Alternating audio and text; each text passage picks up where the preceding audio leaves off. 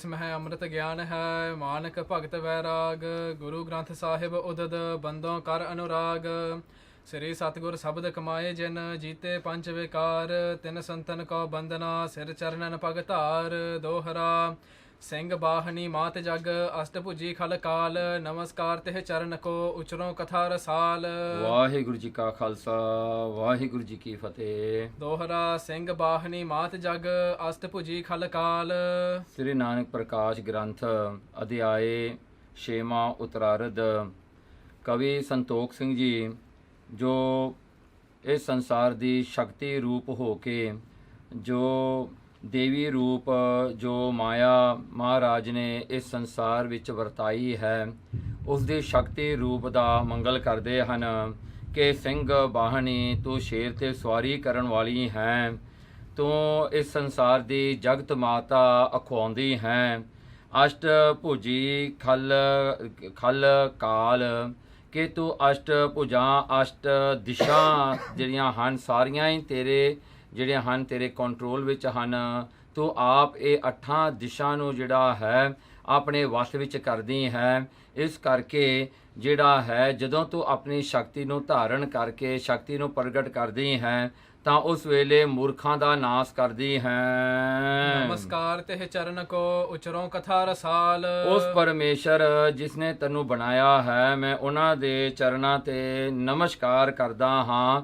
ਤੇ ਨਮਸਕਾਰ ਕਰਕੇ ਉਹ ਸਤਿਗੁਰੂ ਗੁਰੂ ਨਾਨਕ ਸਾਹਿਬ ਸੱਚੇ ਪਾਤਸ਼ਾਹ ਜੋ ਆਪਾਰ ਬ੍ਰਹਮ ਪਰਮੇਸ਼ਰ ਰੂਪ ਹਨ, ਉਹਨਾਂ ਦੇ ਚਰਨਾਂ ਤੇ ਨਮਸਕਾਰ ਕਰਕੇ ਮੈਂ ਇਹ ਕਥਾ ਆਪ ਜੀ ਦੇ ਵਾਸਤੇ ਉਚਾਰਨ ਕਰਦਾ ਹਾਂ ਜੋ ਮਿੱਠੀ ਹੈ। ਸ੍ਰੀ ਬਾਲਾ ਸੰਦਰ ਵਾਚ ਚੌਪਈ ਸੁਨਹੋ ਕਥਾ ਸ੍ਰੀ ਫੇਰੂ ਨੰਦਨ। ਭਾਈ ਬਾਲਾ ਜੀ ਗੁਰੂ ਅੰਗਦ ਸਾਹਿਬ ਸੱਚੇ ਪਾਤਸ਼ਾਹ ਜੀ ਨੂੰ ਸੰਬੋਧਨ ਕਰਕੇ ਕਹਿੰਦੇ ਹਨ ਕਿ ਸੁਣੋ ਕਥਾ ਸ੍ਰੀ ਫੇਰੂ ਨੰਦਨ। ਬਾਬਾ ਫੇਰੂ ਮਲ ਜੀ ਦੇ ਨੰਦਨ ਪੁੱਤਰ ਜੋ ਗੁਰੂ ਅੰਗਦ ਦੇਵ ਜੀ ਹਨ, ਕਹਿੰਦੇ ਤੁਸੀਂ ਇਹ ਕਥਾ ਹੁਣ ਸਰਵਣ ਕਰੋ। ਸਰੋਤਨ ਕੇ ਅਗ ਓਗ ਨਿਕੰਦਨ। ਜਿਨ੍ਹਾਂ ਨੂੰ ਸੁਣ ਕਰਕੇ ਸਰੋਤਾਂ ਦੇ ਜਿਹੜੇ ਹਨ ਅਗ ਤੇ ਓਗ ਨਿਕੰਦਨ, ਜਿਨ੍ਹਾਂ ਦੇ ਪਾਪ ਤੇ ਜਿਹੜੇ ਹਨ ਜਿਹੜੇ ਹੋਰ ਜਿਹੜੇ ਪਾਪਾਂ ਦੇ ਫਲ ਹਨ ਉਹ ਸਾਰੇ ਹੀ ਦੂਰ ਹੋ ਜਾਂਦੇ ਹਨ। ਅੱਗ ਪਾਪ ਨੇ, ਓਗ ਜਿਨ੍ਹਾਂ ਦੇ ਜਿਹੜਾ ਹਨ ਫਲ ਹਨ। ਜਿਸ ਤਰ੍ਹਾਂ ਕੋਈ ਪਾਪ ਕਰਦਾ ਹੈ ਉਹ ਜਦੋਂ ਪ੍ਰਾਲਬੱਧ ਬਣ ਕੇ ਆਉਂਦੇ ਹਨ ਨਾਲ ਉਹ ਓਗ ਬਣ ਜਾਂਦੇ ਹਨ ਜਿਹੜੇ ਨਹੀਂ ਕਿਤੇ ਛੁੱਟਦੇ। ਇਸ ਕਰਕੇ ਇਹ ਕਥਾ ਨੂੰ ਸਰਵਣ ਕਰਕੇ ਜਿਹੜੇ ਪਾਪ ਸੰਚਿਤ ਕਰਮ ਕਰਕੇ ਹਜੇ ਪ੍ਰਾਲਬੱਧ ਨਹੀਂ ਬਣੇ, ਜਿਹੜੇ ਪ੍ਰਾਲਬੱਧ ਕਰਕੇ ਉਹ ਪਾਪਾਂ ਦਾ ਫਲ ਭੋਗਣ ਵਾਸਤੇ ਸੰਸਾਰ ਤੇ ਜੀਵ ਆਉਂਦਾ ਹੈ, ਓਗ ਰੂਪੀ ਜਿਹੜੇ ਉਹਦਾ ਜਿਹੜਾ ਨਤੀਜਾ ਹੁੰਦਾ ਹੈ ਉਹਨਾਂ ਨੂੰ ਨਾਸ਼ ਕਰਨ ਵਾਲੀ ਇਹ ਕਥਾ ਹੈ। ਤਲਵੰਡੀ ਮਹਿ ਦੀਨ ਦਿਆਲਾ। ਤਲਵੰਡੀ ਦੇ ਵਿੱਚ ਗੁਰੂ ਨਾਨਕ ਸਾਹਿਬ ਸੱਚੇ ਪਾਤਸ਼ਾਹ ਜੀ ਬਿਰਾਜ ਰਹੇ ਹਨ, ਰਹਿ ਰਹੇ ਹਨ। ਰਹਤੇ ਉਹ ਕਿਤਕ ਬਿਤਾਏ ਕਾਲਾ। ਕੁਝ ਕੁ ਸਮਾਂ ਉੱਥੇ ਰਹਿੰਦਿਆਂ ਬੀਤ ਗਿਆ ਗੁਰੂ ਨਾਨਕ ਸਾਹਿਬ ਸੱਚੇ ਪਾਤਸ਼ਾਹ ਜੀ ਨੂੰ ਆਪਣੇ ਘਰੇ ਤਲਵੰਡੀ ਵਿੱਚ। ਇੱਕ ਦਿਵਸ ਕਾਲੂ ਢਿਗ ਆਵਾ। ਇੱਕ ਦਿਨ ਦੀ ਗੱਲ ਹੈ ਕਿ ਬਾਬਾ ਮਹਿਤਾ ਕਾਲੂ ਜੀ ਆਪਣੇ ਪੁੱਤਰ ਸ੍ਰੀ ਗੁਰੂ ਨਾਨਕ ਸੱਚੇ ਪਾਤਸ਼ਾਹ ਜੀ ਦੇ ਕੋਲ ਆਏ। ਹਿਤ ਸਮਝਾਵਨ ਬਚਨ ਅਲਾਵਾ। ਗੁਰੂ ਨਾਨਕ ਸਾਹਿਬ ਸੱਚੇ ਪਾਤਸ਼ਾਹ ਜੀ ਨੂੰ ਆਪਣਾ ਪੁੱਤਰ ਜਾਣ ਕੇ ਬਾਬਾ ਮਹਿਤਾ ਕਾਲੂ ਜੀ ਸਮਝਾਉਣ ਵਾਸਤੇ ਆਏ। ਹੇ ਸੁਤ ਗ੍ਰਸਤੀ ਰੀਤ ਕਰੀਜੈ। ਕਹਿੰਦੇ ਹੇ ਪੁੱਤਰ ਸਾਡੀ ਇੱਕ ਗੱਲ ਮੰਨ ਕਿ ਗ੍ਰਸਤੀ ਦੀ ਰੀਤ ਕਰਕੇ ਇਸ ਸੰਸਾਰ ਵਿੱਚ ਰਹਿਣਾ ਕਰ। ਤੂੰ ਮੁੜ ਕੇ ਫਿਰ ਫੈਮਿਲੀ ਲਾਈਫ ਨੂੰ ਧਾਰਨ ਕਰ। ਵੇਖ ਫਕੀਰੀ ਅਬ ਤਜ ਦੀਜੈ। ਇਹ ਵੇਖ ਜਿਹੜਾ ਹਨ ਫਕੀਰੀ ਦਾ ਭੇਖ ਜਿਹੜਾ ਤੂੰ ਧਾਰਨ ਕੀਤਾ ਹੈ ਇਹਨੂੰ ਦੂਰ ਕਰ ਦੇ। ਹੁਣ ਇਹਨੂੰ ਲਾ ਦੇ, ਤੂੰ ਸੰਸਾਰੀ ਕਾਰਜ ਕਰਨੇ ਸ਼ੁਰੂ ਕਰ ਲਾ। ਜਿਵੇਂ ਆਮ ਗ੍ਰਸਤੀ ਬੰਦੇ ਕਮਾਈ ਕਰਕੇ ਆਪਣੇ ਪਰਿਵਾਰ ਨੂੰ ਪਾਲਦੇ ਹਨ, ਤੂੰ ਵੀ ਇਸੇ ਤਰ੍ਹਾਂ ਹੀ ਕਰ। ਅੱਗੇ ਦਰਬ ਜਿਤੋ ਘਰ ਬਾਰਾ। ਕਹਿਣ ਲੱਗੇ ਜੋ ਜਿਹੜਾ ਦਰਬ ਸੀ, ਮਾਇਆ ਸੀ ਆਪਣੇ ਘਰ ਦੇ ਵਿੱਚ, ਜੋ ਆਪਣੇ ਘਰ ਦੇ ਵਿੱਚ ਜਿੰਨੀ ਵੀ ਮਾਇਆ ਸੀ ਉਹ ਸਾਰੀ ਕੋਈ ਬਰਕਤ ਲੁਟਾਇਓ ਸਾਰਾ। ਉਹ ਤਾਂ ਤੂੰ ਲੁਟਾ ਦਿੱਤੀ ਲੋਕਾਂ ਨੂੰ। ਤੇਰੀ ਕਮਾਈ ਕੀਤੀ ਹੋਈ ਜੋ ਸੁਲਤਾਨਪੁਰ ਮੋਦੀ ਖਾਨੇ ਦੇ ਵਿੱਚ ਤੂੰ ਕੀਤੀ ਸੀ ਕਮਾਈ, ਉਹ ਤਾਂ ਤੂੰ ਲੁਟਾ ਦਿੱਤੀ। ਉਹ ਤਾਂ ਤੂੰ ਕੋਈ ਸੇਵਿੰਗ ਨਹੀਂ ਕੀਤੀ। ਉਹ ਤਾਂ ਤੂੰ ਨਾ ਆਪਣੇ ਕੋਲ ਰੱਖੀ ਨਾ ਸਾਨੂੰ ਦਿੱਤੀ। ਉਹ ਤਾਂ ਲੁਟਾ ਕੇ ਤੂੰ ਮੁਕਾ ਦਿੱਤੀ। ਤੇ ਬਾਕੀ ਜੋ ਇੱਥੇ ਸੀਗਾ ਉਹ ਵੀ ਜਿਹੜਾ ਹੈ ਮੁੱਕਣ ਤੱਕ ਆ ਗਿਆ, ਕਿਉਂਕਿ ਨਵੀਂ ਕਮਾਈ ਮੇਤੋਂ ਵੀ ਨਹੀਂ ਹੁੰਦੀ। ਬਾਬਾ ਮਹਿਤਾ ਕਾਲੂ ਜੀ ਕਹਿੰਦੇ ਕਉ ਕ੍ਰਿਤ ਅਬ ਲੇਹੋ ਸੰਭਾਰੀ। ਕਹਿਣਗੇ ਪੁੱਤਰ ਤੂੰ ਹੁਣ ਕੋਈ ਕੰਮ ਕਾਰਜ ਸ਼ੁਰੂ ਕਰ ਲਾ, ਜਿਹਦੇ ਕਰਕੇ ਕੁਝ ਕਮਾਇਆ ਘਰ ਵਿੱਚ ਆਵੇ, ਜਿਹਦੇ ਕਰਕੇ ਗੁਜਰਾਨ ਹੋਵੇ, ਆਪਣਾ ਸਸਤੇਨ ਚੱਲੇ, ਜਿਹਦੇ ਕਰਕੇ ਮਾਇਆ ਨਾਲ ਤੂੰ ਪਰਿਵਾਰ ਦੀ ਪਾਲਣਾ ਕਰ। ਦਰਬ ਕਮਾਵੋ ਸੁਮਤ ਵਿਚਾਰੀ। ਕਹਿਣਗੇ ਸੁਮਤ ਚੰਗੀ ਮਤ ਨੂੰ ਧਾਰਨ ਕਰਕੇ ਤੂੰ ਦਰਬ ਤੂੰ ਮਾਇਆ ਨੂੰ ਕਮਾਉਣਾ ਕਰ, ਰੋਜੀ ਰੋਟੀ ਕਮਾਉਣੀ ਕਰ। ਜਰਾ ਗ੍ਰਸੀ ਅਬ ਦੇਹ ਹਮਾਰੀ। ਬਾਬਾ ਮਹਿਤਾ ਕਾਲੂ ਜੀ ਕਹਿੰਦੇ ਗੁਰੂ ਨਾਨਕ ਸਾਹਿਬ ਸੱਚੇ ਪਾਤਸ਼ਾਹ ਜੀ ਨੂੰ ਮੈਂ ਤਾਂ ਬੁੱਢਾ ਹੋ ਗਿਆ, ਮੇਰਾ ਸਰੀਰ ਹੁਣ ਕਮਜ਼ੋਰ ਹੋ ਗਿਆ, ਬੁਢੇਪੇ ਨੇ ਮੇਰੇ ਸਰੀਰ ਤੇ ਆ ਕੇ ਕਾਬੂ ਪਾ ਲਿਆ, ਇਸ ਕਰਕੇ ਮੇਰੀ ਦੇਹੀ ਜਿਹੜੀ ਕਮਜ਼ੋਰ ਹੋ ਗਈ ਹੁਣ। ਸੁਖ ਦੇਵਨ ਕੀ ਹੈ ਤਵ ਵਾਰੀ। ਕਹਿੰਦੇ ਪੁੱਤਰ ਜਿਵੇਂ ਹਰ ਇੱਕ ਪੁੱਤਰ ਦਾ ਫਰਜ਼ ਬਣਦਾ ਹੈ ਕਿ ਆਪਣੇ ਮਾਤਾ ਪਿਤਾ ਦੀ ਪਾਲਣਾ ਕਰਨੀ, ਆਪਣੇ ਪਰਿਵਾਰ ਦੀ ਪਾਲਣਾ ਕਰਨੀ, ਕਿ ਪੁੱਤਰ ਹੁਣ ਤੇਰੀ ਜ਼ਿੰਮੇਵਾਰੀ ਬਣਦੀ ਹੈ ਕਿ ਮੈਂ ਤਾਂ ਆਪਣੀ ਜ਼ਿੰਮੇਵਾਰੀ ਪੂਰੀ ਕਰਤੀ, ਤੈਨੂੰ ਪਾਲਿਆ ਪਰੋਸਿਆ, ਕਹਿੰਦੇ ਹੁਣ ਤੁਹਾਡੀ ਜ਼ਿੰਮੇਵਾਰੀ ਬਣਦੀ ਆ ਸਾਨੂੰ ਪਾਲਣ ਦੀ। ਸਰਬ ਸਦਨ ਕੋ ਕਾਰ ਚਲਾਵੋ। ਇਸ ਕਰਕੇ ਸਾਰੇ ਘਰ ਦੀ ਜ਼ਿੰਮੇਵਾਰੀ ਤੂੰ ਸੰਭਾਲ ਪੁੱਤਰ, ਹੋਣਾ ਤੇਰੀ ਜ਼ਿੰਮੇਵਾਰੀ ਬਣਦੀ ਆ, ਤੇਰੀ ਰਿਸਪੌਂਸਿਬਿਲਿਟੀ ਹੈ ਇਹ ਫੈਮਿਲੀ ਦੀ ਸਾਰੀ। ਨਿਜਪੁਰ ਬਸਹੋ ਬੈਸ ਸੁਖ ਪਾਵੋ। ਤੇ ਇੱਥੇ ਆਪਣੀ ਪੂਰੀ ਤਲਵੰਡੀ 'ਚ ਤੂੰ ਰਹਿਣਾ ਕਰ, ਕਿਉਂਕਿ ਇਹੀ ਆਪਣਾ ਘਰ ਹੈ, ਇਹੀ ਆਪਣਾ ਨਗਰ ਹੈ। ਆਪਾਂ ਪਹਿਲਾਂ ਤੋਂ ਇੱਥੇ ਹੀ ਰਹਿ ਰਹੇ ਹਾਂ, ਤੂੰ ਵੀ ਇੱਥੇ ਆਪਣਾ ਵਾਸਾ ਪਮਨਨ ਰੱਖ। ਰਹੇ ਹਮਰੀ ਦ੍ਰਿਸ਼ਟ ਅਗਾਰੀ। ਤੇ ਸਾਡੇ ਅੱਖਾਂ ਦੇ ਸਾਹਮਣੇ ਤੂੰ ਰਹਿਣਾ ਕਰ ਪੁੱਤਰ, ਹੁਣ ਨਾ ਤੂੰ ਕਿਤੇ ਸਾਨੂੰ ਛੱਡ ਕੇ ਜਾਈਂ। ਸੁਖੀ ਰਹਿ ਤਬ ਪਿਖ ਮਹਤਾਰੀ। ਦੇਖੋ ਕਹਿੰਦਗੇ ਤੈਨੂੰ ਦੇਖ ਕਰਕੇ ਮਹਿਤਾਰੀ ਤੇਰੀ ਮਾਤਾ ਵੀ ਬੜੀ ਖੁਸ਼ ਹੋਵੇਗੀ, ਜਿਹੜੀ ਹਮੇਸ਼ਾ ਰੋਂਦੀ ਰਹਿੰਦੀ ਆ ਤੇਰੇ ਵਿਛੋੜੇ ਕਰਕੇ। ਮਾਤਾ ਤ੍ਰਿਪਤਾ ਜੀ ਤੇਰੀ ਮਾਤਾ ਵੀ ਖੁਸ਼ ਹੋਵੇਗੀ ਤੈਨੂੰ ਅੱਖਾਂ ਦੇ ਸਾਹਮਣੇ ਦੇਖ ਕੇ। ਨਿਜ ਸੁਤ ਇਸਤਰੀ ਲੇਹੋ ਮੰਗਾਈ। ਫਿਰ ਪੁੱਤਰ ਤੂੰ ਆਪਣੀ ਇਸਤਰੀ ਮਾਤਾ ਸੁਲੱਖਣੀ ਜੀ ਨੂੰ ਤੂੰ ਜਿਹੜਾ ਹੈ ਆਪਣੇ ਜਿਹੜਾ ਹਨ ਮੰਗਾਲਾ ਉਹਨਾਂ ਦੇ ਪੇਕੇ ਘਰ ਤੋਂ, ਉਹਨਾਂ ਨੂੰ ਵਾਪਸ ਲੈ ਕੇ ਆ। ਤੇ ਉਹਨਾਂ ਦੇ ਨਾਲ ਤੇਰਾ ਜਿਹੜਾ ਛੋਟਾ ਪੁੱਤਰ ਬਾਬਾ ਲਖਮੀ ਦਾਸ ਉਹ ਵੀ ਉਹਨਾਂ ਦੇ ਨਾਲ ਹੈ। ਤੇ ਬਾਬਾ ਸ੍ਰੀ ਚੰਦ ਜਿਹੜਾ ਵੱਡਾ ਪੁੱਤਰ ਹੈ ਤੁਹਾਡਾ, ਕਹਿੰਦੇ ਉਹ ਸੁਲਤਾਨਪੁਰ ਬੇਬੇ ਨਾਨਕੀ ਜੀ ਦੇ ਨਾਲ ਹੈ। ਕਹਿੰਦੇ ਆਪਣੇ ਪਰਿਵਾਰ ਨੂੰ ਵੀ ਇਕੱਠਾ ਕਰ ਲਾ, ਸਾਰਿਆਂ ਨੂੰ ਇੱਕ ਥਾਂ ਤੇ ਰੱਖ ਕੇ ਇਹ ਪਰਿਵਾਰ ਤੂੰ ਆਪਣੇ ਪਰਿਵਾਰ ਵਿੱਚ ਰਹਿਣਾ ਕਰ। ਕਰ ਪ੍ਰਤਪਾਲ ਸਬਨ ਹਿਤ ਲਾਈ। ਇਸ ਕਰਕੇ ਜਿਹੜਾ ਹਿੱਤ ਲਾ ਕੇ ਪ੍ਰੇਮ ਦੇ ਨਾਲ ਤੂੰ ਸਾਰੇ ਪਰਿਵਾਰ ਦੀ ਪਾਲਣਾ ਕਰ। ਵਿਛੜੇ ਹੈ ਸੋ ਕਿਤ ਕਿਤ ਥਾਨਾ। ਦੇਖੋ ਹੁਣ ਤੇਰਾ ਪਰਿਵਾਰ ਦੇਖੋ ਖਿੰਡਿਆ ਪਿਆ ਹੈ, ਹਰ ਇੱਕ ਥਾਂ ਤੇ ਜਿਹੜਾ ਹੈ ਵਿਛੜਿਆ ਪਿਆ, ਕੋਈ ਕਿਤੇ ਹੈ ਕੋਈ ਕਿਤੇ ਹੈ। ਇਸ ਕਰਕੇ ਤੂੰ ਪਰਿਵਾਰ ਨੂੰ ਇਕੱਠਾ ਕਰ ਇੱਕ ਘਰ ਦੇ ਵਿੱਚ। ਹੁਣ ਤੁਝ ਬਹੀਨ ਰਹੀ ਦੁਖਵਾਨਾ। ਦੇਖੋ ਤੁਝ ਬਹੀਨ ਜਿਹੜਾ ਹਨ ਪੁੱਤਰ ਤੇਤੋਂ ਬਗੈਰ ਜਿਹੜੇ ਹਨ ਸਾਡੀ ਨੋ ਮਾਤਾ ਸੁਲੱਖਣੀ ਜੀ ਵੀ ਦੁਖੀ ਰਹਿੰਦੇ ਨੇ, ਪੁੱਤਰ ਵੀ ਉਹਨਾਂ ਨੂੰ ਪਿਓ ਦਾ ਪਿਆਰ ਨਹੀਂ ਮਿਲ ਰਿਹਾ, ਤੇ ਇੱਧਰ ਅਸੀਂ ਤੇਰੇ ਮਾਤਾ ਪਿਤਾ ਵੀ ਦੁਖੀ ਰਹਿੰਦੇ ਹਾਂ।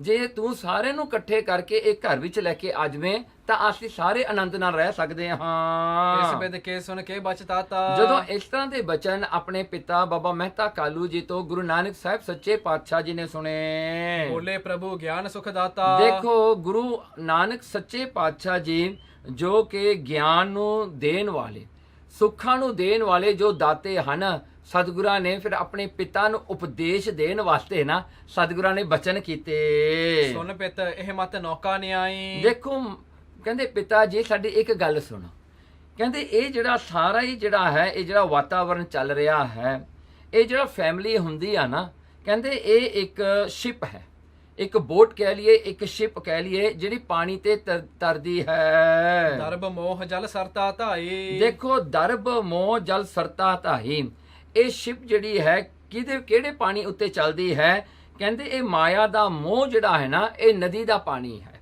ਇਹ ਨਦੀ ਦਾ ਪਾਣੀ ਹੈ, ਨਦੀ ਹੈ ਮਾਇਆ, ਤੇ ਇਹ ਪਾਣੀ ਜਿਹੜਾ ਜਲ ਹੈ ਉਹ ਮੋਹ ਹੈ। ਕਹਿੰਦੇ ਇਹ ਜਿਹੜਾ ਹੈ ਮੋਹ ਦੇ ਉੱਤੇ ਇਹ ਜਿਹੜੀ ਕਿਸ਼ਤੀ ਜਿਹੜੀ ਹੈ ਪਰਿਵਾਰ ਰੂਪੀ ਕਿਸ਼ਤੀ ਇਹ ਚੱਲਦੀ ਹੈ। ਇਹ ਫੈਮਿਲੀ ਲਾਈਫ ਜਿਹੜੀ ਹੈ ਮਾਇਆ ਦੇ ਮੋਹ ਕਰਕੇ ਹੀ ਚੱਲਦੀ ਹੈ। ਜੇ ਨੌਕਾ ਮਹਿ ਜਲ ਭਰ ਜਾਵੇ। ਦੇਖੋ ਪਿਤਾ ਜੀ ਜੇ ਅਗਰ ਇਹਦੇ ਥੱਲੇ ਪਾਣੀ ਰਹੇ, ਮਾਇਆ ਦਾ ਮੋਹ ਜਿਹੜਾ ਹੈ ਇਹਦੇ ਥੱਲੇ ਰਵੇ ਤਾਂ ਇਹ ਕਿਸ਼ਤੀ ਤਰਦੀ ਰਹਿੰਦੀ ਹੈ। ਜੇ ਅਗਰ ਮਾਇਆ ਮੋਹ ਜਿਹੜੀ ਉੱਤੇ ਆ ਜਾਵੇ, ਪਾਣੀ ਉਹ ਕਿਸ਼ਤੀ ਵਿੱਚ ਪੈ ਜਾਵੇ ਤਾਂ ਇਹ ਕਿਸ਼ਤੀ ਡੁੱਬ ਜਾਂਦੀ ਹੈ। ਛਿਨ ਆਪਣੇ ਵਿੱਚ ਡੁਬਾਵੇ। ਦੇਖੋ ਇਹ ਮਾਇਆ ਦਾ ਮੋਹ ਜਿਹੜਾ ਹੈ ਆਪਣੇ ਵਿੱਚ ਡੁਬੋ ਲੈਂਦਾ ਹੈ, ਸੋ ਇਹ ਆਪਣੇ ਵਿੱਚ ਉਹ ਸ਼ਿਪ ਨੂੰ ਡੁਬੋ ਲੈਂਦਾ ਹੈ। ਇਸ ਕਰਕੇ ਗੁਰੂ ਨਾਨਕ ਸੱਚੇ ਪਾਤਸ਼ਾਹ ਜੀ ਆਪਣੇ ਪਿਤਾ ਨੂੰ ਇਹ ਉਪਦੇਸ਼ ਦਿੰਦੇ ਹਨ। ਸਤਿਗੁਰ ਕੇਵਟ ਮਿਲਹਿ ਜੇ ਆਈ। ਦੇਖੋ ਕਹਿੰਦੇ ਪਿਤਾ ਜੀ ਜੇ ਕਿਤੇ ਇਹ ਬੋਟ ਨੂੰ ਚਲਾਉਣ ਵਾਲਾ, ਇਹ ਬੋਟ ਦਾ ਜਿਹੜਾ ਕੈਪਟਨ ਹੈ, ਜਾਂ ਸ਼ਿਪ ਦਾ ਜਿਹੜਾ ਕੈਪਟਨ ਹੈ ਜਾਂ ਬੋਟ ਦਾ ਜਿਹੜਾ ਮਲਾਹ ਹੈ, ਕਹਿੰਦੇ ਜੇ ਉਹ ਕੋਈ ਚੰਗਾ ਮਿਲ ਜਾਵੇ ਉਹ ਹੈ ਸਤਿਗੁਰੂ। ਕਹਿੰਦੇ ਕਿ ਜੇ ਸਤਿਗੁਰੂ ਮਿਲ ਜਾਵੇ ਤਾਂ ਉਹ ਇਹ ਬੋਟ ਨੂੰ ਸੰਭਾਲ ਲੈਂਦੇ ਨੇ। ਜੇ ਭੁਚਾਲ ਆ ਜਾਵੇ ਤਾਂ ਵੀ ਉਹ ਸੰਭਾਲ ਲੈਂਦਾ ਹੈ ਆਪਣੀ ਸਿਆਣਪ ਦੇ ਨਾਲ। ਜੇ ਕਿਤੇ ਜਿਹੜਾ ਹੈ ਇਹ ਜਿਹੜਾ ਹੈ ਪਾਣੀ ਆ ਜਾਵੇ ਅੰਦਰ, ਉਹ ਪਾਣੀ ਵੀ ਜਿਹੜਾ ਹੈ ਦੇਖ ਕੇ ਕੱਢ ਦਿੰਦਾ ਹੈ। ਕਹਿੰਦੇ ਉਹ ਕੈਪਟਨ ਕੌਣ ਹੈ? ਗੁਰੂ ਹੈ।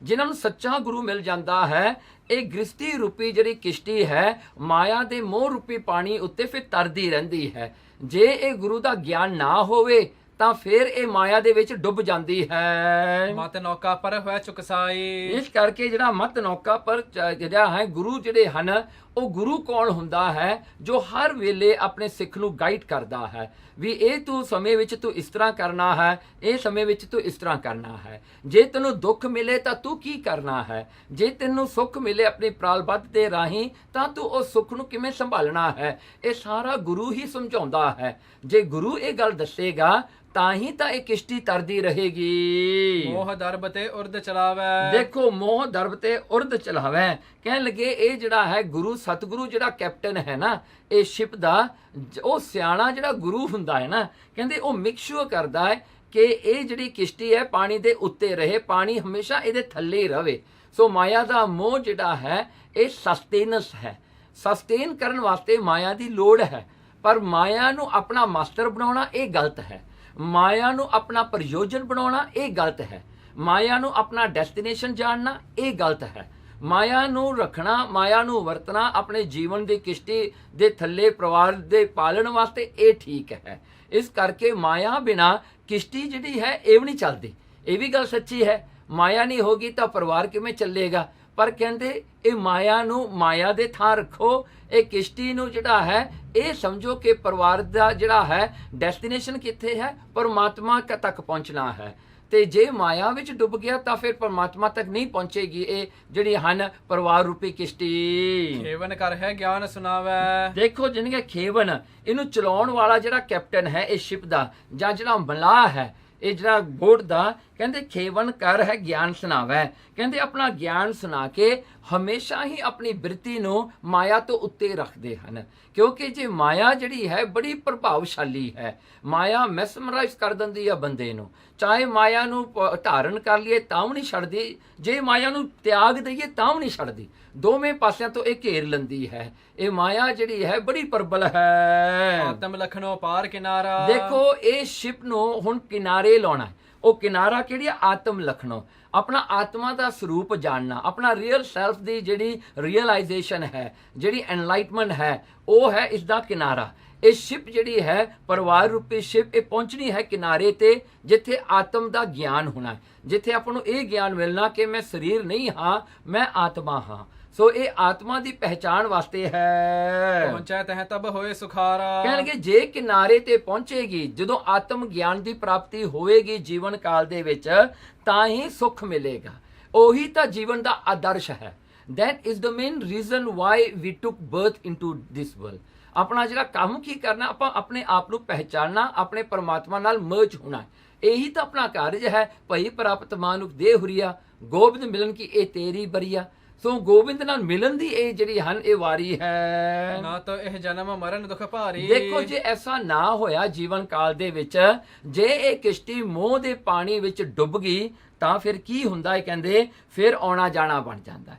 ਫਿਰ ਬੰਦਾ ਜੰਮ ਕੇ ਫਿਰ ਆਉਂਦਾ ਹੈ, ਆਪਣੇ ਲੇਖੇ ਜਿਹੜਾ ਹਨ ਪ੍ਰਾਲਬੱਧ ਕਰਮਾਂ ਨਾਲ ਫਿਰ ਉਹ ਜਨਮ ਲੈਂਦਾ ਹੈ, ਫਿਰ ਮਰਦਾ ਹੈ, ਫਿਰ ਜਨਮ ਲੈਂਦਾ ਹੈ। ਰੀਇਨਕਾਰਨੇਸ਼ਨ ਦਾ ਸਾਈਕਲ ਪੈ ਜਾਂਦਾ ਹੈ। ਆਏ ਜਾਏ ਜਗ ਵਾਰੰਵਾਰੀ। ਦੇਖੋ ਫਿਰ ਆਉਂਦਾ ਜਾਂਦਾ ਇਸ ਸੰਸਾਰ ਵਿੱਚ ਜਿਹੜਾ ਹਨ ਰੂਪ ਬਦਲ ਬਦਲ ਕੇ ਆਈ ਜਾਂਦਾ ਹੈ ਤੇ ਆ ਕੇ ਮਰੀ ਜਾਂਦਾ ਹੈ ਤੇ ਜੰਮੀ ਜਾਂਦਾ ਹੈ। ਅਸ ਕਹਿ ਕਿਰਪਾ ਦ੍ਰਿਸ਼ਟ ਅਵਲੋਕੀ। ਇਹ ਜਿਹੜੇ ਬਚਨ ਕਰਕੇ ਨਾ ਸਤਿਗੁਰੂ ਗੁਰੂ ਨਾਨਕ ਸਾਹਿਬ ਸੱਚੇ ਪਾਤਸ਼ਾਹ ਜੀ ਨੇ ਆਪਣੇ ਪਿਤਾ ਨੂੰ ਜਦੋਂ ਇਹ ਬਚਨ ਦੱਸੇ ਤਾਂ ਸਤਿਗੁਰਾਂ ਨੇ ਅੱਜ ਪਹਿਲੀ ਵਾਰ ਨਾ ਗੁਰੂ ਨਾਨਕ ਸਾਹਿਬ ਸੱਚੇ ਪਾਤਸ਼ਾਹ ਜੀ ਨੇ ਆਪਣੀ ਕਿਰਪਾ ਦ੍ਰਿਸ਼ਟੀ ਦੇ ਨਾਲ ਨਾ ਆਪਣੇ ਪਿਤਾ ਨੂੰ ਦੇਖਿਆ। ਅੱਜ ਆਪਣੇ ਪਿਤਾ ਤੇ ਗੁਰੂ ਨਾਨਕ ਸਾਹਿਬ ਜੀ ਨੇ ਕਿਰਪਾ ਕਰ ਦਿੱਤੀ। ਉਹ ਦ੍ਰਿਸ਼ਟੀ ਨਾਲ ਦੇਖਿਆ ਕਿ ਆਪਣੇ ਪਿਤਾ ਨੂੰ ਬ੍ਰਹਮ ਗਿਆਨ ਕਰਾਤਾ ਉਸ ਵੇਲੇ। ਪਿਤ ਕੇ ਉਰਤੇ ਮਾਇਆ ਰੋਕੀ। ਦੇਖੋ ਪਿਤਾ ਦੇ ਮਨ ਤੋਂ ਮਾਇਆ ਨੂੰ ਰੋਕ ਦਿੱਤਾ। ਬਾਬਾ ਮਹਿਤਾ ਕਾਲੂ ਨੂੰ ਜਿਹਨੀ ਮਾਇਆ ਜਿਹੜੀ ਹੈ ਉਹਨਾਂ ਨੂੰ ਲੱਗਦੀ ਸੀ ਵੈਰੀ ਇੰਪੋਰਟੈਂਟ ਹੈ, ਅੱਜ ਉਹ ਜਿਹੜੀ ਚੀਜ਼ ਹੈ ਅੰਦਰੋਂ ਹੀ ਚੁੱਕ ਦਿੱਤੀ। ਹੁਣ ਮਹਿਤਾ ਕਾਲੂ ਜੀ ਨੂੰ ਲੱਗਣ ਲੱਗਿਆ ਵੀ ਮਾਇਆ ਤਾਂ ਕੁਝ ਵੀ ਨਹੀਂ ਹੈ, ਮਾਇਆ ਤਾਂ ਝੂਠੀ ਹੈ। ਤਤ ਛਿਨ ਗਿਆਤ ਹਿਰਦੇ ਮਹਿ ਆਈ। ਦੇਖੋ ਤਤ ਛਿਨ ਉਸੇ ਵੇਲੇ ਇੰਸਟੈਂਟਲੀ ਗਿਆਨ ਆ ਗਿਆ। ਬਾਬਾ ਮਹਿਤਾ ਕਾਲੂ ਜੀ ਐਨਲਾਈਟਮੈਂਟ ਵਿੱਚ ਆ ਗਏ, ਉਹਨੂੰ ਸੈਲਫ ਰੀਅਲਾਈਜੇਸ਼ਨ ਹੋ ਗਿਆ ਬਾਬਾ ਮਹਿਤਾ ਕਾਲੂ ਜੀ ਨੂੰ। ਜਨ ਮਦ ਉਤਰ ਗਏ ਸੁਧ ਪਾਈ। ਕਹਿਣਗੇ ਜਨ ਮਦ, ਕਹਿਣਗੇ ਜਿਵੇਂ ਕਿਸੇ ਦਾ ਨਸ਼ਾ ਜਿਹੜਾ ਹੈ ਕਿ ਜਿਵੇਂ ਕਿਸੇ ਨੂੰ ਨਸ਼ਾ ਚੜਿਆ ਹੋਵੇ ਨਾ, ਅਚਾਨਕ ਉਹਦਾ ਨਸ਼ਾ ਉਤਰ ਜਾਵੇ। ਕਹਿੰਦੇ ਇਸ ਤਰ੍ਹਾਂ ਬਾਬਾ ਮਹਿਤਾ ਕਾਲੂ ਨੂੰ ਜੋ ਮਾਇਆ ਦਾ ਨਸ਼ਾ ਸੀ ਨਾ, ਬਿਲਕੁਲ ਉਤਰ ਗਿਆ। ਅੱਜ ਉਹਨਾਂ ਨੂੰ ਮਾਇਆ ਅੱਜ ਤੁੱਛ ਲੱਗਣ ਲੱਗੀ ਤੇ ਪਰਮਾਤਮਾ ਵੱਡਾ ਲੱਗਣ ਲੱਗਿਆ। ਸੋ ਇਹ ਜਿਹੜੀ ਦ੍ਰਿਸ਼ਟੀ ਨਾਨਕ ਸਤਿਗੁਰੂ ਨਾਨਕ ਪਾਤਸ਼ਾਹ ਜੀ ਨੇ ਉਹਨਾਂ ਨੂੰ ਬਖਸ਼ੀ। ਬੋਲਿਓ ਕਰਕੇ ਭਾਓ ਕਨੇਰਾ। ਬਹੁਤ ਪਿਆਰ ਨਾਲ ਅੱਜ ਬਾਬਾ ਮਹਿਤਾ ਕਾਲੂ ਜੀ ਗੁਰੂ ਨਾਨਕ ਸਾਹਿਬ ਜੀ ਨੂੰ ਕਹਿੰਦੇ ਹਨ, ਮੈਂ ਜਾਣਤ ਰਹਿਓ ਸੁਤ ਮੇਰਾ। ਕਹਿਣ ਲੱਗੇ ਪੁੱਤਰ, ਮੈਂ ਹਮੇਸ਼ਾ ਤੈਨੂੰ ਆਪਣਾ ਪੁੱਤਰ ਹੀ ਜਾਣਿਆ ਹੈ। ਮੈਂ ਇਹੀ ਸਮਝਦਾ ਰਿਹਾ ਹੁਣ ਤੱਕ ਕਿ ਮੈਂ ਤੇਰਾ ਪਿਤਾ ਹੈ, ਤੂੰ ਮੇਰਾ ਪੁੱਤਰ ਹੈ। ਮੈਂ ਹਮੇਸ਼ਾ ਉਹ ਪੁੱਤ ਜਿਹੜਾ ਹਨ ਪਿਤਾ ਦੀ ਨਿਗਾਹ ਨਾਲ ਤੈਨੂੰ ਆਪਣਾ ਪੁੱਤਰ ਜਾਣਿਆ ਹੈ। ਮਹਾਪੁਰਖ ਤੁਮ ਦੀਨ ਦਿਆਲਾ। ਕਹਿਣ ਲੱਗੇ ਅਸਲ ਵਿੱਚ ਤੂੰ ਤਾਂ ਮਹਾਪੁਰਸ਼ ਹੈ। ਮੈਨੂੰ ਅੱਜ ਪਤਾ ਲੱਗਿਆ ਕਿ ਤੂੰ ਆਮ ਇਨਸਾਨ ਨਹੀਂ, ਤੂੰ ਤਾਂ ਉਹ ਪਰਮਾਤਮਾ ਦਾ ਆਪਣਾ ਰੂਪ ਹੈ। ਤੂੰ ਤਾਂ ਉਹ ਦੀਨਾਂ ਤੇ ਕਿਰਪਾ ਕਰਨ ਵਾਲਾ ਹੈ, ਤੂੰ ਤਾਂ ਗਰੀਬਾਂ ਨੂੰ ਪਾਲਣ ਵਾਲਾ ਹੈ, ਤੂੰ ਤਾਂ ਦਇਆ ਦਾ ਘਰ ਹੈ। ਮੈਂ ਤਾਂ ਇਹ ਛੋਟੇ ਜਿਹੇ ਪਰਿਵਾਰ ਦੀ ਗੱਲ ਕਰਦਾ, ਤੂੰ ਤਾਂ ਸਾਰੀ ਸ੍ਰਿਸ਼ਟੀ ਸਾਰੀ ਕਾਇਨਾਤ ਨੂੰ ਸੰਭਾਲੀ ਬੈਠਾ ਹੈ। ਮੈਂ ਤਾਂ ਛੋਟਾ ਜਿਹਾ ਪਰਿਵਾਰ ਦੇਖਦਾ, ਤੂੰ ਤਾਂ ਸਭ ਕੁਝ ਤੇਰੇ ਅੰਦਰ ਹੈ। ਤੂੰ ਤਾਂ ਉਹ ਮਾਇਆ ਨੂੰ ਵੀ ਸੰਭਾਲੀ ਬੈਠਾ ਹੈ। ਤੇ ਮੈਨੂੰ ਅੱਜ ਇਹ ਗਿਆਨ ਹੋਇਆ। ਮੁਝ ਔਰ ਦੀਜੈ ਗਿਆਨ ਬਿਸਾਲਾ। ਕਹਿਣ ਲੱਗੇ ਮੁਝ ਔਰ ਦੀਜੈ, ਕਹਿਣ ਲੱਗੇ ਹੱਥ ਜੋੜ ਕੇ ਬਾਬਾ ਮਹਿਤਾ ਕਾਲੂ ਆਪਣੇ ਪੁੱਤਰ ਦੇ ਸਾਹਮਣੇ ਬੈਠੇ ਕਹਿੰਦੇ ਪੁੱਤਰ, ਮੈਨੂੰ ਅੱਜ ਤੂੰ ਬਹੁਤ ਵੱਡਾ ਗਿਆਨ ਦਿੱਤਾ ਹੈ। ਅੱਜ ਮੈਨੂੰ ਸੋਝੀ ਕਰਾਤੀ ਤੂੰ, ਜਿਹ ਤੇ ਜਨਮ ਮਰਨ ਹੋਏ ਹਨ, ਜਿਸ ਦੇ ਕਰਕੇ ਮੇਰਾ ਜਨਮ ਤੇ ਮਰਨ ਹੁਣ ਖਤਮ ਹੋ ਜਾਏਗਾ ਪੁੱਤਰ, ਤੇਰੀ ਕਿਰਪਾ ਸਦਕਾ। ਉਪਜੈ ਅਬਚਲ ਆਨੰਦ ਮਹਾਨਾ। ਕਹਿਣਗੇ ਉਪਜੇ ਅਬਚਲ, ਕਹਿਣਗੇ ਹੁਣ ਮੈਨੂੰ ਅਟਲ ਆਨੰਦ ਦੀ ਪ੍ਰਾਪਤੀ ਹੋਵੇਗੀ। ਮੈਨੂੰ ਹੁਣੇ ਆਨੰਦ ਮਹਿਸੂਸ ਹੋਣ ਲੱਗ ਗਿਆ। ਉਹੀ ਬਾਬਾ ਮਹਿਤਾ ਕਾਲੂ ਜੀ ਜੋ 20 ਰੁਪਈਆ ਕਰਕੇ ਗੁਰੂ ਨਾਨਕ ਸਾਹਿਬ ਦੇ ਚਪੇੜਾਂ ਮਾਰੀਆਂ ਸੀ ਨਾ, ਅੱਜ ਉਹੀ ਬਾਬਾ ਮਹਿਤਾ ਕਾਲੂ ਜੀ ਕਹਿੰਦੇ ਉਪਜੇ ਅਬਚਲ ਆਨੰਦ ਮਹਾਨਾ। ਅੱਜ ਇਹ ਮਾਇਆ ਤੋਂ ਛੁਟਕਾਰਾ ਪਾ ਕੇ ਮੈਨੂੰ ਬੜਾ ਆਨੰਦ ਹੋਇਆ। ਮੈਂ ਹੋ ਕੌਣ ਮੋਹੇ ਸੁਧ ਨਾਹੀ। ਪਰ ਪੁੱਤਰ ਇੱਕ ਗੱਲ ਹੈ, ਮੈਨੂੰ ਪਤਾ ਨਹੀਂ ਮੈਂ ਕੌਣ ਹਾਂ। ਮੈਨੂੰ ਸੋਝੀ ਨਹੀਂ ਹੁਣ ਤੱਕ ਹੂ ਐਮ ਆਈ। ਮੈਨੂੰ ਇਹਦਾ ਆਨਸਰ ਨਹੀਂ ਹੁਣ ਤੱਕ ਮਿਲਿਆ। ਰਹਿ ਹੋ ਹਰਖ ਸੋਖ ਕੇ ਮਾਹੀ। ਮੈਂ ਹਮੇਸ਼ਾ ਦੁੱਖ ਸੁੱਖ ਦੇ ਵਿੱਚ ਹੀ ਰਹਿੰਦਾ ਹਾਂ। ਮੇਰੀ ਬਿਰਤੀ, ਮੇਰੀ ਕਨਸੈਂਟਰੇਸ਼ਨ ਜਿਹੜੀ ਹੈ, ਮੇਰਾ ਫੋਕਸ ਦੁੱਖ ਤੇ ਸੁੱਖ ਦੇ ਇਹਨਾਂ ਦੇ ਵਿਚਾਲੇ ਹੀ ਤੁਰਿਆ ਫਿਰਦਾ ਹੈ। ਇੱਕ ਛਿਨ ਮਨ ਥਿਤ ਹੋਵਤ ਨਾਹੀ। ਇੱਕ ਛਿਨ ਵੀ, ਇੱਕ ਸੈਕਿੰਡ ਵਾਸਤੇ ਵੀ ਮੇਰਾ ਮਨ ਜਿਹੜਾ ਹੈ ਸਟੈਂਡ ਸਟਿਲ ਨਹੀਂ ਹੁੰਦਾ, ਇਹ ਸਥਿਰ ਨਹੀਂ ਹੁੰਦਾ, ਹਮੇਸ਼ਾ ਹੀ ਭੜਕਦਾ ਰਹਿੰਦਾ ਹੈ। ਵਿੱਚ ਰਹਿ ਰਾਗ ਦ્વੈਖ ਕੇ ਮਾਹੀ। ਇਹ ਹਮੇਸ਼ਾ ਮੇਰਾ ਮਨ ਜਿਹੜਾ ਹੈ ਨਾ, ਕਹਿੰਦੇ ਰਾਗ ਤੇ ਦ્વੈਖ ਦੇ ਵਿੱਚ ਹੀ ਘੁੰਮਦਾ ਰਹਿੰਦਾ ਹੈ। ਰਾਗ ਤੇ ਦ્વੈਖ ਜਿਹੜੇ ਹਨ, ਇਹਨਾਂ ਦੇ ਬਾਰੇ ਫਿਰ ਗੁਰੂ ਨਾਨਕ ਸਾਹਿਬ ਜੀ ਦੱਸਣਗੇ।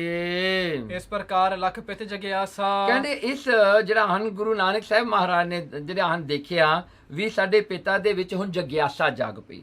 ਜਗਿਆਸਾ ਹੁੰਦੀ ਹੈ ਜਾਣਨ ਦੀ ਇੱਛਾ, ਜਿਹੜਾ ਹਨ ਆਪਣੇ ਆਤਮਿਕ ਜਿਹੜਾ ਹਨ ਸਰੂਪ ਨੂੰ ਲੱਖਣ ਦੀ, ਜਾਣਨ ਦੀ ਇੱਛਾ ਜਾਗ ਪੈਣੀ ਵੀ ਮੈਂ ਕੌਣ ਹਾਂ। ਜਦੋਂ ਇਹ ਸਵਾਲ ਉੱਠਦਾ ਉਹਨੂੰ ਜਗਿਆਸਾ ਕਹਿੰਦੇ ਹਾਂ।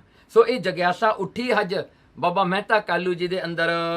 ਬੋਲੇ ਬਚਨ ਗਿਆਨ ਕੇ ਰਾਸਾ। ਹੁਣ ਗੁਰੂ ਨਾਨਕ ਸਾਹਿਬ ਸੱਚੇ ਪਾਤਸ਼ਾਹ ਜੀ ਨੇ ਆਪਣੇ ਪਿਤਾ ਦੇ ਇਹ ਬਚਨ ਸੁਣ ਕੇ, ਗੁਰੂ ਨਾਨਕ ਸੱਚੇ ਪਾਤਸ਼ਾਹ ਜੋ ਗਿਆਨ ਕੇ ਰਾਸਾ, ਜੋ ਗਿਆਨ ਦੇ ਰਸ ਨੂੰ ਦੇਣ ਵਾਲੇ ਨੇ, ਜੋ ਆਪ ਗਿਆਨ ਦੇ ਸੂਰਜ ਹਨ ਸਤਿਗੁਰੂ ਜੀ, ਪਰਮੇਸ਼ਰ ਤੇ ਬੇਮੁਖ ਜੋਈ। ਦੇਖੋ ਗੁਰੂ ਨਾਨਕ ਸਾਹਿਬ ਜੀ ਆਪਣੇ ਪਿਤਾ ਨੂੰ ਹੁਣ ਆਤਮ ਗਿਆਨ ਦਿੰਦੇ ਨੇ।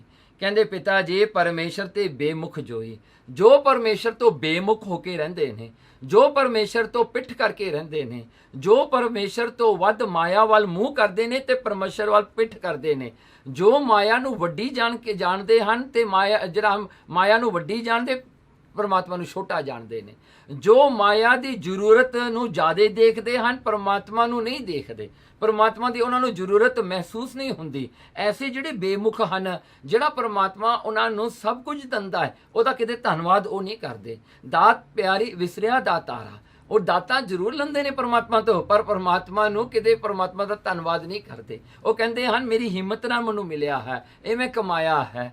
ਉਹ ਪਰਮਾਤਮਾ ਵੱਲ ਉਹਨਾਂ ਦੀ ਨਿਗਾਹ ਨਹੀਂ ਹੁੰਦੀ। ਮਨ ਜੋ ਨਾਮ ਲਖੀਜੈ ਸੋਈ। ਦੇਖੋ ਜੋ ਮਨ ਹੈ, ਜਦੋਂ ਮਨ ਨੇ ਨਾਮ ਦੀ ਪਹਿਚਾਨ ਕਰ ਲਈ, ਜੋ ਸਰੂਪ ਸਨਮੁਖ ਹੋਇ ਲਾਗਾ। ਜੋ ਸਰੂਪ ਸਾਹਮਣੇ ਹੈ, ਜੋ ਸਰੂਪ ਸਨਮੁਖ ਹੁੰਦਾ ਸਾਹਮਣੇ, ਕਹਿੰਦੇ ਜਿਨ੍ਹਾਂ ਨੇ ਪਰਮਾਤਮਾ ਦਾ ਸਰੂਪ ਹੋਏ ਲਾਗਾ, ਉਹਨਾਂ ਨੂੰ ਪਰਮਾਤਮਾ ਸਾਹਮਣੇ ਦਿਸਣ ਲੱਗ ਜਾਵੇ, ਹਰ ਇੱਕ ਦੇ ਵਿੱਚ ਪਰਮਾਤਮਾ ਵਰਤਦਾ ਉਹਨਾਂ ਨੂੰ ਫੀਲ ਹੋਣ ਲੱਗ ਜਾਵੇ, ਉਹਨਾਂ ਨੂੰ ਦਿਸਣ ਲੱਗ ਜਾਵੇ ਵੀ ਪਰਮਾਤਮਾ ਹੀ ਸੰਸਾਰ ਵਿੱਚ ਵਰਤਦਾ ਹੈ। ਭਇਓ ਅਮਨ ਸੋ ਲਖ ਹੋ ਸੁਭਾਗਾ। ਉਹ ਫਿਰ ਮਨ ਦੀ ਅਵਸਥਾ ਤੋਂ ਜਿਹੜਾ ਉੱਤੇ ਉੱਠ ਕਰਦੇ ਆ, ਉਹਨੂੰ ਅਮਨ ਕਹਿੰਦੇ ਹਾਂ। ਐੜਾ ਲੱਗ ਜਾਂਦਾ ਸਾਹਮਣੇ। ਅਮਨ ਹੁੰਦਾ ਵੀ ਮਨ ਦੀ ਅਵਸਥਾ ਤੋਂ ਪਰੇ ਹੋ ਜਾਣਾ, ਅਮਨ ਹੋ ਜਾਣਾ। ਉੱਥੇ ਮਨ ਦੀ ਜਿਹੜੀ ਹੋਂਦ ਹੈ ਉਹ ਮਿਟ ਜਾਣੀ, ਮਨ ਨਹੀਂ ਰਹਿਣਾ। ਫਿਰ ਮਨ ਨੇ ਉਸ ਪਰਮਾਤਮਾ, ਦੇਖੋ ਮਨ ਹੈ ਤੇ ਨਾਮ ਹੈ। ਮੰਮਾ ਨੰਨਾ ਤੇ ਨੰਨੇ ਨੂੰ ਮੂਹਰੇ ਲਿਆਓ, ਮੰਮਾ ਪਿੱਛੇ ਲੱਗ ਗਿਆ, ਨਾਮ ਬਣ ਗਿਆ। ਸੋ ਨਾਮ ਜਿਹੜਾ, ਮਨ ਜਿਹੜਾ, ਇਹ ਨਾਮ ਦਾ ਰੂਪ ਬਣ ਜਾਂਦਾ, ਇਸ ਕਰਕੇ ਅਮਨ ਹੋ ਜਾਂਦਾ ਹੈ। ਜਿਸ ਵੇਲੇ ਤੁਸੀਂ ਪਰਮਾਤਮਾ ਦੀ ਪਹਿਚਾਣ ਕਰੋਗੇ, ਉਸ ਵੇਲੇ ਇਹ ਮਨ ਦੀ ਸਥਿਤੀ ਜਿਹੜੀ ਹੁੰਦੀ ਹੈ ਇਹ ਖਤਮ ਹੋ ਜਾਂਦੀ, ਇਹਦੀ ਐਗਜ਼ਿਸਟੈਂਸ ਨਹੀਂ ਰਹਿੰਦੀ। ਫਿਰ ਜੋ ਰਬ ਬੇਮੁਖ ਬਰਫ ਹੋਇਆ ਜਾਵੇ। ਦੇਖੋ ਕਹਿੰਦੇ ਜਿਹੜਾ ਪਾਣੀ ਆ ਨਾ, ਪਰਮਾਤਮਾ ਤੋਂ ਵਿਛੜ ਜਾਵੇ, ਜਿਹਨੂੰ ਜਿਹੜੇ ਹਨ ਸੂਰਜ ਦੀਆਂ ਕਿਰਨਾਂ ਦੀ ਤਪਸ਼ ਨਾ ਮਿਲੇ, ਕਹਿੰਦੇ ਉਹ ਪਾਣੀ ਜਿਹੜਾ ਬਰਫ਼ ਬਣ ਜਾਂਦਾ ਹੈ। ਉਹ ਬਰਫ਼ ਬਣ ਕੇ ਉਹਦੀ ਇੱਕ ਡਲੀ ਬਣ ਕੇ ਰਹਿ ਜਾਂਦੀ ਹੈ। ਫਿਰ ਉਹਦਾ ਫਲੋ ਬੰਦ ਹੋ ਜਾਂਦਾ ਹੈ। ਫਿਰ ਉਹ ਜਿਹੜਾ ਆਈਸ ਬਣਿਆ ਹੋਇਆ ਪਾਣੀ ਉਹ ਫਲੋ ਨਹੀਂ ਹੁੰਦਾ, ਤੇ ਉਹ ਫਿਰ ਕਿਤੇ ਵੀ ਨਹੀਂ ਪਹੁੰਚਦਾ। ਜਿੱਥੇ ਬਰਫ਼ ਬਣ ਗਈ ਉੱਥੇ ਹੀ ਉਹਨੇ ਪਿਆ ਰਹਿਣਾ, ਭਾਵੇਂ ਉੱਥੇ ਮਿਲੀਅਨ ਸਾਲ ਹੋਵੇ, ਭਾਵੇਂ ਟ੍ਰਿਲੀਅਨ ਸਾਲ ਹੋਵੇ। ਉਹ ਬਰਫ਼ ਬਣੇ ਪਾਣੀ ਨੇ ਇੱਕੋ ਹੀ ਥਾਂ ਪਿਆ ਰਹਿਣਾ ਹੈ, ਉਹਨੇ ਕਿਤੇ ਵੀ ਨਹੀਂ ਚੱਲਣਾ, ਨਾ ਕਿਤੇ ਪਹੁੰਚਣਾ ਹੈ। ਇਸੇ ਤਰ੍ਹਾਂ ਹੀ ਕਹਿੰਦੇ ਜੋ ਮਨੁੱਖ ਜਿਹੜੇ ਹਨ, ਜਿਹੜੇ ਮਨਮੁਖ ਹਨ, ਉਹ ਬਰਫ਼ ਦੀ ਤਰ੍ਹਾਂ ਹੋ ਜਾਂਦੇ ਹਨ। ਸਨਮੁਖ ਤੇ ਸੋ ਜਲ ਪਦ ਜਾਵੇ। ਹਾਂ, ਕਹਿਣ ਲੱਗੇ ਜਿਹੜੇ ਸਨਮੁਖ ਨੇ, ਜਿਹੜੇ ਹਮੇਸ਼ਾ ਹੀ ਪਰਮਾਤਮਾ ਵੱਲ ਮੂੰਹ ਕਰਕੇ ਰੱਖਦੇ ਨੇ, ਪਰਮਾਤਮਾ ਸੂਰਜ ਹੈ, ਉਸ ਦੀ ਕਿਰਪਾ ਜਿਹੜੀ ਹੈ ਉਹ ਰੇ ਹਨ ਜੋ ਹੀਟ ਦਿੰਦੇ ਨੇ। ਸੋ ਜਿਹੜਾ ਪਾਣੀ ਹਮੇਸ਼ਾ ਪਰਮਾਤਮਾ ਵੱਲ ਦੇਖਦਾ ਰਹੇ, ਉਹ ਫਲੋ ਕਰਦਾ ਰਹਿੰਦਾ ਹੈ, ਉਹ ਆਈਸ ਨਹੀਂ ਕਦੇ ਵੀ ਬਣਦਾ। ਜਿਹੜਾ ਪਾਣੀ ਸੂਰਜ ਤੋਂ ਓਲੇ ਹੋ ਜਾਵੇ, ਸੂਰਜ ਤੋਂ ਲੁਕ ਜਾਵੇ, ਤੇ ਉਹ ਬਰਫ਼ ਬਣ ਕੇ ਇੱਕੇ ਥਾਂ ਤੇ ਰਹਿ ਜਾਂਦਾ ਹੈ। ਫਿਰ ਉਹ ਬਰਫ਼ ਬਣਿਆ ਪਾਣੀ ਕਿਸੇ ਦੇ ਕੰਮ ਨਹੀਂ ਆਉਂਦਾ, ਇੱਥੋਂ ਤੱਕ ਕਿ ਬਰਫ਼ ਆਪਣੇ ਆਪ ਦੇ ਕੰਮ ਵੀ ਨਹੀਂ ਆਉਂਦੀ। ਇਸ ਕਰਕੇ ਜਿਹੜਾ ਹੈ ਬੰਦੇ ਦਾ ਜੀਵਨ ਜਿਹੜਾ ਹੈ ਬੇਅਰਥ ਹੋ ਜਾਂਦਾ ਹੈ, ਮੀਨਿੰਗਲੈਸ ਉਹਦਾ ਜੀਵਨ ਹੋ ਜਾਂਦਾ ਹੈ। ਇਸ ਪ੍ਰਕਾਰ ਕਰਕੇ ਤਿਉ ਇਸ ਮਨ ਕੀ ਗਤ ਲਖ ਲੀਜੈ। ਕਹਿੰਦੇ ਇਸੇ ਤਰ੍ਹਾਂ ਇਹ ਮਨ ਦੀ ਜਿਹੜੀ ਗਤੀ ਜਿਹੜੀ ਹਨ, ਇਹ ਮਨ ਦੀ ਹਾਲਾਤ ਨੂੰ ਸਮਝਣਾ ਕਰੋ। ਜਿਹੜਾ ਮਨ ਪਰਮਾਤਮਾ ਦੇ ਨਾਲ ਲੀਨ ਹੋਇਆ ਹੋਵੇ, ਉਹ ਚਲਦੀ ਨਦੀ ਵਾਂਗ ਹੈ, ਉਹ ਚਲਦੇ ਪਾਣੀ ਦੀ ਤਰ੍ਹਾਂ ਹੈ, ਉਹ ਲਿਕੁਇਫਾਈਡ ਹੈ। ਉਹ ਲਿਕੁਇਫਾਈਡ ਹੋਣ ਕਰਕੇ ਉਹਨੇ ਹਰ ਇੱਕ ਚੀਜ਼ 'ਚ ਪਰਮਾਤਮਾ ਨੂੰ ਦੇਖਣਾ ਹੈ। ਜਿਵੇਂ ਪਾਣੀ ਇੱਕ ਪੁਆਇੰਟ ਤੋਂ ਸ਼ੁਰੂ ਹੋ ਕੇ ਸਮੁੰਦਰ 'ਚ ਜਾ ਮਿਲਦਾ ਹੈ, ਉਹ ਸਾਰਾ ਜਿਹੜਾ ਰਸਤਾ ਕੱਟ ਕੇ ਪਹੁੰਚ ਜਾਂਦਾ ਹੈ। ਪਰ ਬਰਫ਼ ਬਣਿਆ ਪਾਣੀ, ਜਦੋਂ ਤੱਕ ਆਪਾਂ ਪਰਮਾਤਮਾ ਨੂੰ ਨਹੀਂ ਦੇਖਦੇ, ਆਪਣੀ ਹਉਮੈ ਦੇ ਵਿੱਚ ਜਦੋਂ ਰਹਿੰਦੇ ਹਾਂ, ਆਪਾਂ ਆਪਣੇ ਆਪ ਨੂੰ ਹੀ ਸਭ ਕੁਝ ਮੰਨੀ ਬੈਠੇ ਹਾਂ, ਤਾਂ ਉਸ ਵੇਲੇ ਆਪਣਾ ਮਨ ਇੱਕ ਬਰਫ਼ ਹੈ ਜੋ ਆਪਣੇ ਆਪ ਦੇ ਵਿੱਚ ਹੀ ਬੈਠਾ ਹੈ, ਜੋ ਆਪਣੇ ਵੀ ਕੰਮ ਨਹੀਂ ਆਉਂਦਾ ਤੇ ਦੂਜੇ ਦੇ ਕੰਮ ਵੀ ਨਹੀਂ ਆਉਂਦਾ। ਉਹਦਾ ਸਾਰਾ ਬੇਅਰਥ ਯੂਸਲੈਸ ਹੋ ਜਾਂਦਾ ਹੈ ਸਭ ਕੁਝ। ਪਰਮੇਸ਼ਰ ਦਿਸ ਦ੍ਰਿੜ ਸੋ ਕਰੀਜੈ। ਦੇਖੋ ਇਸ ਕਰਕੇ ਪਰਮੇਸ਼ਰ ਦਿਸ਼, ਇਸ ਕਰਕੇ ਪਿਤਾ ਜੀ ਪਰਮੇਸ਼ਰ ਵੱਲ ਹੀ ਦੇਖਣਾ ਚਾਹੀਦਾ ਹੈ। ਆਪਾਂ ਤਾਂ ਦੇਖਦੇ ਹਾਂ ਇਹ ਮੇਰਾ ਦੁਸ਼ਮਣ ਹੈ, ਇਹ ਮੇਰਾ ਵੈਰੀ ਹੈ, ਇਹ ਮੇਰਾ ਮਿੱਤਰ ਹੈ, ਇਹ ਮੇਰਾ ਰਿਸ਼ਤੇਦਾਰ ਹੈ। ਪਰ ਕਹਿੰਦੇ ਜੇ ਦੇਖਿਆ ਜਾਵੇ ਗਿਆਨ ਦੀ ਨਿਗਾਹ ਨਾਲ ਸਾਰਿਆਂ 'ਚ ਪਰਮੇਸ਼ਰ ਵਸਦਾ ਹੈ।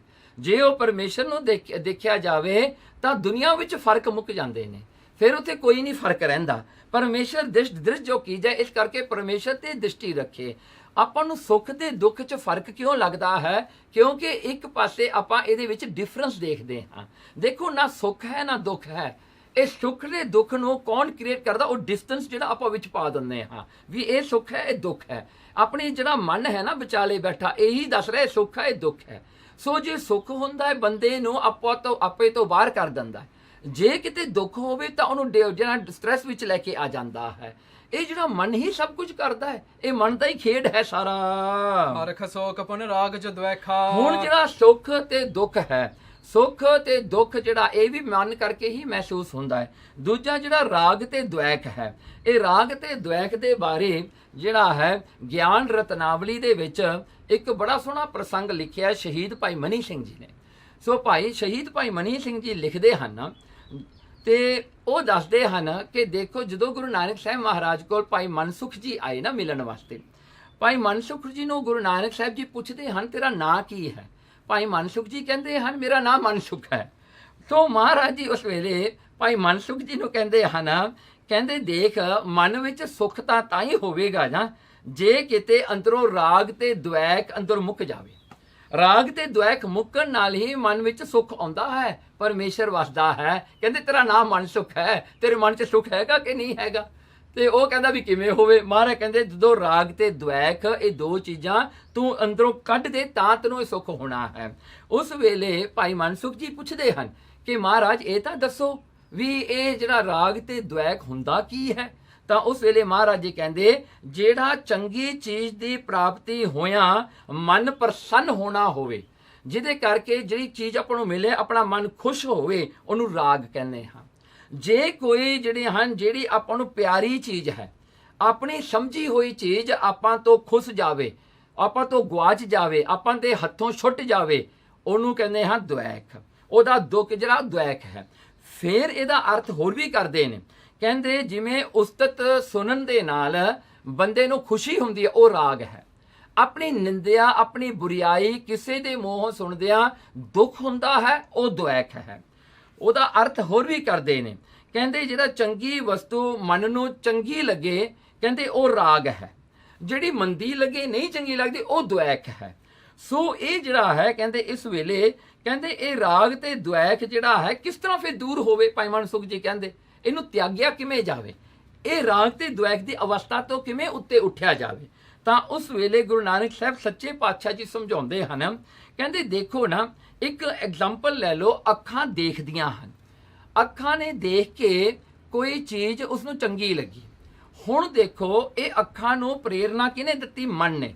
ਮਨ ਨੇ ਉਹ ਅੱਖਾਂ ਨੂੰ ਕਿਹਾ ਕਿ ਤੈਨੂੰ ਉਹ ਚੀਜ਼ ਚੰਗੀ ਲੱਗਦੀ ਹੈ। ਹੁਣ ਉਹ ਜਿਹੜੀ ਚੀਜ਼ ਹੈ ਤੇ ਅੱਖਾਂ ਹਨ, ਉਹਦਾ ਕੋਈ ਸੰਬੰਧ ਨਹੀਂ। ਹੁਣ ਜੇ ਕੋਈ ਖਾਣ ਵਾਲੀ ਚੀਜ਼ ਹੈ, ਸਮਝ ਲਓ ਪਕੌੜੇ ਨੇ, ਹੁਣ ਅੱਖਾਂ ਨੇ ਪਕੌੜੇ ਦੇਖੇ। ਹੁਣ ਕਿਹੜੇ ਅੱਖਾਂ ਨੇ ਪਕੌੜੇ ਖਾਣੇ ਨੇ? ਖਾਣੇ ਤਾਂ ਜੀਭ ਨੇ ਹੈ। ਅੱਖਾਂ ਨੇ ਪਕੌੜੇ ਦੇਖੇ ਤੇ ਅੰਦਰੋਂ ਉਹਦੇ ਜਿਹੜਾ ਹਨ ਡਿਜ਼ਾਇਰ ਉੱਠਿਆ। ਸੋ ਹੁਣ ਕੌਣ ਕੰਮ ਕਰ ਰਿਹਾ ਵਿੱਚ? ਮਨ ਕਰ ਰਿਹਾ। ਅੱਖਾਂ ਦਾ ਤੇ ਪਕੌੜਿਆਂ ਦਾ ਕੋਈ ਸੰਬੰਧ ਨਹੀਂ। ਕਈ ਲੋਕ ਖਾਣੇ ਦਾ ਸ਼ਕਲ ਦੇਖ ਕੇ ਕਹਿ ਦਿੰਦੇ ਨੇ ਵੀ ਇਹ ਸਵਾਦ ਨਹੀਂ ਜੀ, ਮੈਂ ਨਹੀਂ ਖਾਣਾ ਜੀ, ਭੈੜਾ ਜਿਹਾ ਲੱਗਦਾ। ਉਹਨੂੰ ਪੁੱਛੇ ਤੇਰੇ ਅੱਖਾਂ ਨੇ ਖਾਣੇ ਜਾਂ ਤੇਰੇ ਮੂੰਹ ਨੇ ਖਾਣੇ ਆ? ਦੇਖੋ ਨਾ, ਇਹਦੇ 'ਚ ਫਰਕ ਹੈ। ਸੋ ਇਸ ਕਰਕੇ ਜਿਹੜਾ ਹੈ ਪਹਿਲੀ ਗੱਲ ਹੈ ਕਿ ਅੱਖਾਂ ਦਾ ਉਹ ਵਸਤੂ ਦੇ ਨਾਲ ਕੋਈ ਸੰਬੰਧ ਨਹੀਂ। ਫਿਰ ਇਹ ਮਨ ਅੱਖਾਂ ਨੂੰ ਪ੍ਰੇਰਦਾ ਹੈ ਵੀ ਤੂੰ ਦੇਖ, ਹੋਰ ਦੇਖ। ਹੁਣ ਅੱਖਾਂ ਦਾ ਤੇ ਮਨ ਦਾ ਵੀ ਕੋਈ ਸੰਬੰਧ ਨਹੀਂ ਹੈਗਾ।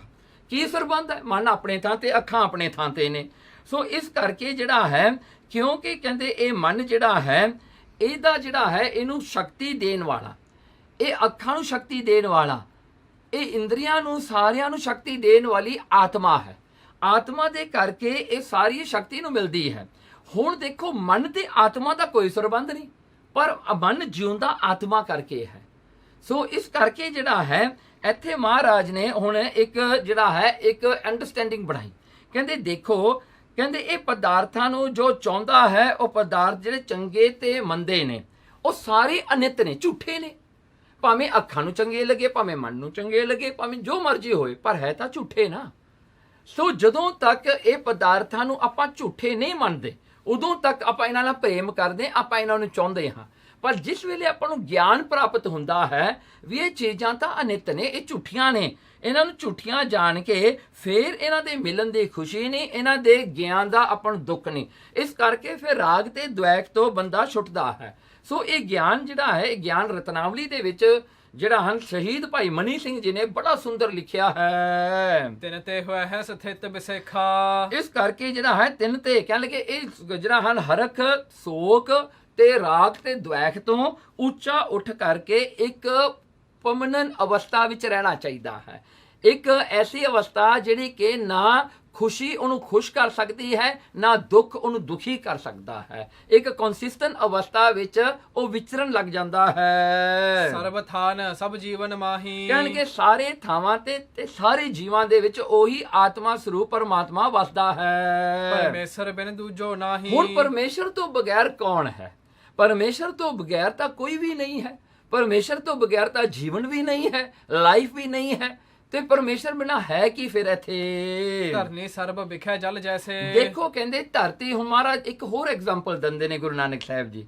ਕਹਿੰਦੇ ਦੇਖੋ ਧਰਤੀ ਦੇ ਥੱਲੇ ਪਾਣੀ ਹੈ, ਜਿਹੜਾ ਵਾਟਰ ਟੇਬਲ ਹਰ ਇੱਕ ਧਰਤੀ ਦੇ ਥੱਲੇ ਹੁੰਦਾ ਹੈ, ਤੇ ਉਹਦਾ ਫਰਕ ਸਿਰਫ ਇੰਨਾ ਹੀ ਹੈ ਕਿ ਕਿੰਨਾ ਕੁ ਸ਼ੈਲੋ ਹੈ ਜਾਂ ਕਿੰਨਾ ਕੁ ਡੀਪ ਹੈ। ਬਸ ਇਹੀ ਦੋ ਫਰਕ ਹੈ। ਪਰ ਹੁੰਦਾ ਪਾਣੀ ਧਰਤੀ ਦੇ ਥੱਲੇ ਜ਼ਰੂਰ ਹੁੰਦਾ ਹੈ। ਪਰਮਾਤਮ ਰਹਿਓ ਪੂਰ ਸੋ ਐਸੇ। ਇਸੇ ਤਰ੍ਹਾਂ ਹੀ ਜਿਵੇਂ ਪਾਣੀ ਸਾਰੀ ਧਰਤੀ ਦੇ ਥੱਲੇ ਹੈ, ਪਰਮਾਤਮਾ ਇਸੇ ਤਰ੍ਹਾਂ ਹੀ ਸਾਰੇ ਜੀਵਾਂ ਦੇ ਵਿੱਚ ਨੇ। ਸਾਰੇ ਜੀਵਾਂ ਦੇ ਵਿੱਚ ਆ, ਭਾਵੇਂ ਦਿਸਦਾ ਨਹੀਂ ਪਰ ਹੈ ਤਾਂ ਹੈ ਨਾ। ਸੋ ਕਈਆਂ ਥਾਵਾਂ ਤੇ ਸ਼ੈਲੋ ਨੇ, ਬ੍ਰਹਮ ਗਿਆਨੀਆਂ ਵਾਸਤੇ ਉਹ ਪ੍ਰਤੱਖ ਹੈ। ਜਿਹੜੇ ਹਾਲੇ ਜਗਿਆਸੂ ਆ ਉਹਨਾਂ ਵਾਸਤੇ ਥੋੜਾ ਡੂੰਘਾ ਹੈ, ਜਿਹੜੇ ਮਨਮੁਖ ਆ ਉਹਨਾਂ ਤੇ ਤਾਂ ਬਹੁਤ ਡੂੰਘਾ ਹੈ ਅੰਦਰ। ਸੋ ਇਸੇ ਤਰ੍ਹਾਂ ਹੀ ਹੈ ਕਿ ਨੇੜੇ ਕਿ ਦੂਰ, ਉਹੀ ਨਾ ਜਦ ਜਪਜੀ ਸਾਹਿਬ ਵਿੱਚ ਆਉਂਦਾ ਹੈ ਵੀ ਜਾਂ ਪਰਮਾਤਮਾ ਨੇੜੇ ਤੇ ਦੂਰ, ਇਹਦਾ ਫਰਕ ਇਹੀ ਹੈ ਨਾ, ਬੰਦਾ ਹੀ ਹੁੰਦਾ ਨਾ ਨੇੜੇ ਤੇ ਦੂਰ, ਜਾਂ ਉਹਦੇ ਹੰਕਾਰ ਕਰਕੇ ਹੀ ਹੁੰਦਾ ਹੈ। ਤੁਮ ਜੇ ਕਹੋ ਨਹਿ ਦੇਤ ਦਿਸਾਈ। ਹਾਂ, ਕਹਿਣ ਲੱਗੇ ਪਿਤਾ ਜੀ ਜੇ ਤੁਸੀਂ ਕਹੋਗੇ ਨਾ ਵੀ ਪਰਮਾਤਮਾ ਦਿਖਾਈ ਨਹੀਂ ਦੇ ਰਿਹਾ, ਵੀ ਦਿਸਦਾ ਨਹੀਂ ਅੱਖਾਂ ਦੇ ਨਾਲ, ਜੇ ਹੈ ਸਾਰੇ ਪਾਸੇ, ਜੇ ਹੈ ਸਿਰਫ ਉਹੀ, ਫਿਰ ਦਿਖਾਈ ਕਿਉਂ ਨਹੀਂ ਦਿੰਦਾ? ਸੋ ਬਿਦ ਨੀਕੀ ਦਿਓ ਬਿਤਾਈ। ਉਹ ਵੀ ਆਪ ਜੀ ਨੂੰ ਚੰਗੀ ਤਰ੍ਹਾਂ ਸਮਝਾ ਕੇ ਅਸੀਂ ਦੱਸਦੇ ਹਾਂ। ਗਿਆਨੀ ਕੋ ਜੋ ਹਿਰਦਾ ਬਿਮਲ ਹੈ। ਦੇਖੋ ਜੋ ਗਿਆਨੀ ਹੁੰਦੇ ਨੇ ਨਾ, ਉਹਨਾਂ ਦਾ ਮਨ ਨਿਰਮਲ ਹੋ ਜਾਂਦਾ ਹੈ, ਉਹਨਾਂ ਦੇ ਵਿੱਚੋਂ ਕਪਟ ਦੀ ਮੈਲ ਉਤਰ ਜਾਂਦੀ ਹੈ, ਉਹਨਾਂ ਦੇ ਮਨ ਦੇ ਵਿੱਚੋਂ ਇੰਟੈਲੀਜੈਂਸ ਦੀ ਮੈਲ ਉਤਰ ਜਾਂਦੀ ਹੈ, ਲੌਜਿਕ ਦੀ ਮੈਲ ਉਹਨਾਂ ਉੱਤੋਂ ਜਿਹੜਾ ਹਨ ਉਤਰ ਜਾਂਦੀ ਹੈ। ਕਹਾ ਪ੍ਰਗਟ ਜਿਉ ਸਰੋਤ ਸੋ ਜਲ ਹੈ। ਦੇਖੋ ਤਾਹਾਂ ਪ੍ਰਗਟ ਜੋ ਸਰੋਤ ਸੋ ਜਲ, ਕਹਿੰਦੇ ਕਿ ਉੱਥੇ ਉਹ ਪਰਮਾਤਮਾ ਜਦੋਂ ਗਿਆਨ ਹੋ ਜਾਂਦਾ ਹੈ ਨਾ, ਮਨ ਨਿਰਮਲ ਹੋ ਜਾਵੇ, ਤਾਂ ਕਹਿੰਦੇ ਪਰਮਾਤਮਾ ਜਿਹੜਾ ਪਾਣੀ ਰੂਪ ਆ ਨਾ, ਜਿਹੜਾ ਧਰਤੀ ਦੇ ਥੱਲੇ, ਉਹ ਨਦੀ ਦੇ ਤਰ੍ਹਾਂ ਸਾਹਮਣੇ ਆ ਕੇ ਵਗਣ ਲੱਗ ਜਾਂਦਾ, ਉਹਨਾਂ ਨੂੰ ਦਿਸਣ ਲੱਗ ਜਾਂਦਾ ਹੈ। ਫਿਰ ਉਹਨਾਂ ਨੂੰ ਇਹ ਹੀ ਗਿਆਨ ਹੋ ਜਾਂਦਾ ਵੀ ਪਾਣੀ ਤਾਂ ਸਾਰੇ ਪਾਸੇ ਹੈ, ਇਸੇ ਤਰ੍ਹਾਂ ਹੀ ਪਰਮਾਤਮਾ ਵੀ ਹੈ। ਜਗਿਆਸੀ ਕੋ ਉਰ ਹੈ ਜੋਈ। ਕਹਿਣ ਲੱਗੇ ਜਗਿਆਸੂ, ਜਿਹੜਾ ਜਗਿਆਸੂ ਹੈ, ਜਿਹਦੀ ਹਜੇ ਇੱਛਾ ਹੈ ਪਰਮਾਤਮਾ ਨੂੰ ਜਾਣਨ ਦੀ, ਉਹਦੇ ਵਾਸਤੇ ਉਹਦੇ ਮਨ ਦੇ ਵਿੱਚ ਖੂਪ ਸਮਾਨ ਜਾਣੀਏ ਸੋਏ। ਉਹ ਜਲ ਜਿਹੜਾ ਹੈ ਖੂਹ ਦੀ ਤਰ੍ਹਾਂ ਹੈ, ਮਤਲਬ ਕਿ ਜਲ ਦਿਸਦਾ ਹੈ। ਉਹ ਜਗਿਆਸੂ ਵਾਸਤੇ ਉਹਨੇ ਹਜੇ ਪਰਮਾਤਮਾ ਨੂੰ ਪਾਇਆ ਨਹੀਂ, ਉਹਨੇ ਹਜੇ ਪੂਰਨ ਤੌਰ ਤੇ ਆਪਣੇ ਸੰਕੇ ਨਿਵਰਤ ਨਹੀਂ ਕੀਤੇ, ਪਰ ਉਹ ਮੰਨਦਾ ਵੀ ਪਰਮਾਤਮਾ ਹੈ। ਕਹਿੰਦੇ ਉਹ ਖੂਹੀ ਤੇ ਖੜ ਕੇ ਡੂੰਘਾ ਪਾਣੀ ਵੱਲ ਦੇਖ ਸਕਦਾ ਹੈ, ਉਹ ਦੇਖਦਾ ਵੀ ਪਾਣੀ ਹੈ, ਪਰ ਪਾਣੀ ਨੂੰ ਕੱਢਣ ਵਾਸਤੇ ਉਹਨੂੰ ਯਤਨ ਕਰਨਾ ਪੈਣਾ ਹੈ, ਉਹਨੂੰ ਕੁਝ ਕਰਨਾ ਪਊ। ਜਿਹੜਾ ਨਦੀ ਹੈ ਉਹ ਤਾਂ ਤੁਸੀਂ ਕੋਲ ਬਹਿ ਕੇ ਚਲੇ ਜਾਓ, ਭਾਵੇਂ ਵਿੱਚ ਨਹਾ ਲਓ, ਨਹਾ ਕੇ ਫੇਰ ਬਾਹਰ ਆ ਜਾਓ, ਪਾਣੀ ਚੁੱਕਣਾ ਆਪਣੇ ਹੱਥ ਨਾਲ ਚੁੱਕ ਲਓ, ਇਹ ਤਾਂ ਪ੍ਰਤੱਖ ਵਾਲੀ ਗੱਲ ਹੈ। ਜਗਿਆਸੂ ਵਾਸਤੇ ਖੂਹ ਵਾਲਾ ਪਾਣੀ ਹੈ। ਯਤਨ ਕਰੇ ਜਲ ਕਰ ਮਹਿ ਜਾਵੇ। ਦੇਖੋ ਯਤਨ ਕਰਕੇ ਹੀ ਪਾਣੀ ਬਾਹਰ ਆਵੇਗਾ ਖੂਹ ਤੋਂ। ਜਗਿਆਸੂ ਨੂੰ ਯਤਨ ਕਰਨਾ ਪੈਂਦਾ, ਹਿੰਮਤ ਕਰਨੀ ਪੈਂਦੀ ਹੈ। ਤਿਉ ਪ੍ਰਯਾਸ ਤੇ ਈਸ਼ਵਰ ਪਾਵੇ। ਕਹਿੰਗੇ ਇਸੇ ਤਰ੍ਹਾਂ ਹੀ ਜਿਹੜਾ ਤਿਉ ਪ੍ਰਯਾਸ ਹੁੰਦਾ ਹੈ ਕਿ ਯਤਨ ਕਰਨ ਦੇ ਨਾਲ ਹੀ ਪਰਮਾਤਮਾ ਪ੍ਰਾਪਤ ਹੁੰਦਾ ਹੈ, ਯਤਨ ਕਰਕੇ ਹੀ ਮਾਇਆ ਤੋਂ ਛੁਟਕਾਰਾ ਮਿਲਦਾ ਹੈ। ਅਗਿਆਨੀ ਕੋ ਉਰ ਹੈ ਜੋ। ਹਾਂ, ਪਰ ਹੁਣ ਤੀਜਾ ਜਿਹੜਾ ਅਗਿਆਨੀ ਹੈ, ਹੁਣ ਦੇਖੋ ਨਾ, ਪਹਿਲਾਂ ਗਿਆਨੀ ਦੀ ਅਵਸਥਾ ਦੱਸੀ, ਫਿਰ ਜਗਿਆਸੂ, ਹੁਣ ਅਗਿਆਨੀ ਦੀ ਅਵਸਥਾ ਦੱਸਦੇ ਹਨ, ਜਿਹੜਾ ਇਗਨੋਰੈਂਟ ਹੈ। ਸੋ ਇਗਨੋਰੈਂਟ ਵਾਸਤੇ ਕੈਸਾ ਹੈ? ਪੜਦੇ ਕੋ ਜਲ ਜਾਣੋ ਸੋ। ਕਹਿੰਦੇ ਉਹ ਪੜਦੇ ਕੋ ਜਲ ਜਾਣੋ ਸੋ, ਕਹਿੰਦੇ ਉਹ ਪੜਦੇ ਨੂੰ ਜਲ ਜਾਣਦਾ ਹੈ, ਉਹਦੇ ਵਾਸਤੇ ਮਿਰਾਜ, ਜਿਵੇਂ ਮਿਰਾਜ ਹੁੰਦਾ ਹੈ, ਕਹਿੰਦੇ ਉਹਨੂੰ ਦਿਸਦਾ ਪਾਣੀ ਜਿਹਾ ਲੱਗਦਾ ਹੈ, ਪਰ ਹੁੰਦਾ ਪਾਣੀ ਨਹੀਂ ਗਾ, ਉਹਨੂੰ ਭੁਲੇਖਾ ਪੈਂਦਾ ਹੈ ਹਰ ਇੱਕ ਪਾਸੇ ਤੇ, ਉਹ ਭੁਲੇਖਾ ਖਾਂਦਾ ਕਿਉਂਕਿ ਇਗਨੋਰੈਂਟ ਹੈ, ਉਹਨੂੰ ਪਤਾ ਹੀ ਨਹੀਂ ਪੜਦਾ ਕੀ ਹੁੰਦਾ ਹੈ, ਪਾਣੀ ਕੀ ਹੁੰਦਾ। ਇਸੇ ਤਰ੍ਹਾਂ ਹੀ ਉਹਨੂੰ ਇਹ ਡਿਸਟਿੰਗੁਇਸ਼ ਕਰਨਾ ਉਹਨੂੰ ਆਉਂਦਾ ਹੀ ਨਹੀਂ, ਪਤਾ ਹੀ ਨਹੀਂ ਕੀ ਹੈ, ਵੀ ਕਿੱਥੇ ਪ੍ਰਮਾਤਮਾ ਹੋਵੇ ਨਾ ਹੋਵੇ, ਉਹ ਅਗਿਆਨਤਾ ਦੇ ਵਿੱਚ ਹੈ। ਤਹਿ ਤਤਕਾਲ ਹੱਥ ਨਹਿ ਆਈ। ਹਾਂ, ਕਹਿਣਗੇ ਤਹਿ ਤਤਕਾਲ, ਕਹਿੰਦੇ ਉਸੇ ਵੇਲੇ ਉਹਦੇ ਹੱਥ ਕੁਝ ਨਹੀਂ ਆਉਂਦਾ, ਨਾ ਉਹਨੂੰ ਦਿਸਦਾ ਹੈ, ਜਿਵੇਂ ਜਗਿਆਸੂ ਨੂੰ ਤਾਂ ਦਿਸਦਾ ਹੈ, ਕਹਿੰਦੇ ਇਹਨੂੰ ਦਿਸਦਾ ਵੀ ਕੋਈ ਨਹੀਂ ਹੈਗਾ।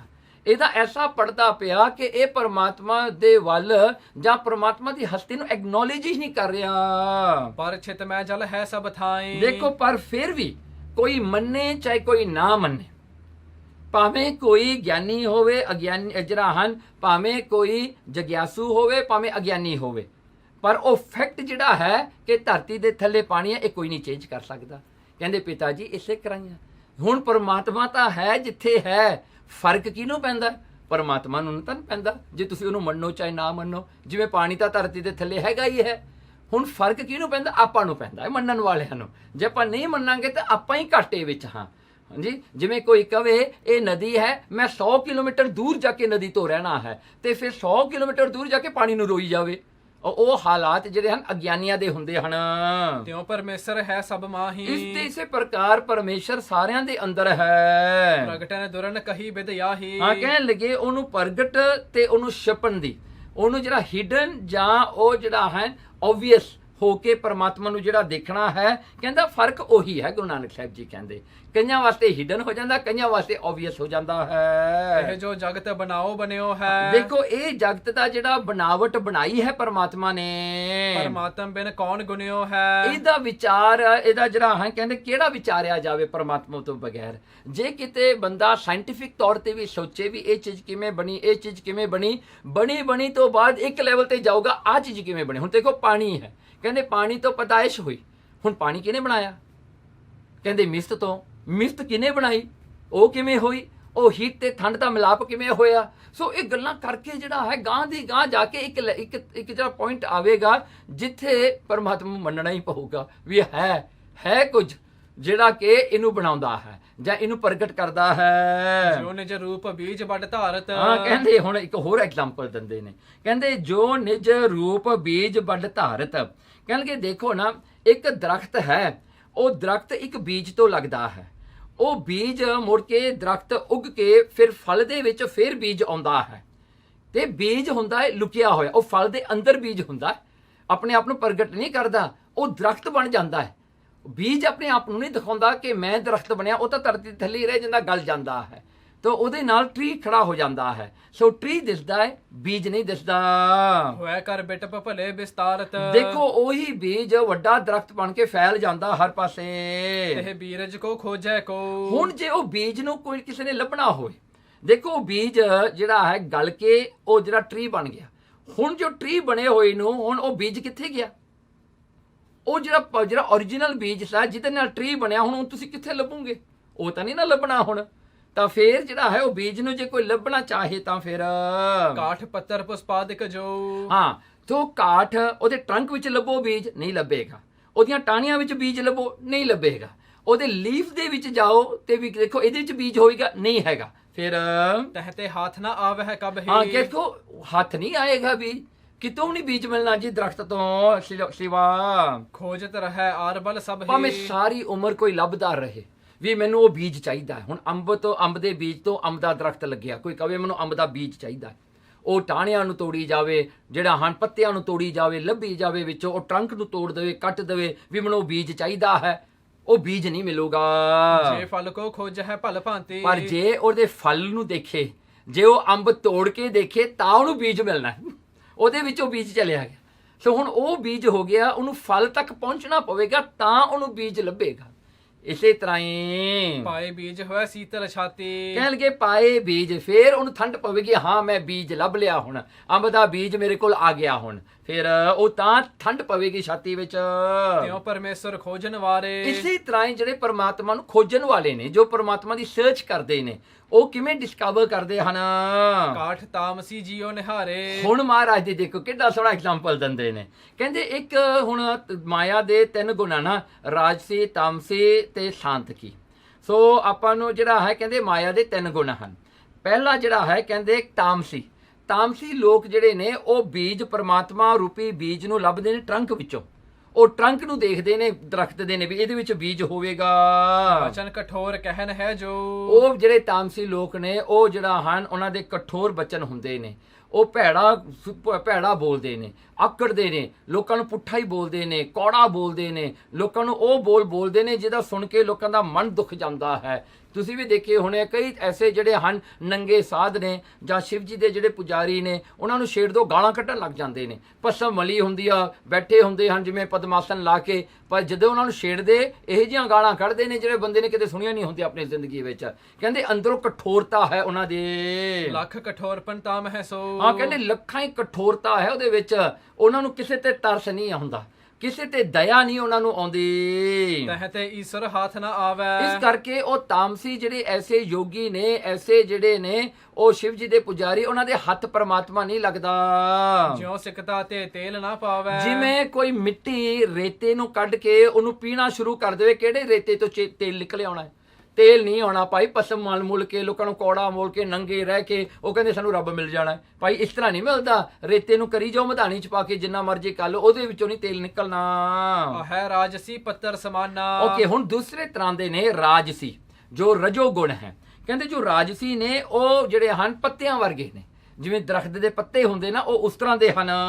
ਛਾਇਆ ਦੇ ਸੁਖ ਬਿਖੈ ਮਹਾਨਾ। ਦੇਖੋ ਜਿਹੜੇ ਰਾਜਸੀ ਸੁਭਾਅ ਵਾਲੇ ਹੁੰਦੇ ਆ ਨਾ, ਕਹਿੰਦੇ ਇਹ ਪੱਤਿਆਂ ਦੇ ਕਰਕੇ ਜਦੋਂ ਉਹ ਟਾਹਣਿਆਂ ਨੂੰ ਪੱਤੇ ਲੱਗਦੇ ਨੇ, ਪੱਤੇ ਇੱਕ ਦੂਜੇ ਨਾਲ ਓਵਰਲੈਪ ਹੋ ਕੇ ਉਹ ਦਰਖਤ ਜਿਹੜਾ ਸੰਘਣੀ ਛਾਂ ਦਿੰਦਾ ਹੈ, ਸ਼ੈਡੋ ਦਿੰਦਾ ਹੈ, ਸੋਹਣਾ ਬੈਠਣ ਨੂੰ, ਬੰਦੇ ਨੂੰ ਆਰਾਮ ਮਿਲਦਾ ਹੈ। ਕਹਿੰਦੇ ਇਸੇ ਤਰ੍ਹਾਂ ਹੀ ਜਿਹੜਾ ਹੈ ਇਹ ਜਿਹੜੀ ਛਾਂ ਹੈ ਇਹ ਵਿਸ਼ਿਆਂ ਦੀ ਹੈ। ਜਦੋਂ ਪਰਮਾਤਮਾ ਦੀ ਕੋਈ ਪਹਿਚਾਨ ਕਰਦਾ ਹੈ ਨਾ, ਉਹ ਸੁੱਖ ਲੈਣ ਜੋਗਾ ਹੋ ਜਾਂਦਾ ਹੈ। ਹੀ ਹੈਜ਼ ਦ ਫੀਲਿੰਗ ਵੀ ਇਹ ਮੇਰੇ ਵਾਸਤੇ ਜੋਏ ਹੈ, ਇਹ ਮੇਰੇ ਵਾਸਤੇ ਖੁਸ਼ੀ ਹੈ। ਸੋ ਉਹ ਇੱਕ ਲੈਵਲ ਉੱਤੇ ਜਾਂਦਾ ਤਾਮਸੀ ਤੋਂ। ਹੀ ਸਟਾਰਟ ਇੰਜੋਇੰਗ ਜਿਹੜੀਆਂ ਦਾਤਾਂ ਨੇ ਪਰਮਾਤਮਾ ਦੀਆਂ, ਉਹਨਾਂ ਨੂੰ ਇੰਜੋਏ ਕਰਦਾ ਹੈ। ਜਿਵੇਂ ਠੰਡ ਦੇ ਵਿੱਚ ਠੰਡ ਨੂੰ ਇੰਜੋਏ ਕਰਦਾ ਹੈ, ਗਰਮੀ ਵਿੱਚ ਗਰਮੀ ਨੂੰ ਇੰਜੋਏ ਕਰਦਾ ਹੈ, ਜਦੋਂ ਉਹਨੂੰ ਖਾਣਾ ਮਿਲਦਾ ਉਹ ਖਾਣੇ ਨੂੰ ਇੰਜੋਏ ਕਰਦਾ ਹੈ। ਉਹ ਹਰ ਇੱਕ ਚੀਜ਼ ਨੂੰ ਇੰਜੋਇਮੈਂਟ ਵਿੱਚ ਲੈ ਕੇ, ਤੇ ਇਸ ਕਰਕੇ ਉਹਨਾਂ ਦੇ ਜਿਹੜੀ ਸ਼ਾਨ ਰੂਪੀ ਉਹਨਾਂ ਵਿੱਚ ਵਿਸ਼ੇ ਆ ਜਾਂਦੇ ਨੇ। ਵਿਸ਼ੇ ਕੀ ਹੁੰਦੇ ਨੇ? ਉਹਨਾਂ ਦਾ ਮਨ ਉੱਥੇ ਹੀ ਠਹਿਰ ਜਾਂਦਾ ਹੈ ਵੀ ਆਹ ਚੀਜ਼ ਖਾਣੀ ਆ, ਮੈਂ ਇੱਥੇ ਜਾਣਾ ਹੈ, ਮੈਂ ਇਹ ਕੰਮ ਕਰਨਾ ਹੈ, ਮੈਂ ਇਹ ਕਰੂੰਗਾ। ਸੋ ਉਹ ਰਾਜਸੀ ਭਗਤ ਜਿਹੜੇ ਹਨ, ਕਹਿੰਦੇ ਉਹ ਪੱਤਿਆਂ ਦੀ ਤਰ੍ਹਾਂ ਬਣ ਜਾਂਦੇ ਹਨ। ਤਿੰਨ ਤੇ ਹਰੀ ਪਾਏ ਨਹਿ ਕੈਸੇ। ਦੇਖੋ ਤਿੰਨ ਤੇ ਹਰੀ, ਉਹਨਾਂ ਤੋਂ ਵੀ ਹਰੀ ਪਰਮਾਤਮਾ ਨਹੀਂ ਪਾਇਆ ਜਾਂਦਾ, ਕਿਉਂਕਿ ਉਹ ਵਿਸ਼ੇ ਵਿਕਾਰਾਂ 'ਚ ਉਲਝ ਜਾਂਦੇ ਨੇ ਵਿਚਾਰੇ। ਉਹਨਾਂ ਨੂੰ ਇਹੀ ਸੁੱਖ ਮਿਲਦੇ ਪਰਾਲ ਬੱਧ ਤੇ ਜਿਹੜੇ ਸੁੱਖ ਮਿਲੇ ਉਹਨਾਂ 'ਚ ਇੰਜੋਏ ਕਰਨਾ ਸ਼ੁਰੂ ਕਰ ਦਿੰਦੇ ਨੇ। ਜੇ ਗੁਆਚ ਜਾਣ ਦੁਖੀ ਹੋ ਜਾਂਦੇ ਨੇ, ਜੇ ਫੇਰ ਮਿਲ ਜਾਣ ਫੇਰ ਸੁਖੀ ਹੋ ਜਾਂਦੇ ਨੇ। ਉਹਨਾਂ ਦੇ ਦਿਨ ਇਸੇ ਤਰ੍ਹਾਂ ਹੀ ਲੰਘੀ ਜਾਂਦੇ ਹਨ। ਅੰਧੇ ਕੋ ਮਗ ਮੋਤੀ ਜੈਸੇ। ਦੇਖੋ ਜਿਵੇਂ ਅੰਨਾ ਬੰਦਾ ਤੁਰਿਆ ਜਾਂਦਾ ਹੋਵੇ ਨਾ, ਉਹਦੇ ਰਸਤੇ ਵਿੱਚ ਤੁਸੀਂ ਮੋਤੀ ਖਿਲਾਰ ਦਿਓ। ਕਹਿੰਦੇ ਉਹ ਅੰਨਾ ਬੰਦਾ ਅੱਖਾਂ ਬੰਦ ਕਰਕੇ ਲੰਘ ਜਾਂਦਾ, ਉਹ ਮੋਤੀ ਦੇਖਦਾ ਹੀ ਨਹੀਂ। ਕਹਿੰਦੇ ਜਿਸ ਤਰ੍ਹਾਂ ਕਿ ਇੱਕ ਵਾਰ ਜਿਹੜਾ ਹੈ ਵਿਸ਼ਨੂੰ ਦਾ ਤੇ ਜਿਹੜਾ ਹੈ ਲక్ష్ਮੀ ਦਾ ਝਗੜਾ ਹੋ ਗਿਆ। ਕਹਿੰਦੇ ਆ ਲక్ష్ਮੀ ਕਹਿੰਦੀ ਤੂੰ ਜਿਨ੍ਹਾਂ ਦੇ ਜਿਹੜਾ ਹਨ ਬਰਮਾ ਵਿਧਾਤਾ ਜਿਹੜਾ ਭਾਗ ਲਿਖਦਾ ਹੈ ਨਾ, ਤੁਸੀਂ ਕਹਿੰਦੇ ਵੀ ਉਹ ਭਾਗ ਬਦਲਦੇ ਨਹੀਂ। ਲక్ష్ਮੀ ਕਹਿੰਦੀ ਮੈਂ ਬਦਲ ਕੇ ਦਿਖਾਉਂਦੀ ਆ। ਕੀ ਹੋਇਆ ਜੀ? ਉਹਨੇ ਇੱਕ ਗਰੀਬ ਨੂੰ, ਜਿਹੜਾ ਸਾਖੀ ਬਹੁਤ ਲੰਮੀ ਹੈ, ਉਹਨੇ ਜਿਹੜਾ ਹੈ ਕਹਿੰਦੇ ਜਿਹੜਾ ਹੈ ਬਹੁਤ ਕੁਝ ਦਿੱਤਾ ਇੱਕ ਗਰੀਬ ਨੂੰ, ਤਰ੍ਹਾਂ ਦੇ ਤਰੀਕਿਆਂ ਨੂੰ, ਡਾਇਮੰਡ ਦਿੱਤਾ, ਇਹ ਦਿੱਤਾ, ਉਹ ਦਿੱਤਾ, ਬਹੁਤ ਕੁਝ ਦਿੱਤਾ। ਅਖੀਰ ਕਰਨਾ ਉਹ ਲక్ష్ਮੀ ਨੇ ਜਦੋਂ ਸਭ ਕੁਝ ਉਹਦਾ ਫੇਲ ਹੋ ਗਿਆ ਨਾ, ਉਹਨੇ ਕੀ ਕੀਤਾ? ਉਹਦੇ ਰਸਤੇ ਵਿੱਚ ਡਾਇਮੰਡ ਖਿਲਾਰ ਦਿੱਤੇ ਉਹ ਗਰੀਬ ਦੇ। ਤੇ ਇਹ ਗਰੀਬ ਕਹਿੰਦਾ ਮੈਂ ਇਹ ਰਸਤੇ ਨਾਲ ਰੋਜ਼ ਜਾਂਦਾ ਹੈ, ਅੱਜ ਮੈਂ ਨਾ ਅੱਖਾਂ ਬੰਦ ਕਰਕੇ ਲੰਘ ਜਾਂਦਾ ਹੈ, ਮੈਨੂੰ ਰਸਤੇ ਦਾ ਤਾਂ ਪਤਾ ਹੀ ਹੈ, ਅੱਜ ਮੈਂ ਟਰਾਈ ਕਰਦਾ ਅੱਖਾਂ ਬੰਦ। ਉਹ ਵਿਚਾਰਾ ਅੱਖਾਂ ਬੰਦ ਕਰਕੇ ਲੰਘ ਗਿਆ। ਰਸਤੇ ਵਿੱਚ ਜਿਹੜੇ ਡਾਇਮੰਡ ਖਿਲਰੇ ਹੋਏ ਸੀ ਨਾ, ਉਹ ਨਹੀਂ ਵਿਚਾਰੇ ਨੂੰ ਮਿਲੇ। ਤੇ ਇਸ ਕਰਕੇ ਫਿਰ ਵਿਸ਼ਨੂੰ ਕਹਿੰਦਾ ਦੇਖਿਆ, ਕਹਿੰਦਾ ਇਹ ਭਾਗ ਹੁੰਦੇ ਨੇ। ਕਹਿੰਦੇ ਜਿਹਦੇ ਭਾਗ ਨਾ ਹੋਣ, ਜਿਹੜਾ ਉਹਦੇ ਸਾਹਮਣੇ ਪਈ ਚੀਜ਼ ਉਹ ਵੀ ਨਹੀਂ ਉਹਨੂੰ ਮਿਲਦੀ। ਉਹ ਸਪ ਸਮਾਨ ਸ਼ਾਂਤ ਕੀ ਜਈ। ਓਕੇ, ਹੁਣ ਤੀਜੇ ਨੇ ਸ਼ਾਂਤਕੀ ਜਿਹੜੇ ਹੁੰਦੇ ਨੇ, ਇਹ ਸਤੋ ਗੁਣ ਜਿਹੜਾ ਹੈ ਕਹਿੰਦਾ ਇਹ ਐਸੇ ਹਨ, ਕਹਿੰਦੇ ਜਿਵੇਂ ਪੁਸ਼ਪ, ਜਿਵੇਂ ਫਲਾਵਰਸ ਹੁੰਦੇ ਨੇ। ਜਦੋਂ ਬੂਰ ਲੱਗਦਾ ਹੈ ਨਾ ਦਰਖਤ ਨੂੰ, ਬੂਰ ਲੱਗ ਕੇ ਫੇਰ ਉਹਨੂੰ ਫਲਾਵਰਸ ਲੱਗਦੇ ਨੇ। ਜੇ ਕਹਿੰਦਾ ਜਿਹੜੇ ਫਲਾਵਰਸ ਹੁੰਦੇ ਨੇ ਉਹ ਸ਼ਾਂਤਕੀ ਸੁਭਾਅ ਵਾਲੇ ਹਨ।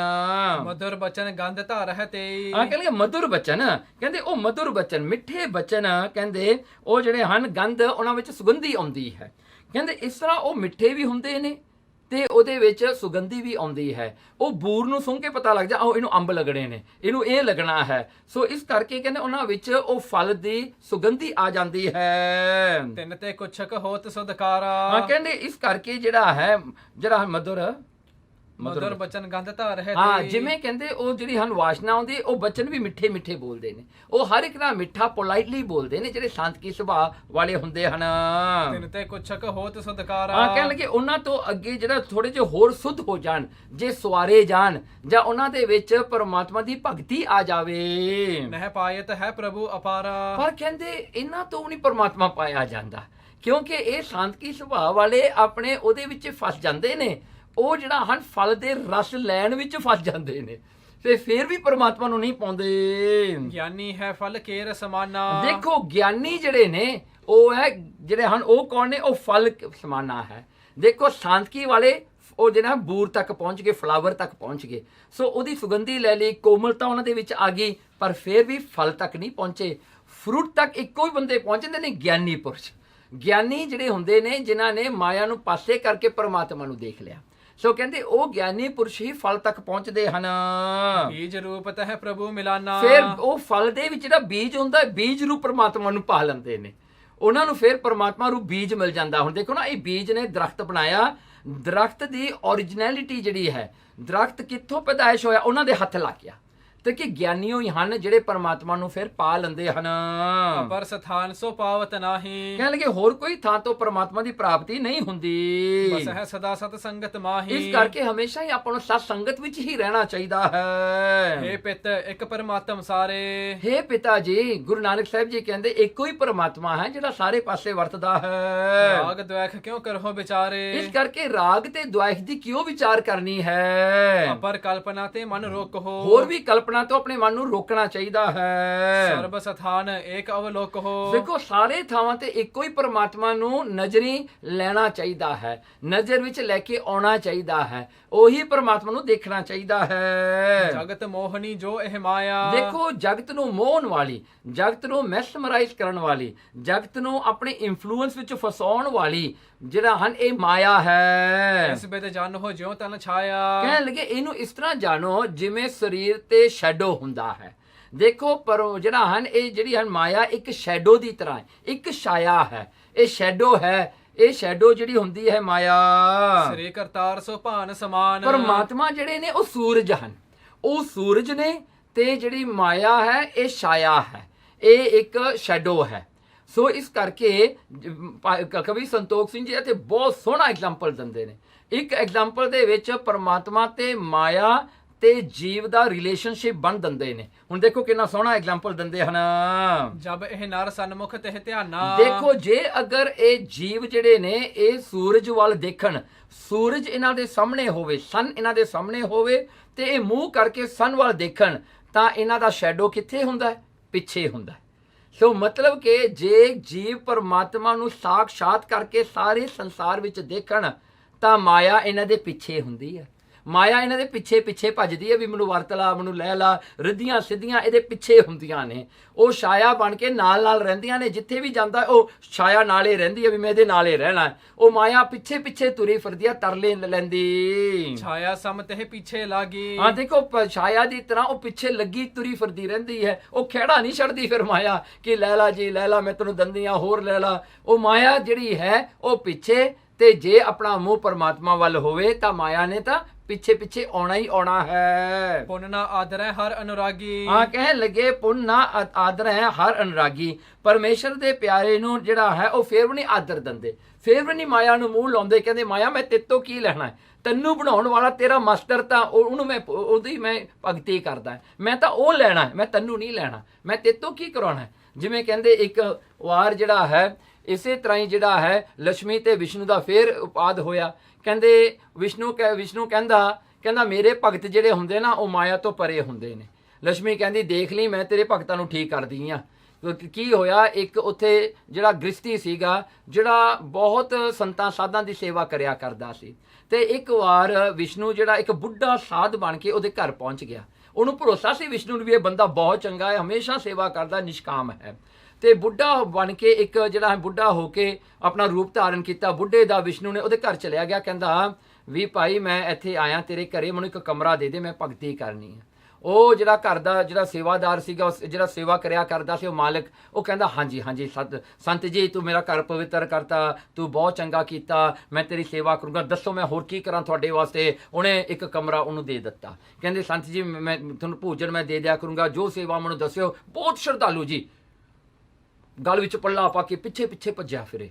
ਤੇ ਇਹ ਸੰਤ ਦੇ ਰੂਪ ਵਿੱਚ ਜਿਹੜਾ ਵਿਸ਼ਨੂੰ ਆਇਆ ਸੀ ਨਾ, ਉਹ ਕਹਿੰਦਾ ਮੇਰੀ ਇੱਕ ਸ਼ਰਤ ਹੈ, ਮੈਨੂੰ ਛੇੜੀ ਨਾ, ਜਿਹੜਾ ਕਮਰਾ ਤੂੰ ਮੈਨੂੰ ਦੇਤਾ ਨਾ ਉਹ ਮੈਨੂੰ ਨਾ ਉਹਦੇ ਵਿੱਚੋਂ ਕੱਢੀ ਨਾ ਕਿਤੇ ਵੀ, ਮੈਨੂੰ ਉਹਦੇ ਵਿੱਚੋਂ ਨਿਕਲਣ ਵਾਸਤੇ ਨਾ ਤੂੰ ਕਹੀਂ।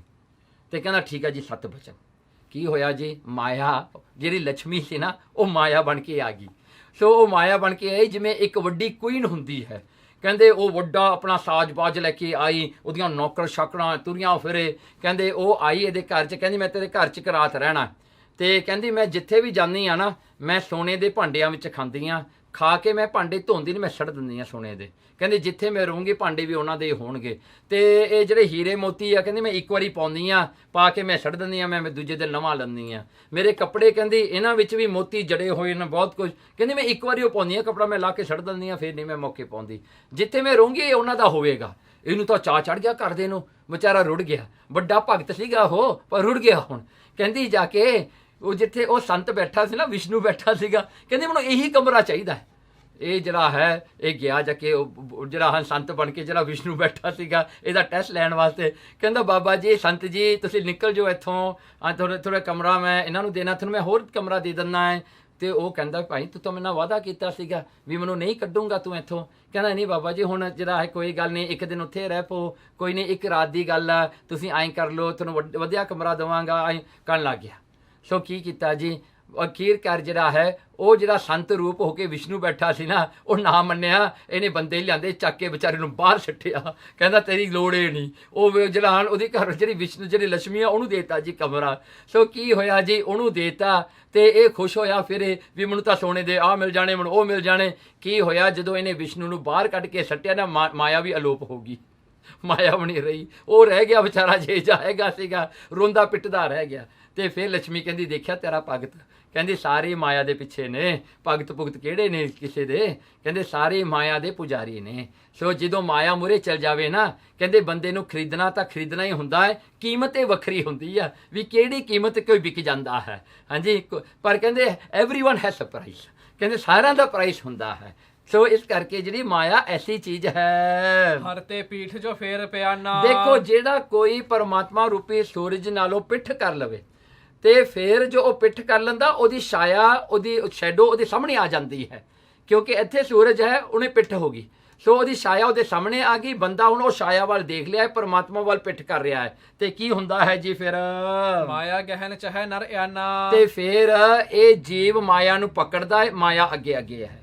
ਜਿਵੇਂ ਛਾਇਆ ਸ਼ੈਡੋ ਹਮੇਸ਼ਾ ਸਾਹਮਣੇ ਹੁੰਦਾ ਹੈ, ਫਿਰ ਬੰਦਾ ਸਾਰੀ ਉਮਰ ਮਾਇਆ ਦੇ ਪਿੱਛੇ ਭੱਜਦਾ ਚਾਹੁੰਦਾ ਮੈਂ ਮਾਇਆ ਨੂੰ ਫੜ ਲਵਾਂ, ਮੈਂ ਮਾਇਆ ਨੂੰ ਪ੍ਰਾਪਤ ਕਰ ਲਾਂ, ਪਰ ਮਾਇਆ ਹਮੇਸ਼ਾ ਇਹਦੇ ਸਾਹਮਣੇ ਰਹਿੰਦੀ ਹੈ ਕਿਉਂਕਿ ਇਹਨੇ ਪਰਮਾਤਮਾ ਨਾਲੋਂ ਪਿੱਠ ਕਰ ਲਈ। ਸੋ ਕਹਿੰਦੇ ਦੇਖੋ ਕਿੰਨਾ ਸੋਹਣਾ ਐਗਜ਼ਾਮਪਲ ਕਵੀ ਸੰਤੋਖ ਜੀ ਨੇ ਇੱਥੇ ਬਣਾਇਆ। ਕਹਿੰਦੇ ਜਦੋਂ ਤੱਕ ਆਪਣਾ ਚਿਹਰਾ ਗੁਰੂ ਪਰਮਾਤਮਾ ਵੱਲ ਹੋਵੇਗਾ ਤਾਂ ਮਾਇਆ ਤੁਹਾਡੇ ਪਿੱਛੇ ਹੋਵੇਗੀ। ਜਿਸ ਦਿਨ ਤੁਸੀਂ ਪਿੱਠ ਕਰ ਲਈ ਤਾਂ ਫਿਰ ਇਹ ਮਾਇਆ ਤੁਹਾਡੇ ਸਾਹਮਣੇ ਹੋ ਜਾਣੀ ਆ ਤੇ ਸਾਰੀ ਉਮਰ ਲੰਘ ਜਾਣੀ ਆ ਮਾਇਆ ਦੇ ਪਿੱਛੇ ਭੱਜਦਿਆਂ। ਤਬ ਛਾਇਆ ਸਮ ਆਗੇ ਧਾਈ। ਹਾਂ ਕਹਿੰਦੇ ਫਿਰ ਛਾਇਆ ਅੱਗੇ ਅੱਗੇ, ਜੀਵ ਪਿੱਛੇ ਪਿੱਛੇ ਭੱਜਿਆ ਫਿਰਦਾ ਹੈ।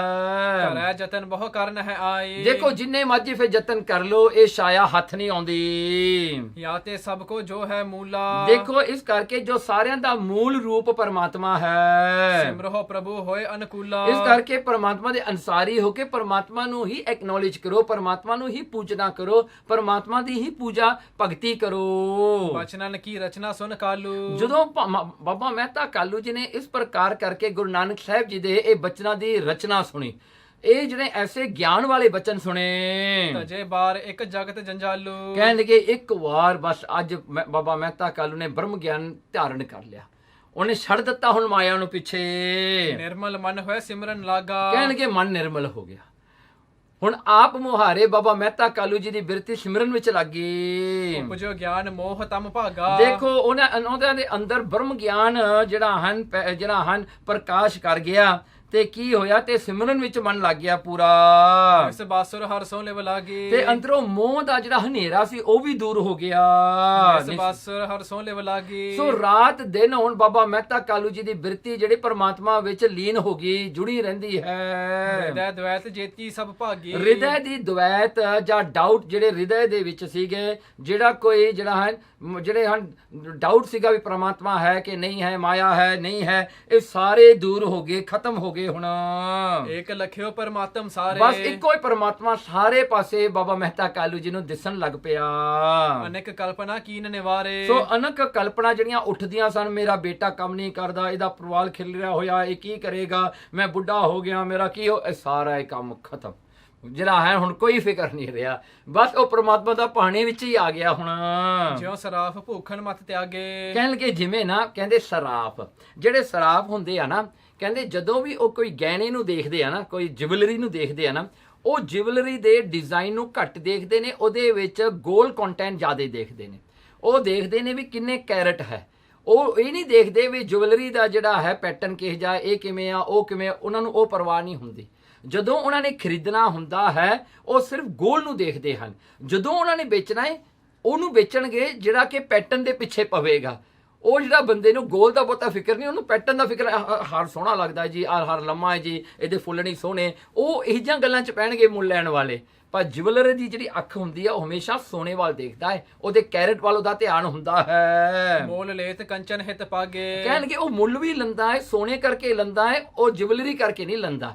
ਉਹ ਇਹ ਨਹੀਂ ਕਹਿੰਦਾ ਇਹ ਹਾਰ ਆ ਜੇ, ਇਹ ਕਾਂਟੇ ਨੇ, ਇਹ ਆ ਜਾ ਆਏ ਜੀ, ਉਹ ਉਹਨੂੰ ਕੋਈ ਪਰਵਾਹ ਨਹੀਂ, ਉਹਨੇ ਸੋਨੇ ਵਾਲੀ ਧਿਆਨ ਰੱਖਣਾ ਹੈ। ਤਕ ਕਾਲ ਇਸ ਰੀਤ ਬਤਾਵਾ। ਦੇਖੋ ਇਸੇ ਤਰ੍ਹਾਂ ਹੀ ਆਪਾਂ ਪਰਮਾਤਮਾ ਵੱਲ ਆਪਣਾ ਧਿਆਨ, ਪਰਮਾਤਮਾ ਗੋਲ ਹੈ, ਇਹ ਮਾਇਆ ਜਿਹੜੀ ਪੈਟਰਨ ਹੈ, ਜਿਹੜੇ ਗੋਲ ਦੇ ਪੈਟਰਨ ਬਣੇ ਹੋਏ ਨੇ। ਸੋ ਆਪਾਂ ਤਾਂ ਪੈਟਰਨ ਦੇਖਣ ਦੇ ਪਿੱਛੇ ਲੱਗੇ ਹੋਏ ਹਾਂ। ਕਹਿੰਦੇ ਜੇ ਉਹ ਸਾਰ ਦ੍ਰਿਸ਼ਟੀ ਹੋ ਜਾਵੇ ਤਾਂ ਕੇਵਲ ਤੇ ਕੇਵਲ ਪਰਮਾਤਮਾ ਵੱਲ ਹੀ ਦੇਖਣਾ ਚਾਹੀਦਾ ਹੈ। ਕਿਤਕ ਕਾਲ ਇਸ ਰੀਤ ਬਿਤਾਵਾ। ਕੁਝ ਕੁ ਸਮਾਂ ਬਾਬਾ ਮਹਿਤਾ ਕਾਲੂ ਨੇ ਇਸ ਪ੍ਰਕਾਰ ਵਿਰਾਗ ਵਿੱਚ ਬਤੀਤ ਕੀਤਾ। ਸਮਾਂ ਸਰਾਧ ਕਰਨ ਕੋ ਆਵਾ। ਹੁਣ ਸਰਾਧ ਕਰਨ ਦਾ ਸਮਾਂ ਆ ਗਿਆ। ਹੁਣ ਬਾਬਾ ਮਹਿਤਾ ਕਾਲੂ ਜੀ ਹਰ ਸਾਲ ਸਰਾਧ ਕਰਦੇ ਸਨ ਆਪਣੇ ਪਿਤਰਾਂ ਦਾ। ਸਰਬ ਸੌਜ ਕਾਲੂ ਅਨਵਾਈ। ਸੋ ਬਾਬਾ ਮਹਿਤਾ ਕਾਲੂ ਜੀ ਨੇ ਸਾਰਾ ਰਾਸ਼ਨ ਪਾਣੀ ਮੰਗਵਾ ਲਿਆ। ਰੀਤ ਸਰਾਧ ਕਰਨੇ ਬਨਵਾਈ। ਹੁਣ ਸਾਰੀ ਰੀਤੀ ਜਿਹੜੀ ਸੀ ਸਰਾਧ ਕਰਨ ਦੀ ਉਹਨਾਂ ਨੇ ਜਿਹੜੀ ਪੂਰੀ ਕਰ ਲਈ, ਇਕੱਠੀ ਕਰ ਲਈ ਜੀ। ਸਾਰਾ ਰਾਸ਼ਨ ਪਾਣੀ ਇਕੱਠਾ ਹੋ ਗਿਆ। ਭੋਜਨ ਕਰਿਓ ਦਿਜਨ ਕੇ ਹੇਤਾ। ਤੋ ਉਹ ਭੋਜਨ ਤਿਆਰ ਕਰਨ ਲੱਗੇ ਬ੍ਰਾਹਮਣਾਂ ਵਾਸਤੇ ਵੀ। ਬ੍ਰਾਹਮਣ ਨੂੰ ਸੱਦ ਕੇ ਉਹਨਾਂ ਨੂੰ ਭੋਜ ਛਕਾਉਣਾ ਹੈ, ਉਹਨਾਂ ਨੂੰ ਦਾਨ ਦੇਣਾ ਹੈ, ਤਾਂ ਕਰਕੇ ਜਿਹੜੇ ਸਾਰੇ ਮਰੇ ਹੋਏ ਪਿਛਲੇ ਦਾਦੇ ਪੜਦਾਦੇ ਨੇ ਉਹਨਾਂ ਤੱਕ ਇਹ ਖਾਣਾ ਪਹੁੰਚੇ। ਸੋ ਪਿਤਰਾਂ ਵਾਸਤੇ ਸਰਾਧ ਇਸ ਕਰਕੇ ਕਰੀਦਾ ਹੁੰਦਾ ਹੈ। ਭੀਰ ਭੂਰ ਪਰ ਰਹੀ ਨਿਕੇਤਾ। ਕਹਿਣਗੇ ਭੀੜ ਬਹੁਤ ਬਾਬਾ ਮਹਿਤਾ ਕਾਲੂ ਜੀ ਦੇ ਘਰ ਵਿੱਚ ਹੋਈ। ਪੰਡਿਤ ਇੱਕ ਬੁਲਾਏ ਤਹਿ ਕਾਲਾ। ਕਹਿਣਗੇ ਪੰਡਿਤ ਇੱਕ ਬੁਲਾਏ ਤਹਿ ਕਾਲਾ। ਇੱਕ ਪੰਡਿਤ ਨੂੰ ਬੁਲਾਇਆ ਉਸ ਵੇਲੇ। ਬੈਠਿਓ ਕਰਨ ਸਰਾਧ ਬਿਸਾਲਾ। ਉਹਨੇ ਆ ਕੇ ਉਹ ਰੀਤੀ ਕੀਤੀ ਸਰਾਧ ਕਰਨ ਦੀ, ਜਿਹੜੀ ਪੂਜਾ ਕਰਦੇ ਹੁੰਦੇ ਨੇ ਸਰਾਧ ਕਰਨ ਤੋਂ ਪਹਿਲਾਂ। ਉਹ ਪੰਡਿਤ ਨੇ ਆ ਕੇ ਉਹ ਪੂਜਾ ਸ਼ੁਰੂ ਕੀਤੀ। ਤਬ ਚਲ ਸਹਿਜ ਸੁਭਾਇਕ ਆਏ। ਕਹਿਣਗੇ ਉਸ ਵੇਲੇ ਗੁਰੂ ਨਾਨਕ ਸਾਹਿਬ ਮਹਾਰਾਜ ਜੀ ਸਹਿ ਸੁਭਾਅ ਉੱਥੇ ਆ ਗਏ ਘਰੇ। ਜਦੋਂ ਜਿਹੜਾ ਸਰਾਧ ਕਰਨ ਲੱਗੇ ਸਨ ਬਾਬਾ ਮਹਿਤਾ ਕਾਲੂ ਜੀ। ਜੇ ਬੇਦੀ ਕੁਲ ਭਾਨ ਸੁਹਾਏ। ਜੋ ਬੇਦੀ ਕੁਲ ਦੇ ਸੂਰਜ ਹਨ ਗੁਰੂ ਨਾਨਕ ਸਾਹਿਬ ਸੱਚੇ ਪਾਤਸ਼ਾਹ ਜੀ। ਪਿਤ ਕੇ ਨਿਕਟ ਬੈਠ ਸੁਖ ਧਾਮਾ। ਕਹਿਣਗੇ ਆਪਣੇ ਪਿਤਾ ਦੇ ਕੋਲ ਆ ਕੇ ਬੈਠ ਗਏ ਗੁਰੂ ਨਾਨਕ ਸਾਹਿਬ ਜੀ। ਜਿੱਥੇ ਬਾਬਾ ਮਹਿਤਾ ਕਾਲੂ ਜੀ ਬੈਠੇ ਸਨ ਸਰਾਧ ਕਰਾਉਂਦੇ, ਨਾਲ ਹੀ ਗੁਰੂ ਨਾਨਕ ਸਾਹਿਬ ਜੀ ਆ ਕੇ ਬਹਿ ਗਏ। ਬਚਨ ਭਨੇ ਤੇ ਛਨ ਅਬਿਰਾਮਾ। ਕਹਿਣਗੇ ਬਚਨ ਭਨੇ। ਕਹਿੰਦੇ ਉਸ ਵੇਲੇ ਗੁਰੂ ਨਾਨਕ ਸਾਹਿਬ ਸੱਚੇ ਪਾਤਸ਼ਾਹ ਜੀ ਨੇ ਬਾਬਾ ਮਹਿਤਾ ਕਾਲੂ ਜੀ ਨੂੰ ਪੁੱਛਿਆ, ਪਰਚੇ ਕੌਣ ਕਾਜ ਮਹਿ ਤਾਤਾ। ਮਹਾਰਾਜ ਤੁਸੀਂ ਕਿਹੜੇ ਕੰਮ 'ਚ ਲੱਗੇ ਹੋਏ ਹੋ? ਪਿਤਾ ਜੀ ਕਿਹੜਾ ਕੰਮ ਕਰਨ ਲੱਗੇ ਹੋਏ ਹੋ ਇੱਥੇ? ਭੀੜ ਅਜਰ ਕਹੀਏ ਵਰਤਾਂਤਾ। ਕਹਿੰਦੇ ਪਿਤਾ ਜੀ ਇੰਨੀ ਭੀੜ ਕਿਉਂ ਕੀਤੀ ਹੋਈ ਆ ਘਰ ਦੇ ਵਿੱਚ? ਬੜੇ ਲੋਕ ਆਏ ਹੋਏ ਹਨ ਤੇ ਸਾਰਿਆਂ ਦੇ ਮੂੰਹ ਤੋਂ ਪਤਾ ਲੱਗਦਾ ਭੁੱਖੇ ਹਨ, ਸਰਾਧ ਖਾਣ ਆਏ ਲੱਗਦੇ ਆ। ਹਾਂਜੀ, ਸੋ ਕਹਿੰਦੇ ਪਿਤਾ ਜੀ ਇੰਨੀ ਭੀੜ ਕਿਉਂ ਕੀਤੀ? ਸੁਣ ਕਰ ਕਾਲੂ ਬਚਨ ਉਚਾਰੇ। ਇਹ ਗੱਲ ਸੁਣ ਕੇ ਨਾ ਬਾਬਾ ਮਹਿਤਾ ਕਾਲੂ ਜੀ ਗੁਰੂ ਨਾਨਕ ਸਾਹਿਬ ਜੀ ਨੂੰ ਕਹਿੰਦੇ, ਪਿਤਰਨ ਕੇਰ ਸਰਾਧ ਹਮਾਰੇ। ਕਹਿਣਗੇ ਦੇਖੋ ਪੁੱਤਰ, ਆਪਣੇ ਵੱਡੇ ਵਡੇਰੇ ਜਿਹੜੇ ਮਰੇ ਹੋਏ ਹਨ ਨਾ ਉਹਨਾਂ ਵਾਸਤੇ ਮੈਂ ਸਰਾਧ ਕਰਦਾ ਹਰ ਸਾਲ ਇਹੀ ਦਿਨ ਨੂੰ ਸਰਾਧ ਕਰਾਇਆ ਜਾਂਦਾ ਹੈ। ਇਹੀ ਦਿਨ ਹੈ ਜਦੋਂ ਸਾਡੇ ਵੱਡਿਆਂ ਨੇ ਸਰੀਰ ਛੱਡਿਆ ਹੈ, ਜਦੋਂ ਉਹਨਾਂ ਦਾ ਡੈਥ ਹੋਇਆ ਸੀ, ਇਹੀ ਦਿਨ ਨੂੰ ਹੋਇਆ। ਇਸੇ ਦਿਨ ਨੂੰ ਆਪਾਂ ਸਰਾਧ ਕਰਦੇ ਹਾਂ। ਦਿਵਸ ਆਜ ਕੇ ਕਰਹਿ ਸਦਾਈ। ਹਾਂ, ਕਹਿਣ ਲੱਗੇ ਇਹੀ ਦਿਨ ਨੂੰ ਉਹਨਾਂ ਨੇ ਕੂਚ ਕੀਤਾ ਸੀ, ਅਕਾਲ ਚਲਾਣਾ ਕੀਤਾ ਸੀ। ਇਹ ਸੁਭ ਰੀਤ ਸਰੁਤ ਨਹਿ ਗਾਏ। ਕਹਿਣ ਲੱਗੇ ਇਹ ਸੁਭ ਰੀਤ, ਇਹ ਜਿਹੜੀ ਚੰਗੀ ਰੀਤੀ ਹੈ, ਕਹਿੰਦੇ ਇਸ ਕਰਕੇ ਸੁਰਤੀਆਂ ਦੇ ਵਿੱਚ ਜਿਹੜੀਆਂ ਹਨ, ਸਿਮਰਤੀਆਂ ਦੇ ਵਿੱਚ ਜਿਹੜੇ ਸੁਰਤੀਆਂ ਹਨ ਉਹਨਾਂ ਵਿੱਚ ਲਿਖਿਆ ਹੋਇਆ ਵੀ ਕਰਨੀ ਚਾਹੀਦੀ ਹੈ ਸਰਾਧ ਆਪਣੇ ਪਿਤਰਾਂ ਵਾਸਤੇ। ਹੇ ਪਿਤ ਸਤ ਬਚਨ ਤੁਮ ਮੰਨ ਹੋ। ਉਸ ਵੇਲੇ ਗੁਰੂ ਨਾਨਕ ਸਾਹਿਬ ਸੱਚੇ ਪਾਤਸ਼ਾਹ ਜੀ ਕਹਿੰਦੇ, ਹੇ ਪਿਤਾ ਜੀ, ਕਹਿੰਦੇ ਸਤ ਬਚਨ, ਤੁਹਾਡਾ ਸਤ ਬਚਨ ਹੈ, ਜੋ ਤੁਸੀਂ ਕਿਹਾ ਉਹ ਸਤ ਹੈ, ਸੱਚਾ ਹੈ। ਪੁੰਨਵਾਨ ਅਤ ਸਹਿ ਨਿਜ ਜਨ ਹੋ। ਕਹਿਣਗੇ ਤੁਸੀਂ ਪੁੰਨਵਾਨ ਹੋ, ਤੁਸੀਂ ਇਹੀ ਬਹਾਨੇ ਪੁੰਨ ਕਰ ਰਹੇ ਹੋ, ਲੰਗਰ ਛਕਾ ਰਹੇ ਹੋ, ਲੋਕਾਂ ਨੂੰ ਭੋਜਨ ਛਕਾ ਰਹੇ ਹੋ। ਪਿੱਤਰ ਗਏ ਤੁਮਰੇ ਅਸ ਠੌਰੀ। ਪਰ ਪਿਤਾ ਜੀ ਇੱਕ ਗੱਲ ਹੈ, ਤੁਹਾਨੂੰ ਪਤਾ ਵੀ ਹੈ ਵੀ ਤੁਹਾਡੇ ਪਿੱਤਰ ਆਪਣੇ ਵੱਡੇ ਵਡੇਰੇ ਕਿੱਥੇ ਗਏ ਹਨ? ਹਾਂਜੀ, ਉਹ ਮਰ ਕੇ ਕਿੱਥੇ ਗਏ ਹਨ? ਭੂਖ ਰੋ ਪਿਆਸ ਜਹਾਂ ਨਹਿ ਥੋਰੀ। ਕਹਿਣ ਲੱਗੇ ਜਿਹੜਾ ਹਨ, ਕਹਿੰਦੇ ਪਿਤਾ ਜੀ ਮੈਂ ਤੁਹਾਨੂੰ ਦੱਸਦਾ ਹਾਂ, ਆਪਣੇ ਪਿੱਤਰ ਉੱਥੇ ਗਏ ਹਨ ਜਿੱਥੇ ਨਾ ਉਹਨਾਂ ਨੂੰ ਭੁੱਖ ਲੱਗਦੀ ਆ ਨਾ ਉਹਨਾਂ ਨੂੰ ਪਿਆਸ ਲੱਗਦੀ ਹੈ। ਉਹ ਥਾਂ ਤੇ ਪਹੁੰਚੇ ਹੋਏ ਹਨ। ਨਾਹੇ ਸਰਾਧ ਕੀ ਕਰਤ ਉਡੀਕਾ। ਤੇ ਉਹ ਤੁਹਾਡਾ ਸਰਾਧ ਡੀਕ ਵੀ ਨਹੀਂ ਰਹੇ ਵੀ ਤੁਹਾਡਾ ਸਰਾਧ ਜਾਊਗਾ ਤਾਂ ਉਹਨਾਂ ਨੂੰ ਖਾਣਾ ਮਿਲਣਾ ਹੈ। ਕਹਿੰਦੇ ਪਿਤਾ ਜੀ ਆਪਣੇ ਪਿੱਤਰ ਜਿਹੜੇ ਗਏ ਹੋਏ ਹਨ ਨਾ, ਉਹ ਤੁਹਾਡੀ ਉਡੀਕ ਨਹੀਂ ਕਰ ਰਹੇ, ਉਹ ਤੁਹਾਨੂੰ ਦੇਖਦੇ ਨਹੀਂ ਵੀ ਤੁਸੀਂ ਹਰ ਸਾਲ ਸਰਾਧ ਕਰਦੇ ਹੋ ਵੀ ਖਾਣਾ ਦੋਗੇ, ਉਹ ਨਹੀਂ ਦੇਖਦੇ। ਰਹਿਤ ਸਦੀਵ ਤਹਾਂ ਸੁਖ ਨੀਕਾ। ਕਹਿੰਦੇ ਆਪਣੇ ਪਿੱਤਰਾਂ ਦਾ ਤਾਂ ਇਹ ਹਾਲ ਹੈ, ਉੱਥੇ ਬੜੇ ਸੁਖੀ ਰਹਿੰਦੇ ਨੇ, ਉਹ ਤਾਂ ਐਨ ਸੁਖੀ ਆਨੰਦ ਵਿੱਚ ਹਨ।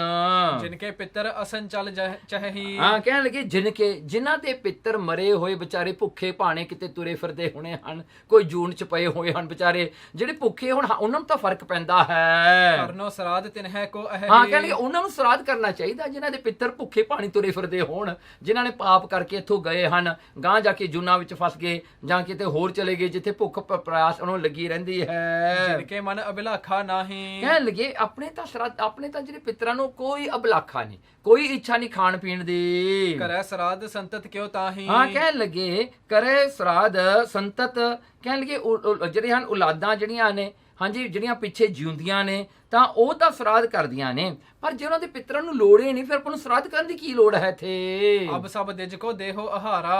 ਕਹਿਣਗੇ ਪਿਤਾ ਜੀ ਪਰ ਫੇਰ ਵੀ ਕੋਈ ਨਹੀਂ, ਆਪਾਂ ਤਿਆਰੀ ਕਰ ਲਈ ਹੈ, ਸਾਰੇ ਬ੍ਰਾਹਮਣਾਂ ਨੂੰ ਚੰਗੀ ਤਰ੍ਹਾਂ ਆਪਾਂ ਛਕਾ ਦਈਏ ਲੰਗਰ, ਕੋਈ ਗੱਲ ਨਹੀਂ, ਆਪਾਂ ਜਿਹੜਾ ਹਨ ਇਹ ਤਾਂ ਪੁੰਨ ਹੀ ਹੈ। करनो श्राद्ध तजहो व्यवहारा। ਪਰ ਇਹ ਪਿਤਾ ਜੀ ਇਹ ਸ਼ਰਾਧ ਕਰਦਾ ਕੰਮ ਤੁਸੀਂ ਛੱਡ ਦਿਓ, ਹੁਣ ਨਾ ਕਰਾਇਓ, ਹੁਣ ਲੋੜ ਹੀ ਨਹੀਂ ਆਪਾਂ ਨੂੰ ਕਰਾਉਂਦੀ ਇਹ ਸ਼ਰਾਧ।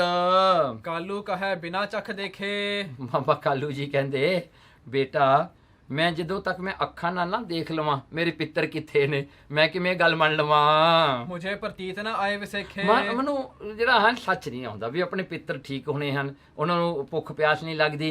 ਜਦੋਂ ਤੱਕ ਮੈਂ ਦੇਖਾਂ ਨਾ ਤਾਂ ਮੈਨੂੰ ਕਿਵੇਂ ਇਹਦਾ ਜਿਹੜਾ ਟਰਸ ਆਵੇ। इस प्रकार की सुध जो सुनाव हो। ਹਾਂ, ਕਹਿਣ ਲੱਗੇ ਜਿਸ ਤਰ੍ਹਾਂ ਤੁਸੀਂ ਇਹ ਖਬਰ ਮੈਨੂੰ ਸੁਣਾਈ ਹੈ, जहाँ पितर सो ठौर दिखाव हो। ਕਹਿੰਦੇ ਬੇਟਾ ਫਿਰ ਜੇ ਆਪਣੇ ਪਿੱਤਰ ਸਾਰੇ ਠੀਕ ਠਾਕ ਹਨ ਫਿਰ ਮੈਨੂੰ ਦਿਖਾ ਦਿਓ, ਮੈਂ ਵੀ ਦੇਖਣਾ ਚਾਹੁੰਦਾ ਆਪਣੇ ਪਿੱਤਰ ਕਿੱਥੇ ਹਨ। देख लियो मैं आए भरोसो। ਹਾਂ, ਕਹਿਣ ਲੱਗੇ ਫੇਰ ਜੇ ਮੈਂ ਆਪਣੀ ਅੱਖੀਂ ਜਾ ਕੇ ਆਪਣੇ ਪਿੱਤਰਾਂ ਨੂੰ ਦੇਖ ਲਿਆ ਤਾਂ ਮੇਰੇ ਮਨ ਵਿੱਚ ਭਰੋਸਾ ਆ ਜਾਏਗਾ ਤੇ ਫੇਰ ਮੈਨੂੰ ਇਹ ਗੱਲ ਦੀ ਪ੍ਰਤੀਤ ਹੋ ਜਾਏਗੀ। कहो जो तुम तब बहर करो सो। ਹਾਂ, ਕਹਿਣ ਲੱਗੇ ਜੋ ਤੂੰ ਕਹੇਂਗਾ ਨਾ ਪੁੱਤਰ ਮੈਂ ਉਹੀ ਕਰਾਂਗਾ, ਪਰ ਮੈਂ ਇੱਕ ਵਾਰੀ ਦੇਖ ਲਵਾਂ ਅੱਖਾਂ ਦੇ ਨਾਲ। सुन कर बोले कृपा निधाना। ਉਸ ਵੇਲੇ ਗੁਰੂ ਨਾਨਕ ਸਾਹਿਬ ਸੱਚੇ ਪਾਤਸ਼ਾਹ ਜੀ ਆਪਣੇ ਪਿਤਾ ਜੀ ਦੀ ਇਹ ਗੱਲ ਸੁਣ ਕੇ ਮਹਾਰਾਜ ਨੇ ਫਿਰ ਬਚਨ ਕੀਤੇ।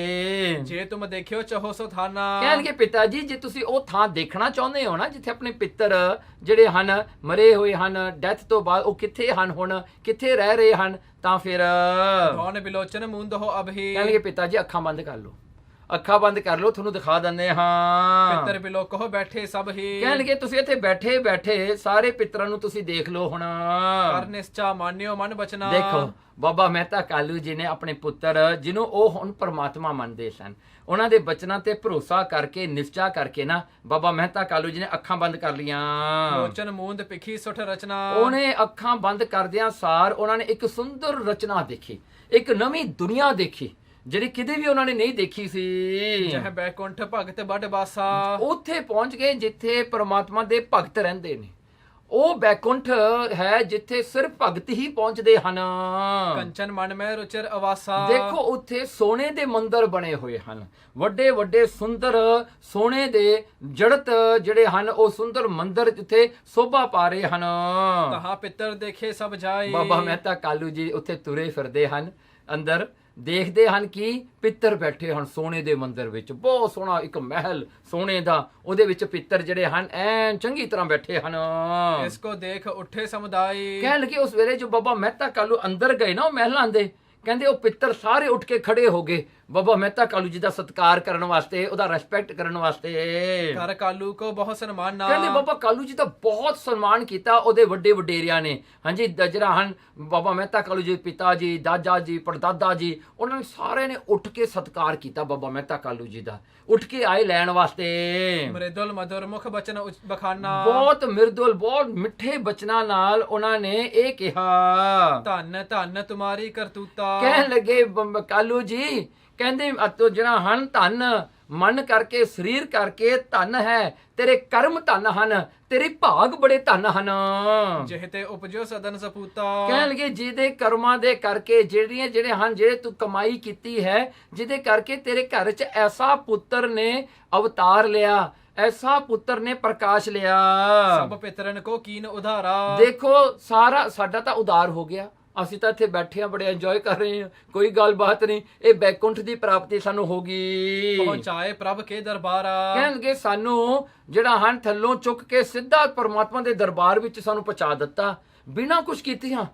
ਕਹਿੰਦੇ ਬਸ, ਕਹਿੰਦੇ ਤੇਰੇ ਕਰਕੇ, ਜਦੋਂ ਦਾ ਤੇਰੇ ਘਰ ਵਿੱਚ ਜਿਹੜਾ ਹੈ ਐਸਾ ਪੁੱਤਰ ਨੇ ਪ੍ਰਕਾਸ਼ ਲਿਆ, ਅਸੀਂ ਤਾਂ ਪਰਮਾਤਮਾ ਦੇ ਦੇਸ਼ ਵਿੱਚ ਰਹਿਣ ਲੱਗ ਪਏ। ਕਾਲੂ ਕਹੈ ਕਿਤਕ ਭਾ ਕਾਲਾ। ਉਹ ਪਾਪਾ ਕਾਲੂ ਜੀ ਪੁੱਛਣ ਲੱਗੇ ਆਪਣੇ ਪਿੱਤਰਾਂ ਨੂੰ, ਕਹਿੰਦੇ ਦੱਸੋ ਤਾਂ ਸਹੀ, ਕਹਿੰਦੇ ਕਿੰਨਾ ਕੁ ਚਿਰ ਹੋ ਗਿਆ ਤੁਹਾਨੂੰ ਇੱਥੇ ਆਇਆਂ ਨੂੰ? ਤੁਮਨੇ ਪਾਇਓ ਆਨੰਦ ਵਿਸਾਲਾ। ਜਦੋਂ ਦਾ ਤੁਸੀਂ ਇਹ ਆਨੰਦ ਪਾਇਆ ਹੈ ਇੱਥੇ ਆ ਕਰਕੇ ਇੰਨੇ ਆਰਾਮ ਦੇ ਥਾਂ ਵਿੱਚ, ਇਹ ਬੈਕੁੰਠ ਵਿੱਚ ਤੁਹਾਡਾ ਵਾਸਾ ਕਿੰਨਾ ਚਿਰ ਦਾ ਹੋਇਆ ਹੈ? ਬਸੇ ਆਨ ਸ੍ਰੀ ਹਰਿ ਕੇ ਲੋਗਾ। ਮਤਲਬ ਥੋੜਾ ਮਾਈਗ੍ਰੇਸ਼ਨ ਕਿਦੋਂ ਦਾ ਹੋਇਆ ਇੱਥੇ? ਹਾਂਜੀ, ਕਿੰਨਾ ਕੁ ਚਿਰ ਹੋ ਗਿਆ ਤੁਹਾਨੂੰ ਇੱਥੇ ਆਇਆਂ ਨੂੰ? ਫਿਰ ਬਸੇ ਆਨ ਸ੍ਰੀ ਹਰਿ ਕੇ ਲੋਗਾ। ਹਾਂ, ਕਹਿਣਗੇ ਤੁਸੀਂ ਇੱਥੇ ਹਰ ਕੇ ਲੋਕ, ਪਰਮਾਤਮਾ ਦਾ ਆਪਣਾ ਲੋਕ, ਭਗਤਾਂ ਦਾ ਲੋਕ, ਤੁਸੀਂ ਇੱਥੇ ਕਿਦੋਂ ਦੇ ਹੋਗੇ? ਇਹ ਬੇਗਮਪੁਰਾ ਵਿੱਚ ਕਿੰਨਾ ਚਿਰ ਹੋ ਗਿਆ ਤੁਹਾਨੂੰ ਆਇਆਂ ਨੂੰ? ਜਹ ਮਦ ਮਾਨ ਮੋਹ ਨਹਿ ਸੋਗਾ। ਕਹਿਣਗੇ ਇੱਥੇ ਨਾ ਜਿਹੜਾ ਹੈ ਮਦ, ਨਾ ਹੰਕਾਰ ਹੈ, ਨਾ ਮਾਨ ਹੈ, ਨਾ ਮੋਹ ਹੈ। ਇਹ ਤਾਂ ਜਿਹੜਾ ਹੈ ਬਿਲਕੁਲ ਫ੍ਰੀ ਥਾਂ ਹੈ, ਜਿੱਥੇ ਕੋਈ ਵੀ ਜਿਹੜੀ ਵਿਸ਼ੇ ਵਿਕਾਰ ਨਹੀਂ, ਕੁਝ ਵੀ ਨਹੀਂ ਹੈਗਾ। ਇੱਥੇ ਪਰਮਾਤਮਾ ਹੀ ਪਰਮਾਤਮਾ ਹੈ। ਸੁਨ ਕਾਲੂ ਜਬ ਸਦਨ ਤੁਮਾਰੇ। ਉਸ ਪਿੱਤਰਾਂ ਨੇ ਬਾਬਾ ਮਹਿਤਾ ਕਾਲੂ ਜੀ ਦੀ ਇਹ ਗੱਲ ਸੁਣ ਕੇ ਨਾ ਉਹਨਾਂ ਨੂੰ ਆਨਸਰ ਦਿੱਤਾ। ਕਹਿੰਦੇ ਸੁਣ ਕਾਲੂ, ਕਹਿੰਦੇ ਜਦੋਂ ਦਾ ਤੇਰੇ ਘਰ ਦੇ ਵਿੱਚ ਅਵਤਰਿਓ ਸ੍ਰੀ ਏਕੰਕਾਰੇ। ਸ੍ਰੀ ਏਕੰਕਾਰ ਉਪਾਰ ਬ੍ਰਹਮ ਪਰਮੇਸ਼ਰ ਗੁਰੂ ਨਾਨਕ ਸਰੂਪ ਤੇਰੇ ਘਰ ਵਿੱਚ ਪ੍ਰਕਾਸ਼ ਲਿਆ, ਬਸ ਉਦਨੇ ਸਾਨੂੰ ਚੁੱਕ ਕੇ ਇਹ ਲੋਕ ਵਿੱਚ ਲੈ ਕੇ ਆ ਗਏ। ਅਸੀਂ ਤਾਂ ਇਹ ਲੋਕ ਵਿੱਚ ਵਸਣ ਲੱਗੇ ਹੁਣ। ਤਬ ਕੇ ਆਨ ਬਸੇ ਇਹ ਥਾਨਾ। ਹਾਂ, ਉਦੋਂ ਦੇ ਅਸੀਂ ਇੱਥੇ ਆ ਕੇ ਵਸਣ ਲੱਗੇ ਹਾਂ। ਅਚੁੱਤ ਪਦਵੇ ਆਨੰਦ ਮਹਾਨਾ। ਦੇਖੋ ਇੱਥੋਂ ਕੋਈ ਨਹੀਂ ਗਿਰਾ ਸਕਦਾ। ਸਵਰਗ ਤਾਂ ਇਹ ਹੈ ਨਾ, ਜਿੱਥੇ ਪੁੰਨ ਕੰਮ ਖਤਮ ਹੋ ਗਏ ਸਵਰਗ ਤੋਂ ਸੁੱਟ ਦਿੰਦੇ ਨੇ, ਨਰਕ 'ਚ ਹੋ ਗਏ ਨਰਕ ਤੋਂ ਬਾਹਰ ਕੱਢ ਦਿੰਦੇ ਨੇ। ਸੰਸਾਰ ਵਿੱਚ ਜਿੰਨੀ ਆਯੂ ਹੈ ਭੋਗ ਕੇ ਉੱਥੋਂ ਨਿਕਲਣਾ ਪੈ ਜਾਂਦਾ ਹੈ। ਕੋਈ ਵੀ ਥਾਂ ਪਰਮਨੈਂਟ ਨਹੀਂ, ਪਰ ਕਹਿੰਦੇ ਇਹ ਥਾਂ ਹਮੇਸ਼ਾ ਪਰਮਨੈਂਟ ਹੈ। ਇੱਥੋਂ ਕੋਈ ਨਹੀਂ ਆ ਕੇ ਛੇੜਦਾ, ਕੋਈ ਐਕਸਪਾਇਰੀ ਨਹੀਂ ਹੈਗੀ ਇੱਥੇ। ਇੱਥੇ ਤਾਂ ਉਹੀ ਹੈ, ਪਰਮਾਤਮਾ ਹੀ ਆਪ ਹੈ। ਸੁਤ ਕੋ ਸੁਤ ਨਾ ਜਾਣ ਬੜ ਭਾਗੀ। ਕਹਿਣ ਲੱਗੇ ਕਾਲੂ ਆਪਣੇ ਪੁੱਤਰ ਨੂੰ ਪੁੱਤਰ ਨਾ ਜਾਣ, ਉਹ ਤਾਂ ਪਰਮੇਸ਼ਰ ਆਪ ਹੈ। ਹਰ ਸੋ ਲਖੋ ਹੋ ਅਨੁਰਾਗੀ। ਕਹਿਣ ਲੱਗੇ ਉਹ ਪ੍ਰੇਮੀ ਬਣ ਕੇ, ਉਹਨਾਂ ਦਾ ਭਗਤ ਬਣ ਕੇ ਉਹਨੂੰ ਪਰਮੇਸ਼ਰ ਜਾਣ। ਉਹ ਸਾਖਸ਼ਾਤ ਆ ਪਰਮੇਸ਼ਰ ਰੂਪ ਹਨ। ਸੁਨ ਬਚ ਸੁਖ ਪਿਖ ਕੇ ਸਮੁਦਾਈ। ਕਹਿਣਗੇ ਇਹ ਉਹਨਾਂ ਦੇ ਪਿਤਰਾਂ ਦੇ ਬਚਨ ਸੁਣ ਕੇ ਬਾਬਾ ਮਹਿਤਾ ਕਾਲੂ ਸਾਰਾ ਕੁਝ ਆਪਣੀ ਅੱਖੀਂ ਦੇਖ ਕੇ ਬੈਕੁੰਠ ਦਾ ਰਹਿਓ ਸੋ ਕਾਲੂ ਔਰ ਬਿਸਮਾਈ। ਬਹੁਤ ਮਨ ਵਿੱਚ ਹੈਰਾਨ ਹੋਇਆ, ਬੜਾ ਉਹ ਬਿਸਮਾਦ ਹੋਇਆ। ਕਹਿੰਦਾ ਮੈਨੂੰ ਤਾਂ ਪਤਾ ਵੀ ਨਹੀਂ ਸੀ ਕੀ ਹੋ ਰਿਹਾ ਹੈ। ਮੈਨੂੰ ਤਾਂ ਲੱਗਦਾ ਸੀ ਮੇਰਾ ਪੁੱਤਰ ਜੰਮਿਆ, ਪਰ ਮੇਰੇ ਪੁੱਤਰ ਦੇ ਪ੍ਰਕਾਸ਼ ਕਰਕੇ ਪਿੱਤਰ ਵੀ ਤਰ ਗਏ ਹਨ। ਅਜਨੇ ਕੀ ਅਭਿਲਾਖ ਨਾ ਕਰੇ। ਹਾਂ, ਕਹਿਣ ਲੱਗੇ ਇਸ ਕਰਕੇ ਜਿਹੜਾ ਹੈ ਬਾਬਾ ਮਹਿਤਾ ਕਾਲੂ ਨੂੰ ਉਹ ਥਾਂ ਬੜਾ ਚੰਗਾ ਲੱਗਿਆ। ਕਹਿੰਦਾ ਮੈਂ ਵੀ ਨਹੀਂ ਜਾਣਾ, ਮੈਂ ਵੀ ਇੱਥੇ ਹੀ ਰਹਿ ਪੈਂਦਾ ਹੁਣ। ਹਾਂਜੀ, ਬਾਬਾ ਮਹਿਤਾ ਕਾਲੂ ਜੀ ਕਹਿੰਦੇ ਮੈਂ ਵੀ ਬਹੁਤ ਖੁਸ਼ ਹਾਂ ਇੱਥੇ ਆ ਕੇ। ਕਹਿੰਦੇ ਮੈਂ ਨਹੀਂ ਹੁਣ ਜਾਣਾ ਵਾਪਸ। ਰਹੋ ਇਹਾ ਮੈਂ ਹਿਰਦੇ ਵਿੱਚ ਰਹੀ। ਹਾਂ, ਕਹਿਣ ਲੱਗੇ ਆਪਣੇ ਹਿਰਦੇ 'ਚ ਸ਼ੋਧਾ ਬਾਬਾ ਮਹਿਤਾ ਕਾਲੂ, ਮੈਂ ਵੀ ਇੱਥੇ ਹੀ ਰਹਿ ਪੈਂਦਾ, ਥਾਂ ਬੜਾ ਠੀਕ ਹੈ। ਹਾਂਜੀ, ਮੈਂ ਵੀ ਆਪਣੇ ਪਿੱਤਰਾਂ ਦੇ ਨਾਲ ਇੱਥੇ ਵਿਚਰਾਂਗਾ। ਹਾਂਜੀ, ਇੱਥੇ ਰਹਿਣਾ ਮੈਂ ਨਹੀਂ ਜਾਂਦਾ ਹੁਣ ਕਿਤੇ। ਆਨੰਦ ਦਿਖਾਏ ਬੜੋ ਜਗਨਾਥਾ। ਕਹਿਣ ਲੱਗੇ ਆਨੰਦ ਦਿਖਾਏ। ਗੁਰੂ ਮਹਾਰਾਜ ਗੁਰੂ ਨਾਨਕ ਨੇ ਇੰਨਾ ਆਨੰਦ ਆਪਣੇ ਪਿਤਾ ਨੂੰ ਦਿਖਾ ਦਿੱਤਾ ਕਿ ਉਹ ਮੋਹਿਤ ਹੋ ਗਿਆ, ਉਹਨੂੰ ਦੁਨੀਆ ਭੁੱਲ ਗਈ ਬਾਬਾ ਮਹਿਤਾ ਕਾਲੂ ਜੀ ਨੂੰ। ਪਿਤ ਕੋ ਗਹਿਓ ਹੱਥ ਮੈਂ ਹਾਥਾ। ਉਸ ਵੇਲੇ ਪਤਾ ਕੀ ਹੋਇਆ, ਗੁਰੂ ਨਾਨਕ ਸਾਹਿਬ ਜੀ ਤਾਂ ਬੈਠੇ ਸੀ, ਬਾਬਾ ਮਹਿਤਾ ਕਾਲੂ ਦਾ ਸਰੀਰ ਦਾ ਨਾਲ ਸੀ ਗੁਰੂ ਨਾਨਕ ਸਾਹਿਬ ਜੀ ਦੇ। ਗੁਰੂ ਨਾਨਕ ਸਾਹਿਬ ਨੇ ਉਸ ਵੇਲੇ ਨਾ ਜਦੋਂ ਬਾਬਾ ਮਹਿਤਾ ਕਾਲੂ ਨੇ ਫੈਸਲਾ ਕੀਤਾ ਕਿ ਮੈਂ ਨਹੀਂ ਵਾਪਸ ਜਾਂਦਾ, ਗੁਰੂ ਨਾਨਕ ਸਾਹਿਬ ਨੇ ਹੱਥ ਫੜ ਲਿਆ ਬਾਬਾ ਮਹਿਤਾ ਕਾਲੂ ਜੀ ਦਾ ਬੈਠਿਆ ਆਪਣੇ ਹੱਥ ਵਿੱਚ ਆਪਣੇ ਪਿਤਾ ਦਾ ਹੱਥ ਫੜ ਕੇ ਦੱਬ ਦਿੱਤਾ ਜੀ। ਤੇ ਛਨਮੈ ਲੋਚਨ ਖੁਲਵਾਏ। ਉਸੇ ਵੇਲੇ ਅੱਖਾਂ ਖੁੱਲ ਗਈਆਂ, ਬਾਬਾ ਮਹਿਤਾ ਕਾਲੂ ਜੀ ਬੈਕ ਹੋ ਗਏ ਜੀ, ਮੁੜ ਕੇ ਆ ਗਏ ਦੁਨੀਆ ਤੇ। ਸ੍ਰੀ ਮੁਖ ਸੋ ਅਸ ਬਚਨ ਅਲਾਏ। ਉਸ ਵੇਲੇ ਗੁਰੂ ਨਾਨਕ ਸਾਹਿਬ ਜੀ ਨੇ ਬਚਨ ਕੀਤੇ। ਦੇਖੇ ਪਿੱਤਰ ਕਿਦੋਂ ਤੁਮ ਨਾਹੀ। ਕਹਿਣਗੇ ਪਿਤਾ ਜੀ ਫਿਰ ਦੇਖੇ ਆਪਣੇ ਪਿੱਤਰ ਉੱਥੇ। ਹਾਂਜੀ, ਸਾਰੇ ਠੀਕ ਸੀਗੇ। ਹਾਂਜੀ, ਕਹੋ ਬਰਤੰਤ ਸਭੈ ਹਮ ਪਾਹੀ। ਕਹਿਣਗੇ ਪਿਤਾ ਜੀ ਸਾਨੂੰ ਦੱਸੋ ਕਿਹਦਾ ਸੀ ਉਹ ਆਨੰਦ ਉੱਥੇ। ਕਾਲੂ ਕੋ ਸਭ ਸੰਸੈ ਭਾਗਾ। ਸੋ ਬਾਬਾ ਕਾਲੂ ਜੀ ਦਾ ਸਾਰਾ ਸੰਸਾਰ, ਸਾਰਾ ਡਾਊਟ ਦੂਰ ਹੋ ਗਿਆ। ਜਾਨ ਪ੍ਰਭੂ ਕੋ ਮਨ ਅਨੁਰਾਗਾ। ਬਸ ਉਹਨੇ ਪਰਮਾਤਮਾ ਜਾਣ ਲਿਆ ਆਪਣੇ ਪੁੱਤਰ ਨੂੰ, ਗੁਰੂ ਨਾਨਕ ਸਾਹਿਬ ਨੂੰ ਪਰਮਾਤਮਾ ਕਰਕੇ ਗੁਰੂ ਨਾਨਕ ਦਾ ਪ੍ਰੇਮੀ ਬਣ ਗਿਆ ਹੁਣ ਬਾਬਾ ਮਹਿਤਾ ਕਾਲੂ ਜੀ। ਕਹਿਣ ਲੱਗਿਓ ਮੈਂ ਸਭ ਹੀ ਦੇਖੇ। ਕਹਿਣ ਲੱਗੇ ਪੁੱਤਰ ਮੈਂ ਸਭ ਕੁਝ ਦੇਖ ਕੇ ਆਇਆ ਉੱਥੇ। ਬਸ ਹੈ ਤਹਾਂ ਜਹ ਆਨੰਦ ਵਸੇਖੇ। ਉੱਥੇ ਰਹਿੰਦੇ ਨੇ ਜਿੱਥੇ ਆਨੰਦ ਹੀ ਆਨੰਦ ਵਸਦਾ ਹੈ। ਅਬ ਕਰ ਕਿਰਪਾ ਮੁਝੇ ਤੇ ਥਾਨਾ। ਕਹਿਣ ਲੱਗੇ ਹੁਣ ਕਿਰਪਾ ਕਰ ਕਿ ਜਿਹੜਾ ਹੈ ਉਹੀ ਥਾਂ ਜਿਹੜਾ ਹੈ, ਕਹਿੰਦੇ ਮੈਨੂੰ ਵੀ ਉੱਥੇ ਭੇਜ ਦੇ ਹੁਣ। ਪਹੁੰਚਾਵੋ ਤੁਮ ਮਾਇਆ ਨਿਧਾਨਾ। ਮੈਨੂੰ ਉੱਥੇ ਪਹੁੰਚਾ ਦੋ, ਤੂੰ ਦਇਆ ਦਾ ਖਜ਼ਾਨਾ ਹੈ ਪੁੱਤਰ, ਮੈਨੂੰ ਵੀ ਉੱਥੇ ਭੇਜ ਦੇ। ਮੈਂ ਨਹੀਂ ਹੁਣ ਇੱਥੇ ਆਉਣਾ, ਮੈਨੂੰ ਤਾਂ ਬੁਰਾ ਜਿਹਾ ਲੱਗਦਾ ਇੱਥਾਂ। ਕਹਿੰਦਾ ਮੈਂ ਤਾਂ ਉੱਥੇ ਹੀ ਜਾਣਾ ਹੈ। ਮਲ ਮੂਤਰ ਕੀ ਤਜ ਕਰ ਦੇ ਹਾ। ਕਹਿਣ ਲੱਗੇ ਕੀ ਹੈ ਮਲ ਮੂਤਰ ਦੀ। ਹਾਂਜੀ, ਇਹ ਜਿਹੜੀ ਦੇਹ ਗੰਦੀ ਹੈ, ਇਹਦੇ ਵਿੱਚੋਂ ਮੂਤਰ ਨਿਕਲਦਾ, ਕਿਤੇ ਜਿਹੜਾ ਹਨ ਉਹ ਜਿਹੜਾ ਪਾਸ ਮੋਸ਼ਨ ਜਿਹੜੇ ਹੁੰਦੇ ਹਨ, ਹਾਂਜੀ ਅੰਦਰ ਮਿੱਝ ਹੈ, ਲਹੂ ਹੈ, ਗੰਦਗੀ ਭਰੀ ਪਈ ਹੈ ਸਰੀਰ ਦੇ ਵਿੱਚ, ਸਾਰਾ ਗੰਦਾ ਇਹ ਸਰੀਰ ਹੈ। ਮੈਨੂੰ ਨਹੀਂ ਇਹ ਚਾਹੀਦਾ ਹੁਣ। ਪਹੁੰਚੋ ਤਹਾਂ ਚਾਹੇ ਮਮ ਏਹਾ। ਹਾਂ ਕਹਿੰਦਾ ਮੈਂ ਚਾਹੁੰਦਾ ਹਾਂ ਮੈਂ ਉਹੀ ਦੇਵ ਸਰੂਪ ਵਿੱਚ ਚਲਿਆ ਜਾਵਾਂ ਉੱਥੇ, ਜਿਵੇਂ ਪਿੱਤਰ ਨੇ ਮੈਂ ਵੀ ਉਹਨਾਂ ਨਾਲ ਹੀ ਰਹਾਂ ਜਾ ਕੇ ਉੱਥੇ। ਸੁਨੋ ਪਿਤਾ ਤਬ ਬੈਸ ਬਿਹਾਈ। ਉਸ ਵੇਲੇ ਗੁਰੂ ਨਾਨਕ ਸਾਹਿਬ ਸੱਚੇ ਪਾਤਸ਼ਾਹ ਜੀ ਨੇ ਇਹ ਬਚਨ ਸੁਣ ਕੇ ਆਪਣੇ ਪਿਤਾ ਜੀ ਨੂੰ ਕਹਿੰਦੇ ਹਨ, ਕਹਿੰਦੇ ਸੁਣੋ ਪਿਤਾ ਜੀ, ਕਹਿੰਦੇ ਤਬ ਬੈਸ ਬਿਹਾਈ, ਕਹਿੰਦੇ ਪਿਤਾ ਜੀ ਤੂੰ ਉੱਥੇ ਜਾਏਗਾ, ਤੁਸੀਂ ਜ਼ਰੂਰ ਉੱਥੇ ਪਹੁੰਚੋਗੇ, ਪਰ ਤੁਹਾਡੀ ਉਮਰ ਪੂਰੀ ਹੋ ਜਾਵੇ, ਜਿੰਨੇ ਕੁ ਸਵਾਸ ਲਿਖੇ ਨਾ ਉਹ ਪੂਰੇ ਹੋ ਜਾਣ। ਕਿਤਕ ਦਿਵਸ ਮੈਂ ਪਹੁੰਚੋ ਜਾਏ। ਤੇ ਮਹਾਰਾਜ ਨੇ ਇਹ ਵੀ ਦੱਸ ਦਿੱਤਾ ਪਿਤਾ ਜੀ ਥੋੜੇ ਕੁ ਦਿਨ ਰਹਿੰਦੇ ਨੇ, ਥੋੜੇ ਸਵਾਸ ਥੋੜੇ ਰਹਿ ਗਏ, ਹੁਣ ਤੁਸੀਂ ਜਿਹੜਾ ਹੈ ਇਹ ਜੀਵਨ ਨੂੰ ਸਮਾਪਤ ਕਰਕੇ ਤੁਸੀਂ ਵੀ ਉੱਥੇ ਹੀ ਚਲੇ ਜਾਣਾ ਹੈ। ਅਬ ਉੱਠ ਕੇ ਸਭ ਭੋਜਨ ਖਵਾਵੋ। ਕਹਿਣਗੇ ਚਲੋ ਪਿਤਾ ਜੀ ਉੱਠੋ, ਹੁਣ ਸੇਵਾ ਕਰੋ, ਹਾਂਜੀ ਭੋਜਨ ਛਕਾਓ ਇਹਨਾਂ ਨੂੰ। ਬਾਹਰ ਬੈਠ ਹਰ ਕੇ ਗੁਣ ਗਾਵੋ। ਫਿਰ ਵਿਹਲੇ ਹੋ ਕੇ ਬੈਠ ਕੇ ਪਰਮਾਤਮਾ ਦੇ ਗੁਣਾਂ ਨੂੰ ਗਾਓ, ਸਿਮਰਨ ਕਰੋ। ਬਚਨ ਮਾਨ ਉੱਠ ਦੀਨ ਆਹਾਰਾ। ਉਸੇ ਵੇਲੇ ਬਚਨ ਜਿਹੜਾ ਗੁਰੂ ਨਾਨਕ ਸਾਹਿਬ ਦਾ ਮੰਨ ਕੇ ਬਾਬਾ ਮਹਿਤਾ ਕਾਲੂ ਨੇ ਉੱਠ ਕੇ ਸੇਵਾ ਕੀਤੀ। ਜੋ ਤਹ ਆਏ ਸਭ ਕੋ ਖਵਾਰਾ। ਜੋ ਵੀ ਉੱਥੇ ਆਏ ਸਨ ਸਾਰਿਆਂ ਨੂੰ ਰੱਜ ਕੇ ਖਿਲਵਾਇਆ। ਕਿਤਕ ਦਿਵਸ ਜਬ ਬਹੁਰ ਬਿਤਾਏ। ਜਦੋਂ ਕੁਝ ਕੁ ਦਿਨ ਹੋਰ ਬੀਤ ਗਏ, ਅੰਤ ਸਮਾ ਪਹੁੰਚਿਓ ਤਬ ਆਏ। ਅੰਤ ਸਮਾਂ ਆ ਗਿਆ ਬਾਬਾ ਮਹਿਤਾ ਕਾਲੂ ਜੀ ਦਾ, ਦਿਨ ਬੀਤ ਗਏ, ਸਵਾਸ ਪੂਰੇ ਹੋ ਗਏ, ਹੁਣ ਬਾਬਾ ਮਹਿਤਾ ਕਾਲੂ ਜੀ ਦਾ ਅੰਤ ਸਮਾਂ ਆ ਗਿਆ। ਜਿਉ ਗੱਜ ਫੂਲ ਮਾਲ ਕੋ ਡਾਰੇ। ਜਿਵੇਂ ਕਹਿੰਦੇ ਜਿਹੜਾ ਗੱਜ ਹੁੰਦਾ ਨਾ ਹਾਥੀ ਦੇ ਗਲ ਵਿੱਚ ਮਾਲਾ ਪਾ ਦੇ ਕੇ ਜਾਂ ਹਾਰ ਪਾ ਦਈਏ ਤੇ ਹਾਰ ਨੂੰ ਕੱਢ ਦਈਏ, ਕਹਿੰਦੇ ਬਸ ਇਸੇ ਤਰ੍ਹਾਂ ਉਹਨਾਂ ਨੇ ਸਰੀਰ ਛੱਡ ਦਿੱਤਾ, ਕੋਈ ਦੁੱਖ ਨਹੀਂ ਜੀ। ਤਿਉ ਤਨ ਤਜ ਬੈਕੁੰਠ ਪਧਾਰੇ। ਉਹ ਤਨ ਨੂੰ ਛੱਡ ਕੇ ਬਾਬਾ ਮਹਿਤਾ ਕਾਲੂ ਜੀ ਚਲੇ ਗਏ, ਉਹ ਬੈਕੁੰਠ ਭਗਤਾਂ ਦੇ ਲੋਕ ਨੂੰ ਚਲੇ ਗਏ ਜਿੱਥੇ ਪਿੱਤਰ ਵਸਦੇ ਹਨ। ਸ੍ਰੀ ਨਾਨਕ ਉੱਤਮ ਵਿਦ ਸੰਗਾ। ਸੋ ਗੁਰੂ ਨਾਨਕ ਸਾਹਿਬ ਮਹਾਰਾਜ ਜੀ ਬੜੀ ਉੱਤਮ ਵਿਧੀ ਦੇ ਨਾਲ ਆਪਣੇ ਪਿਤਾ ਦਾ ਜਿਹੜਾ ਅੰਤਮ ਸੰਸਕਾਰ ਹੈ ਉਹ ਸਾਰਾ ਕੀਤਾ। ਪਿਤ ਕੋ ਦਾਹ ਕੀਓ ਸਰਬੰਗਾ। ਉਹਨਾਂ ਨੇ ਆਪਣੇ ਪਿਤਾ ਦਾ ਸੰਸਕਾਰ ਕਰਾਇਆ ਗੁਰੂ ਨਾਨਕ ਸਾਹਿਬ ਸੱਚੇ ਪਾਤਸ਼ਾਹ ਜੀ ਨੇ ਆਪਣੇ ਹੱਥੀਂ। ਕਿਤਕ ਦਿਵਸ ਤਹਿਤੇ ਪਛਤਾਤੇ। ਉਸ ਬਾਬਾ ਮਹਿਤਾ ਕਾਲੂ ਜੀ ਦੇ ਸੁਰਗਵਾਸ ਹੋਣ ਤੋਂ ਕਈ ਦਿਨਾਂ ਬਾਅਦ ਤ੍ਰਿਪਤਾ ਤਜੀ ਦੇਹ ਸੁਭ ਭਾਂਤੀ। ਮਾਤਾ ਤ੍ਰਿਪਤਾ ਜੀ ਵੀ ਆਪਣਾ ਸਰੀਰ ਛੱਡ ਗਏ। ਸੋ ਉਹਨਾਂ ਨੇ ਵੀ ਆਪਣੇ ਸਵਾਸ ਪੂਰੇ ਕਰਕੇ ਉਹ ਵੀ ਆਪਣਾ ਸਰੀਰ ਛੱਡ ਗਏ। ਤਿਹ ਕੋ ਦਾਹ ਕੀਨ ਸੁਭ ਰੀਤੀ। ਤੇ ਗੁਰੂ ਨਾਨਕ ਸਾਹਿਬ ਜੀ ਨੇ ਆਪਣੇ ਮਾਤਾ ਜੀ ਦਾ ਵੀ ਫਿਰ ਸੰਸਕਾਰ ਕੀਤਾ ਸੁਭ ਰੀਤੀ ਦੇ ਨਾਲ। ਕੀ ਬੈਕੁੰਠ ਕਰਤੇ ਹੋ ਸੁਧ ਪ੍ਰੀਤੀ। ਕਹਿਣਗੇ ਆਪਣੇ ਪੁੱਤਰ ਨਾਲ ਪ੍ਰੀਤ ਕਰਨ ਵਾਲੀ, ਆਪਣੇ ਪੁੱਤਰ ਗੁਰੂ ਨਾਨਕ ਨਾਲ ਪ੍ਰੇਮ ਕਰਨ ਵਾਲੀ, ਕਹਿੰਦੇ ਉਹ ਵੀ ਬੈਕੁੰਠ ਪਹੁੰਚੀ। ਦੇਖੋ ਮਾਤਾ ਤ੍ਰਿਪਤਾ ਜੀ ਵਰਗਾ ਕੋਈ ਭਗਤ ਨਹੀਂ ਗੁਰੂ ਨਾਨਕ ਦਾ ਹੋਏਗਾ। ਜਿੱਦਣ ਦੇ ਗੁਰੂ ਨਾਨਕ ਦੇਵ ਜੀ ਹੋਇਆ ਨਾ, ਮਾਤਾ ਤ੍ਰਿਪਤਾ ਜੀ ਉਹਨਾਂ ਦੀ ਭਗਤ ਹੈ। ਦੇਖੋ ਕਈ ਵਾਰੀ ਆਪਾਂ ਸੁਣਦੇ ਆ ਨਾ ਇਤਿਹਾਸ ਵਿੱਚ, ਕਹਿੰਦੇ ਨੇ ਵੀ ਗੁਰੂ ਨਾਨਕ ਦਾ ਸਭ ਤੋਂ ਪਹਿਲਾ ਭਗਤ ਕੌਣ ਹੋਇਆ, ਕਹਿੰਦੇ ਬੇਬੇ ਨਾਨਕੀ। ਫਿਰ ਆਪਾਂ ਇਤਿਹਾਸ ਪੜ੍ਹਿਆ, ਆਪਾਂ ਕਹਿੰਦੇ ਪੰਡਿਤ ਹਰਦਿਆਲ ਜੀ ਹੋਏ, ਕਿਉਂਕਿ ਉਹਨਾਂ ਨੇ ਆ ਕੇ ਪਹਿਲਾਂ ਗੁਰੂ ਨਾਨਕ ਸਾਹਿਬ ਦੇ ਕਦਮਾਂ ਤੇ ਮਹਾਰਾਜ ਦੇ ਚਰਨਾਂ ਤੇ ਉਹਨਾਂ ਨੇ ਪਹਿਲੀ ਵਾਰੀ ਗੁਰੂ ਨਾਨਕ ਨੂੰ ਉਹਨਾਂ ਨੇ ਪਹਿਚਾਨਿਆ। ਸੋ ਇਸ ਤਰ੍ਹਾਂ ਕਰਕੇ, ਪਰ ਅਸਲ ਵਿੱਚ ਗੁਰੂ ਨਾਨਕ ਸਾਹਿਬ ਦੀ ਸਭ ਤੋਂ ਪਹਿਲੀ ਭਗਤਨ ਸੀਗੀ ਮਾਤਾ ਤ੍ਰਿਪਤਾ ਜੀ, ਕਿਉਂਕਿ ਜਿੱਦਣ ਦੇ ਗੁਰੂ ਨਾਨਕ ਸਾਹਿਬ ਨੇ ਪ੍ਰਕਾਸ਼ ਲਿਆ ਨਾ, ਕਹਿੰਦੇ ਮਾਤਾ ਜੀ ਨੇ ਪ੍ਰੇਮ ਕੀਤਾ ਹੈ। ਭਾਵੇਂ ਗੁਰੂ ਨਾਨਕ ਸਾਹਿਬ ਜੀ ਚੀਜ਼ਾਂ ਵੰਡਦੇ ਸਨ, ਘਰ ਦਾ ਸਮਾਨ ਕੱਢ ਕੇ ਲੋਕਾਂ ਨੂੰ ਦੇ ਦਿੰਦੇ ਸਨ, ਗਰੀਬਾਂ ਨੂੰ ਚੱਕ ਕੇ ਭਾਂਡੇ ਫੜਾ ਦਿੰਦੇ ਸਨ, ਸਾਰਾ ਘਰ ਲੁਟਾ ਦਿੰਦੇ ਸਨ, 20 ਰੁਪਏ ਲੈ ਕੇ ਬਾਬਾ ਮਹਿਤਾ ਕਾਲੂ ਜੀ ਤੋਂ ਲੈ ਕੇ ਉਹ ਗੁੱਸਾ ਕੀਤਾ, ਪਰ ਮਾਤਾ ਤ੍ਰਿਪਤਾ ਜੀ ਹਮੇਸ਼ਾ ਹੀ ਪਿਆਰ ਕਰਦੇ ਰਹੇ, ਆਪਣੇ ਪੁੱਤਰ ਨੂੰ ਯਾਦ ਕਰਦੇ ਰਹੇ। ਉਹਨਾਂ ਦੇ ਮਨ ਦੇ ਵਿੱਚੋਂ ਇੱਕ ਸਕਿੰਟ ਵੀ ਨਹੀਂ ਹੋਵੇਗਾ ਜਿੱਦਣ ਉਹ ਗੁਰੂ ਨਾਨਕ ਨੂੰ ਭੁੱਲੇ ਹੋਣਗੇ। ਤੇ ਕਹਿੰਦੇ ਐਸਾ ਜਿਹੜੇ ਹਨ ਮਾਤਾ ਤ੍ਰਿਪਤਾ ਜੀ ਵੀ ਹੁਣ ਜਿਹੜੇ ਹਨ ਆਪਣੇ ਜਿਹੜੇ ਹਨ ਜੋਤ ਵਿੱਚ ਜੋਤੀ ਰੂਪ ਹੋ ਕੇ ਸਮਾ ਗਏ। ਸਰਬ ਦਰਬ ਜੇਤੋ ਘਰ ਬਾਰਾ। ਕਹਿਣਗੇ ਜਿੰਨਾ ਵੀ ਘਰ ਦਾ ਸਮਾਨ ਸੀ ਤੇ ਘਰ ਸੀਗਾ ਨਾ ਸਾਰਾ, ਜੋ ਬਾਬਾ ਮਹਿਤਾ ਕਾਲੂ ਜੀ ਪਿੱਛੇ ਛੱਡ ਕੇ ਗਏ ਸਨ, ਗੁਰੂ ਨਾਨਕ ਸਾਹਿਬ ਜੀ ਨੇ ਕੀ ਕੀਤਾ, ਦਇਓ ਅਤਿਥਨ ਕੋ ਸੁਖਕਾਰਾ। ਮਹਾਰਾਜ ਨੇ ਸੁੱਖਾਂ ਦੇ ਦਾਤੇ ਨੇ ਸਾਰਾ ਹੀ ਵੰਡ ਦਿੱਤਾ, ਘਰ ਖਾਲੀ ਕਰ ਦਿੱਤਾ ਜੀ। ਜਿੰਨੀਆਂ ਚੀਜ਼ਾਂ ਸੀਗੀਆਂ, ਜਿੰਨੀ ਮਾਇਆ ਸੀ, ਸਾਰੀ ਉਹ ਵੰਡ ਦਿੱਤੀ ਜੀ ਗਰੀਬਾਂ ਵਿੱਚ, ਕੁਝ ਵੀ ਆਪਣੇ ਕੋਲ ਨਾ ਰੱਖਿਆ। ਬੇਦੀ ਕੁਲ ਕੇ ਮਨੋਜ ਮਹਾਨਾ। ਕਹਿਣਗੇ ਬੇਦੀ ਕੁਲ ਦੇ ਜਿਹੜੇ ਮਨੁੱਖ ਸਨ ਉੱਥੇ ਰਿਸ਼ਤੇਦਾਰ ਰਹਿਣ ਵਾਲੇ ਸਾਰੇ, ਅਨੇਕ ਵਿਦਨ ਸਮਝਾਏ ਸੁਜਾਨਾ। ਉਹਨਾਂ ਨੇ ਬੜਾ ਸਮਝਾਇਆ ਗੁਰੂ ਨਾਨਕ ਸਾਹਿਬ ਸੱਚੇ ਪਾਤਸ਼ਾਹ ਜੀ ਨੂੰ ਵੀ ਆਪਣਾ ਘਰ ਘੁਰ ਰੱਖੋ ਤੇ ਇੱਥੇ ਤੁਸੀਂ ਰਹੋ ਸਾਡੇ ਨਾਲ, ਰਹੋ ਆਪ ਨਿਜ ਪਤ ਜਿਉ ਪੁਰ ਮੈਂ। ਹਾਂ ਕਹਿਣਗੇ ਆਪਣੇ ਪਿਤਾ ਦੀ ਤਰ੍ਹਾਂ ਤੁਸੀਂ ਵੀ ਤਲਵੰਡੀ ਚ ਰਹੋ, ਇਹੀ ਤੁਹਾਡਾ ਪਿੰਡ ਹੈ, ਇਹੀ ਤੁਹਾਡਾ ਨਗਰ ਹੈ, ਤੁਸੀਂ ਇੱਥੇ ਸਾਡੇ ਨਾਲ ਰਹੋ। ਕਿਉਂ ਬਿਰਕਤ ਹੋਏ ਅਸ ਉਰ ਮੈਂ ਕਿਉਂ ਵਿਰਕਤ ਹੋ ਕੇ ਤੁਸੀਂ ਸਭ ਕੁਝ ਪਿੱਛੇ ਛੱਡ ਕੇ ਜੋ ਵਿਰਾਗ ਧਾਰ ਕੇ ਤੁਸੀਂ ਤੁਰੇ ਫਿਰਦੇ ਹੋ। ਤੁਹਾਡਾ ਘਰ-ਬਾਰ ਸਾਰਾ ਇੱਥੇ ਹੀ ਹੈ। ਸ੍ਰੀ ਗੁਰ ਕਹੈ ਪਰਪੰਚ ਪਸਾਰੇ ਗੁਰੂ ਨਾਨਕ ਸਾਹਿਬ ਸੱਚੇ ਪਾਤਸ਼ਾਹ ਜੀ ਕਹਿੰਦੇ ਇਹ ਜਿੰਨਾ ਵੀ ਦੁਨੀਆ ਦਾ ਪਰਪੰਚ ਬਣਾਵਟ ਹੈ ਇਹ ਸਾਰੀ ਨੰਸਵਰ ਝੂਠੋ ਲੇਹੋ ਵਿਚਾਰੇ ਇਹ ਨਾਸ ਹੋਣ ਵਾਲਾ ਝੂਠੇ ਪਦਾਰਥ ਨੇ ਸਾਰੇ। ਇਸ ਕਰਕੇ ਇਹਨਾਂ ਨਾਲ ਪ੍ਰੇਮ ਨਹੀਂ ਕਰਨਾ ਚਾਹੀਦਾ। ਜਾਂ ਤੇ ਤਜਹੋ ਪ੍ਰੀਤ ਇਹ ਇਸ ਸੰਗਾ ਕਰਕੇ ਇਹਨਾਂ ਦੀ ਪ੍ਰੀਤੀ ਵੀ ਛੱਡ ਦੇਣੀ ਚਾਹੀਦੀ ਹੈ ਕਿਉਂਕਿ ਹੀ ਝੂਠਾ ਉਹ ਹੁੰਦਾ ਹੈ ਜਿਹੜਾ ਵਿਚਾਲੇ ਤੋਂ ਛੱਡ ਕੇ ਚਲਿਆ ਜਾਂਦਾ।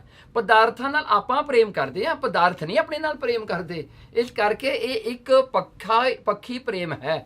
ਸੋ ਇੱਕ ਪੱਖ ਤੋਂ ਪ੍ਰੇਮ ਹੁੰਦਾ ਹੈ, ਆਪਾਂ ਕਰਦੇ ਹਾਂ, ਪਦਾਰਥ ਨਹੀਂ ਆਪਣੇ ਨਾਲ ਕਰਦੇ। ਇਹ ਪਦਾਰਥ ਕਿਸੇ ਹੋਰ ਦੇ ਹੋ ਜਾਂਦੇ ਹਨ ਜਦੋਂ ਆਪਾਂ ਛੱਡਦੇ ਹਾਂ।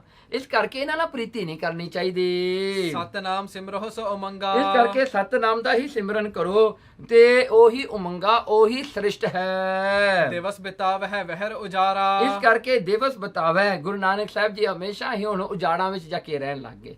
ਜਦੋਂ ਵੀ ਦਿਨ ਚੜ੍ਹਦਾ ਮਹਾਰਾਜ ਉਜਾੜ ਵਿੱਚ ਜਾ ਕੇ ਬਹਿ ਜਾਂਦੇ ਹਨ। ਆਵਹਿ ਪੁਰ ਮੈਂ ਰੈਨ ਉਦਾਰਾ ਬਸ ਸਿਰਫ ਰਾਤ ਨੂੰ ਆਉਂਦੇ ਨੇ ਘਰੇ ਸੌਂ ਕੇ ਫਿਰ ਉੱਠ ਕੇ ਚਲੇ ਜਾਂਦੇ ਹਨ। ਕਿਤਕ ਦਿਵਸ ਬੀਤੇ ਤਲਵੰਡੀ ਕੁਝ ਕੁ ਦਿਨ ਇਸੇ ਤਰ੍ਹਾਂ ਹੀ ਬਤੀਤ ਹੋਏ ਤਲਵੰਡੀ ਵਿੱਚ ਰਹਿੰਦਿਆਂ ਹੋਇਆਂ। ਸੈ ਕੀਰਤ ਜਹਤ ਹੈ ਮੰਡੀ ਕਹਿਣ ਲੱਗੇ ਜਿਨ੍ਹਾਂ ਦੀ ਕੀਰਤੀ ਜਿਨ੍ਹਾਂ ਦੀ ਪ੍ਰੇਮ ਸਾਰੇ ਪਾਸੇ ਫੈਲੀ ਹੋਈ ਹੈ ਗੁਰੂ ਨਾਨਕ ਸਾਹਿਬ ਜੀ ਦੀ। ਆਵਹਿ ਮਨੁਜ ਅਧਿਕ ਧਰ ਭਾਉ ਕਹਿਣ ਲੱਗੇ ਬਹੁਤ ਸਾਰੇ ਮਨੁੱਖ ਆਉਂਦੇ ਹਨ ਗੁਰੂ ਨਾਨਕ ਸਾਹਿਬ ਜੀ ਨੂੰ ਮਿਲਣ ਵਾਸਤੇ ਪ੍ਰੇਮ ਆਪਣੇ ਹਿਰਦੇ ਵਿੱਚ ਧਾਰ ਕੇ। ਸੁਨਹਿ ਬਚਨ ਨਿਤ ਚੌਗੁਣ ਚਾਉ ਕਹਿਣ ਲੱਗੇ ਉਹਨਾਂ ਨੂੰ ਜਿਹੜਾ ਹੈ ਜਦੋਂ ਆਉਂਦੇ ਨੇ ਘੱਟ ਚਾਹ ਹੁੰਦਾ, ਜਦੋਂ ਗੁਰੂ ਨਾਨਕ ਸਾਹਿਬ ਨੂੰ ਮਿਲ ਪੈਂਦੇ ਨੇ ਮਹਾਰਾਜ ਦੇ ਬਚਨ ਸੁਣ ਲੈਂਦੇ ਚੌਗੁਣ 4 ਗੁਣਾ ਉਹਨਾਂ ਦਾ ਪ੍ਰੇਮ ਹੋਰ ਵੱਧ ਜਾਂਦਾ ਹੈ। ਦੇਹ ਮੁਕਤ ਦਾ ਤਿਨ ਉਪਦੇਸਾ ਕਹਿਣ ਲੱਗੇ ਉਹਨਾਂ ਨੂੰ ਮੁਕਤੀ ਦਾ ਮਹਾਰਾਜ ਜੀ ਉਪਦੇਸ਼ ਦਿੰਦੇ ਹਨ। ਪਰ ਉਪਕਾਰੀ ਸ੍ਰੀ ਜਗਤੇਸਾ ਸੋ ਇਸ ਤਰ੍ਹਾਂ ਦੇ ਪਰਉਪਕਾਰੀ ਨੇ ਜਗਤ ਦੇ ਏਸ਼ ਜਗਤ ਦੇ ਸਵਾਮੀ ਗੁਰੂ ਨਾਨਕ ਸਾਹਿਬ ਜੀ। ਸਤ ਸੰਗਤ ਮਹਿ ਸਰਦਾ ਧਰਨਾ ਇਸ ਕਰਕੇ ਮਹਾਰਾਜ ਨੇ ਤਲਵੰਡੀ ਵਿੱਚ ਰਹਿਣ ਵਾਲੇ ਸਾਰੇ ਹੀ ਜਿਹੜੇ ਹਨ ਜੀਵ ਹਨ, ਮਨੁੱਖ ਹਨ, ਨਰ ਨਾਰੀਆਂ ਹਨ, ਉਹਨਾਂ ਨੂੰ ਐਸਾ ਹੀ ਉਪਦੇਸ਼ ਮਹਾਰਾਜ ਜੀ ਦਿੰਦੇ ਹਨ ਵੀ ਸਾਧ ਸੰਗਤ ਵਿੱਚ ਹੀ ਹਮੇਸ਼ਾ ਸ਼ਰਧਾ ਰੱਖੋ ਆਪਣੀ। ਸਤਨਾਮ ਕੋ ਸਿਮਰਨ ਕਰਨਾ ਹਮੇਸ਼ਾ ਸਤਨਾਮ ਹੀ ਸਿਮਰਨ ਕਰੋ, ਸੱਚੇ ਪਰਮੇਸ਼ਰ ਦਾ ਹੀ ਜਿਹੜਾ ਨਾਮ ਜਪਣਾ ਕਰੋ। ਪੂਰਨ ਲਖੋ ਪਰਮਾਤਮ ਏਕੋ ਇਹ ਹਮੇਸ਼ਾ ਹੀ ਪਰਮਾਤਮਾ ਨੂੰ ਹੀ ਇੱਕ ਜਾਣਨਾ ਕਰੋ ਜੋ ਸਾਰਿਆਂ ਵਿੱਚ ਵਿਆਪਕ ਹੈ, ਜੋ ਸਾਰਿਆਂ ਦੇ ਵਿੱਚ ਜਿਹੜਾ ਹਨ ਜੀਵਨ ਰੂਪ ਹੋ ਕੇ ਵਰਤਦਾ ਹੈ। ਮਨ ਕੇ ਕਲਪਨ ਹੋਤ ਅਨੇਕੋ ਇਸ ਜਿਹੜਾ ਹਨ ਮਨ ਦੇ ਜਿਹੜਾ ਹਨ ਕਲਪਨ ਸੰਕਲਪ ਹੁੰਦੇ ਨੇ, ਵਿਕਲਪ ਹੁੰਦੇ ਨੇ, ਮਨ ਦੇ ਥਾਟਸ ਉੱਠਦੇ ਨੇ, ਇਹ ਜਿਹੜੇ ਸਾਰੇ ਹਨ ਇਹ ਅਨੇਕੋ, ਇਹ ਜਿਹੜੇ ਹਨ ਅਨੇਕਾਂ ਹੀ ਹੁੰਦੇ ਹਨ। ਇਹ ਕਿਹੜੇ ਸੇਮ ਰਹਿੰਦੇ ਨੇ, ਇਹ ਹਮੇਸ਼ਾ ਹੀ ਬਦਲਦੇ ਨੇ। ਇਸ ਕਰਕੇ ਪਰਮਾਤਮਾ ਵਿੱਚ ਵੀ ਆਪਣੀ ਬਿਰਤੀ ਜੋੜੋ ਜੋ ਕਿਤੇ ਵੀ ਨਹੀਂ ਬਦਲਦਾ।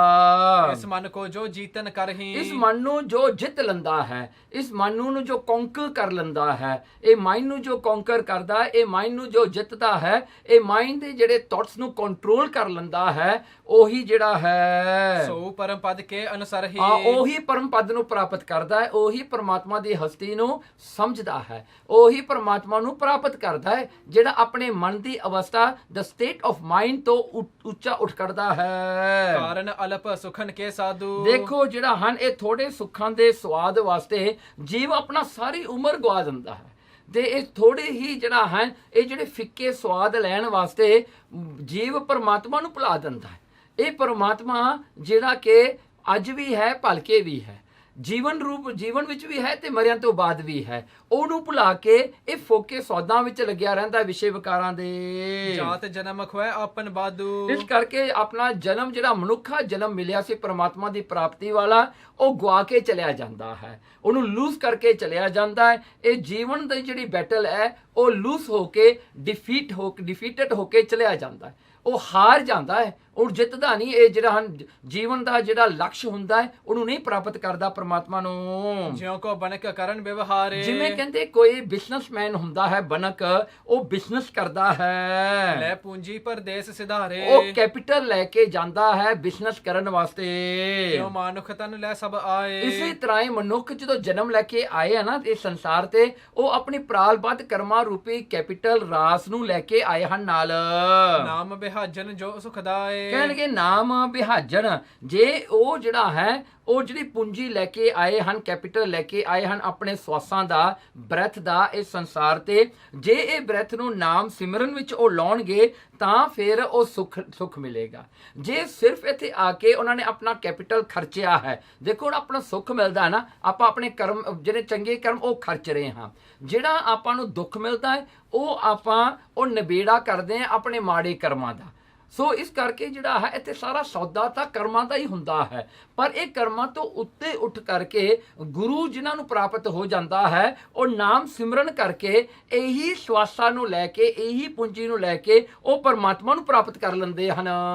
ਇਹ ਤਨ ਲੈ ਕਰ ਬਿਸਿਆਨ ਭੋਗਾ, ਕਹਿਣਗੇ ਇਹੀ ਤਨ ਨੂੰ ਲੈ ਕੇ ਕਈ ਲੋਕ ਸੁੱਖ ਜਿਹੜਾ ਹਨ ਆਪਣੇ ਜਿਹੜੇ ਪ੍ਰਾਲਬੱਧ ਦੇ ਸੁੱਖ ਲੈ ਕੇ ਉਹ ਵਿਸ਼ੇ ਵਿਚਾਰਾਂ ਨੂੰ ਭੋਗਦੇ ਨੇ, ਕਿਉਂਕਿ ਉਹਨਾਂ ਦੇ ਜਿਹੜਾ ਹਨ ਪ੍ਰਾਲਬੱਧ ਕਰਮ 'ਚ ਲਿਖਿਆ ਹੁੰਦਾ ਵੀ ਇੰਨੀ ਇਹਨੂੰ ਮਾਇਆ ਮਿਲਣੀ, ਇੰਨਾ ਸੁੱਖ ਮਿਲਣਾ ਹੈ। ਉਹ ਕੀ ਕਰਦੇ ਨੇ, ਉਹ ਪਰਮਾਤਮਾ ਨੂੰ ਭੁਲਾ ਕੇ ਵਿਸ਼ੇ ਵਿਕਾਰਾਂ ਵਿੱਚ ਪੈ ਜਾਂਦੇ ਨੇ। ਉਸ ਜਿਹੜਾ ਸੁੱਖ ਮਿਲਿਆ ਸੀਗਾ ਪਰਮਾਤਮਾ ਦੀ ਭਗਤੀ ਵਾਸਤੇ, ਉਹ ਸੁੱਖ ਨੂੰ ਲੈ ਕੇ ਇਹਨਾਂ ਨੇ ਆਪਣੇ ਮਨੋਰੰਜਨ ਕਰਨੇ ਸ਼ੁਰੂ ਕਰ ਦਿੰਦੇ ਨੇ, ਇਸ ਕਰਕੇ ਸੰਸਾਰ 'ਚ ਡੁੱਬ ਜਾਂਦੇ ਨੇ। ਇਸ ਦਿਨ ਰਚੈ ਸੇ ਮੂਰਖ ਲੋਗਾ, ਇਸ ਕਰਕੇ ਕਹਿੰਦੇ ਰਾਤ ਦਿਨ ਜਿਹੜੇ ਮੂਰਖ ਲੋਕ ਹੁੰਦੇ ਨੇ ਉਹ ਜਾਣਦੇ ਨੇ, ਆਪਾਂ ਵੀ ਕਹਿੰਦੇ ਆ ਨਾ, ਜਿਹੜੇ ਲੋਕ ਹਨ ਜਿਹੜੇ ਨਾਮ ਨਹੀਂ ਜਪਦੇ, ਗੁਰਦੁਆਰਾ ਸਾਹਿਬ ਨਹੀਂ ਜਾਂਦੇ, ਬਾਣੀ ਨਹੀਂ ਪੜ੍ਹਦੇ, ਉਹ ਬੜੇ ਸੁਖੀ ਨੇ। ਦੇਖੋ ਕਿੰਨਾ ਪੈਸਾ, ਵੱਡੀਆਂ ਵੱਡੀਆਂ ਕਾਰਾਂ ਉਹਨਾਂ ਦੀਆਂ, ਵੱਡੇ ਵੱਡੇ ਘਰ ਨੇ, ਬੜੇ ਸੁਖੀ ਨੇ। ਗੁਰੂ ਨਾਨਕ ਉਹਦਾ ਆਨਸਰ ਦੇ ਰਹੇ ਨੇ, ਕਹਿੰਦੇ ਅਸਲ ਵਿੱਚ ਪ੍ਰਾਲਬੱਧ ਕਰਮਾਂ ਨਾਲ ਉਹਨਾਂ ਨੂੰ ਸੁੱਖ ਮਿਲਿਆ। ਇਹ ਸੁੱਖ ਦੇ ਨਾਲ ਪਰਮਾਤਮਾ ਦੀ ਭਗਤੀ ਕਰਨੀ ਸੀ। ਉਹਨਾਂ ਨੇ ਕੀ ਕੀਤਾ, ਇਹ ਜਿਹੜੇ ਚੰਗੇ ਕਰਮਾਂ ਦਾ ਫਲ ਸੀ ਉਹਨਾਂ ਨੇ ਪਾਪ ਕਮਾ ਲਏ, ਉਹਨਾਂ ਦੇ ਕਿਰਿਆਮਨ ਕਰਮ ਸੀ, ਉਹਨਾਂ ਨੇ ਪਾਪ ਕਮਾ ਲਏ, ਇਹਨੂੰ ਖਰਚ ਕੇ ਉਹਨਾਂ ਨੇ ਪਾਪ ਖਰੀਦ ਲਏ। ਵਿਸ਼ੇ ਵਿਕਾਰ ਕਰਨੇ, ਉਹ ਪਾਪ ਉਹਨਾਂ ਨੇ ਹੋਰ ਗੱਲ ਪਾ ਲਏ। ਉਹਨਾਂ ਨੇ ਜਿਹੜਾ ਹੈ ਸਮਾਂ ਆਪਣਾ ਕੰਮ ਹੋਰ ਵਿਗਾੜ ਲਿਆ। ਜਿਵੇਂ ਨਾ ਜਿਹਦੇ ਕਿਸੇ ਕੋਲ 1 ਮਿਲੀਅਨ ਹੋਵੇ, ਉਹ 1 ਮਿਲੀਅਨ ਦੇ ਨਾਲ ਕਈ ਸੋਚਦੇ ਨੇ ਮੈਨੂੰ 10 ਮਿਲੀਅਨ ਬਣਾਉਣਾ ਹਾਂ, ਕਈ ਸੋਚਦੇ ਨੇ 1 ਮਿਲੀਅਨ ਦੇ ਨਾਲ ਮੈਂ ਸੇਵਾ ਕਰ ਲਵਾਂ, ਤੀਜੇ ਬੰਦਾ ਸੋਚਦਾ ਹੈ ਕਿ 1 ਮਿਲੀਅਨ ਨਾਲ ਮੈਂ ਇੰਜੋਏ ਕਰਾਂ। ਸੋ ਕੀ ਹੁੰਦਾ ਹੈ, ਬੰਦਾ ਡਰੱਗਸ ਖਾਣ ਲੱਗ ਜਾਏਗਾ, ਬੰਦਾ ਵਿਸ਼ੇ ਵਿਕਾਰ ਹਾਂਜੀ ਕਾਮ ਦੇ ਵਸ ਪੈ ਜਾਏਗਾ, ਡਰੱਗਸ ਖਾਏਗਾ, ਨਸ਼ਾ ਪੀਏਗਾ, ਕੀ ਹੋਏਗਾ, ਉਹਦਾ ਸਰੀਰ ਗਲ ਜਾਏਗਾ।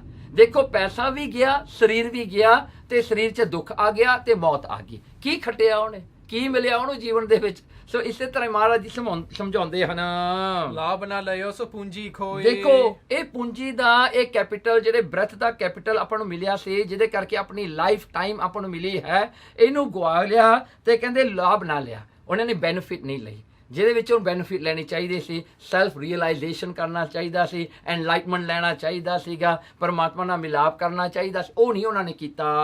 ਗਮਨੇ ਅੰਤ ਝਾਰ ਕਰ ਦੋਏ, ਤੇ ਅੰਤ ਵੇਲੇ ਜਿਹੜੇ ਚੰਗੇ ਚੰਗੇ ਰਾਜੇ ਵੀ ਹੋਏ ਹਨ, ਜਿਨ੍ਹਾਂ ਦੇ ਬਹੁਤ ਚੰਗੇ ਕਰਮ ਸੀ, ਉਹ ਵੀ ਹੱਥ ਝਾੜ ਕੇ ਜਾਂਦੇ ਨੇ। ਨਾਂਗੇ ਆਵਣ ਨਾਂਗੇ ਜਾਣਾ, ਕੋਈ ਨਾ ਰਹਿ ਰਾਜਾ ਰਾਣਾ। ਕੋਈ ਵੀ ਰਾਜਾ ਰਾਣਾ ਨਹੀਂ ਰਹਿੰਦਾ, ਸਾਰੇ ਨੰਗੇ ਹੀ ਆਉਂਦੇ ਤੇ ਨੰਗੇ ਹੀ ਚਲੇ ਜਾਂਦੇ ਹਨ ਸੰਸਾਰ ਤੋਂ, ਹੱਥ ਝਾੜ ਕੇ ਚਲੇ ਜੁਆਰੀ ਦੋਏ ਹੱਥ ਝਾੜ। ਸੋ ਐਸਾ ਹੁੰਦਾ ਹੈ। ਪਾਏ ਨਰਕ ਹੋਏ ਕਸ਼ਟ ਅਪਾਰੇ, ਉਹਨਾਂ ਨੂੰ ਫਿਰ ਅੱਗੇ ਜਾ ਕੇ ਨਰਕ ਮਿਲਦੇ ਨੇ। ਦੇਖੋ ਇੱਥੇ ਕੋਈ ਸੋਲੂਸ਼ਨ ਨਹੀਂ ਮਿਲਦਾ, ਇੱਥੇ ਵੀ ਦੁੱਖ ਮਿਲਦੇ ਨੇ, ਬਿਮਾਰੀਆਂ ਮਿਲਦੀਆਂ ਨੇ, ਡਿਸਟ੍ਰੈਸ ਮਿਲਦਾ ਹੈ, ਗਾਂ ਜਾ ਕੇ ਫਿਰ ਨਰਕ ਪੈਂਦੇ ਹਨ, ਨਰਕਾਂ ਵਿੱਚ ਜਾਂਦੇ ਹਨ ਤੇ ਬਹੁਤ ਦੁੱਖ ਅੱਗੇ ਵੀ ਭੋਗਦੇ ਹਨ। ਮੋਹਰੋ ਤ੍ਰਿਗ ਤੇ ਜੋਨ ਜਗ ਧਾਰੇ, ਫਿਰ ਉਸ ਤੋਂ ਬਾਅਦ ਨਰਕਾਂ ਤੋਂ ਨਿਕਲ ਕੇ ਟੇਢੀਆਂ ਜੁਨਾਂ ਵਿੱਚ ਜਾਂਦੇ ਨੇ, ਫਿਰ ਕੀੜੇ ਮਕੌੜੇ ਬਣਦੇ ਨੇ, ਉਹ ਜੁਨਾਂ 'ਚ ਪੈਂਦੇ ਜਿੱਥੇ ਕੁੱਟ ਪੈਂਦੀ ਹੈ, ਕੋਈ ਸਿੱਧੇ ਮੂੰਹ ਬੁਲਾਉਂਦਾ ਨਹੀਂ, ਕੋਈ ਖਾਣਾ ਨਹੀਂ ਦਿੰਦਾ, ਕੋਈ ਲੱਤਾਂ ਮਾਰਦੇ ਨੇ, ਉਹ ਜੁਨਾਂ ਜਿਹੜੀਆਂ ਟੇਢੀਆਂ ਜੁਨਾਂ ਵਿੱਚ ਜਾ ਕੇ ਫੇਰ ਵੀ ਦੁੱਖ ਪਾਉਂਦੇ ਹਨ।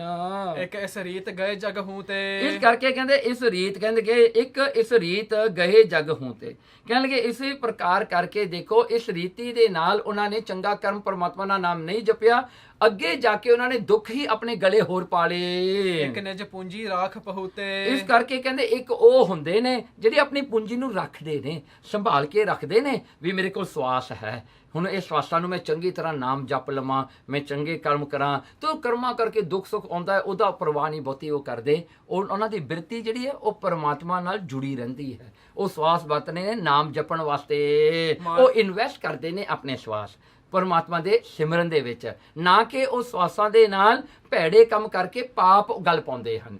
ਸੋ ਉਹ ਸਿਮਰਨ ਕਰਕੇ ਪਰਮਾਤਮਾ ਦੀ ਪ੍ਰਾਪਤੀ ਕਰਦੇ ਹਨ। ਮਾਨੁਖ ਤਨ ਧਰ ਪੁੰਨ ਬਿਸਾਲਾ, ਇਸ ਕਰਕੇ ਮਨੁੱਖਾ ਦਾ ਜਿਹੜਾ ਤਨ ਸਰੀਰ ਹੈ ਆਪਾਂ ਨੂੰ ਕਿਵੇਂ ਮਿਲਿਆ, ਕਹਿੰਦੇ ਇਹ ਸਰੀਰ ਮਿਲਿਆ ਹੈ ਮਨੁੱਖਾ ਤਨ ਬਹੁਤ ਪੁੰਨ ਕਰਨ ਤੋਂ ਬਾਅਦ। ਆਪਾਂ ਬਹੁਤ ਚੰਗੇ ਕਰਮ ਕੀਤੇ ਜਿਹਦੇ ਕਰਕੇ ਆਪਾਂ ਨੂੰ ਮਨੁੱਖਾ ਸਰੀਰ ਮਿਲਿਆ ਹੈ। ਜਿਹਦੇ ਕਰਕੇ ਆਪਾਂ ਇਹ ਸਰੀਰ ਵਿੱਚ ਆਏ ਹਾਂ।